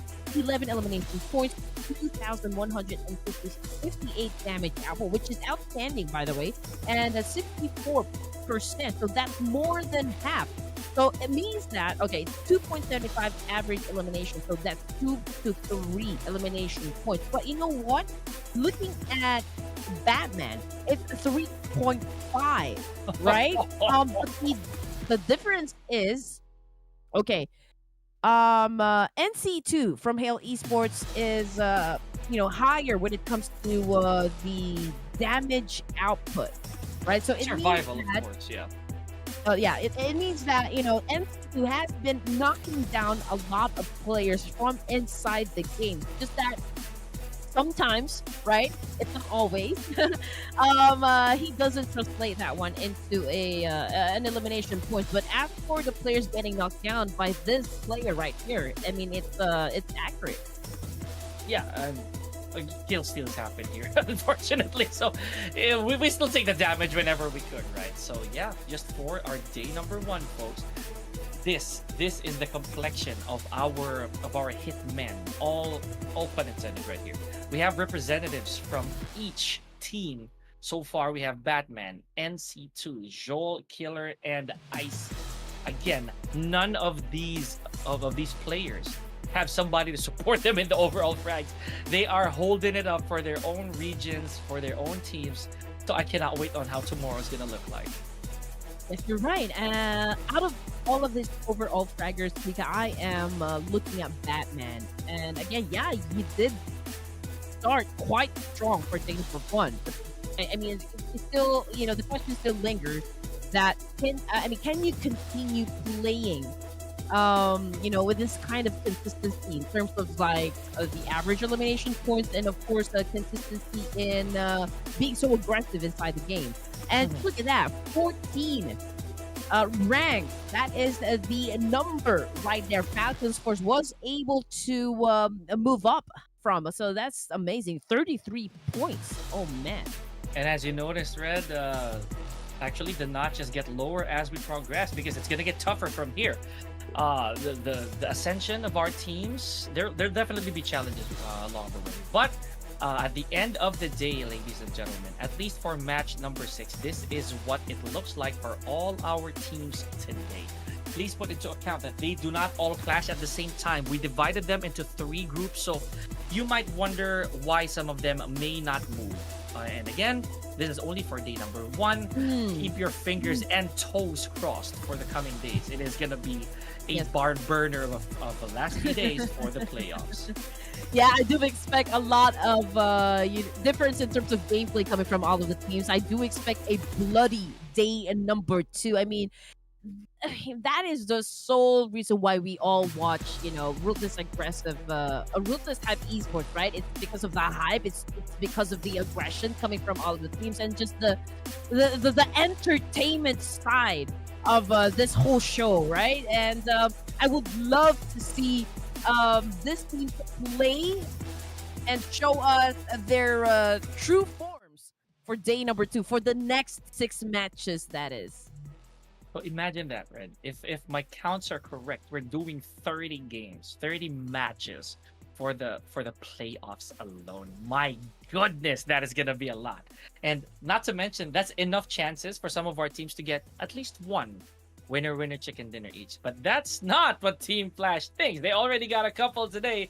So are they gonna continue this reign of supremacy? We'll have to find out for day number 2. Yes, and you're right. We have to, of course, tune in again tomorrow for day number 2. Clash of Giants Season 4 brought to you by Ruthless Hype.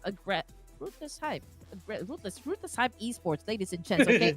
But you needed to follow them. You need to subscribe to the YouTube channel, right? It's just right down there. All you need to do is just click on it. And while you guys are at it, don't forget to follow us on all of our social media as well. It's right down there, our IGNs. It's at Red Queen Andy and at Pika_Lozano. So that is it for day number 1 of the playoffs, ladies and gents. See you again tomorrow. Bye.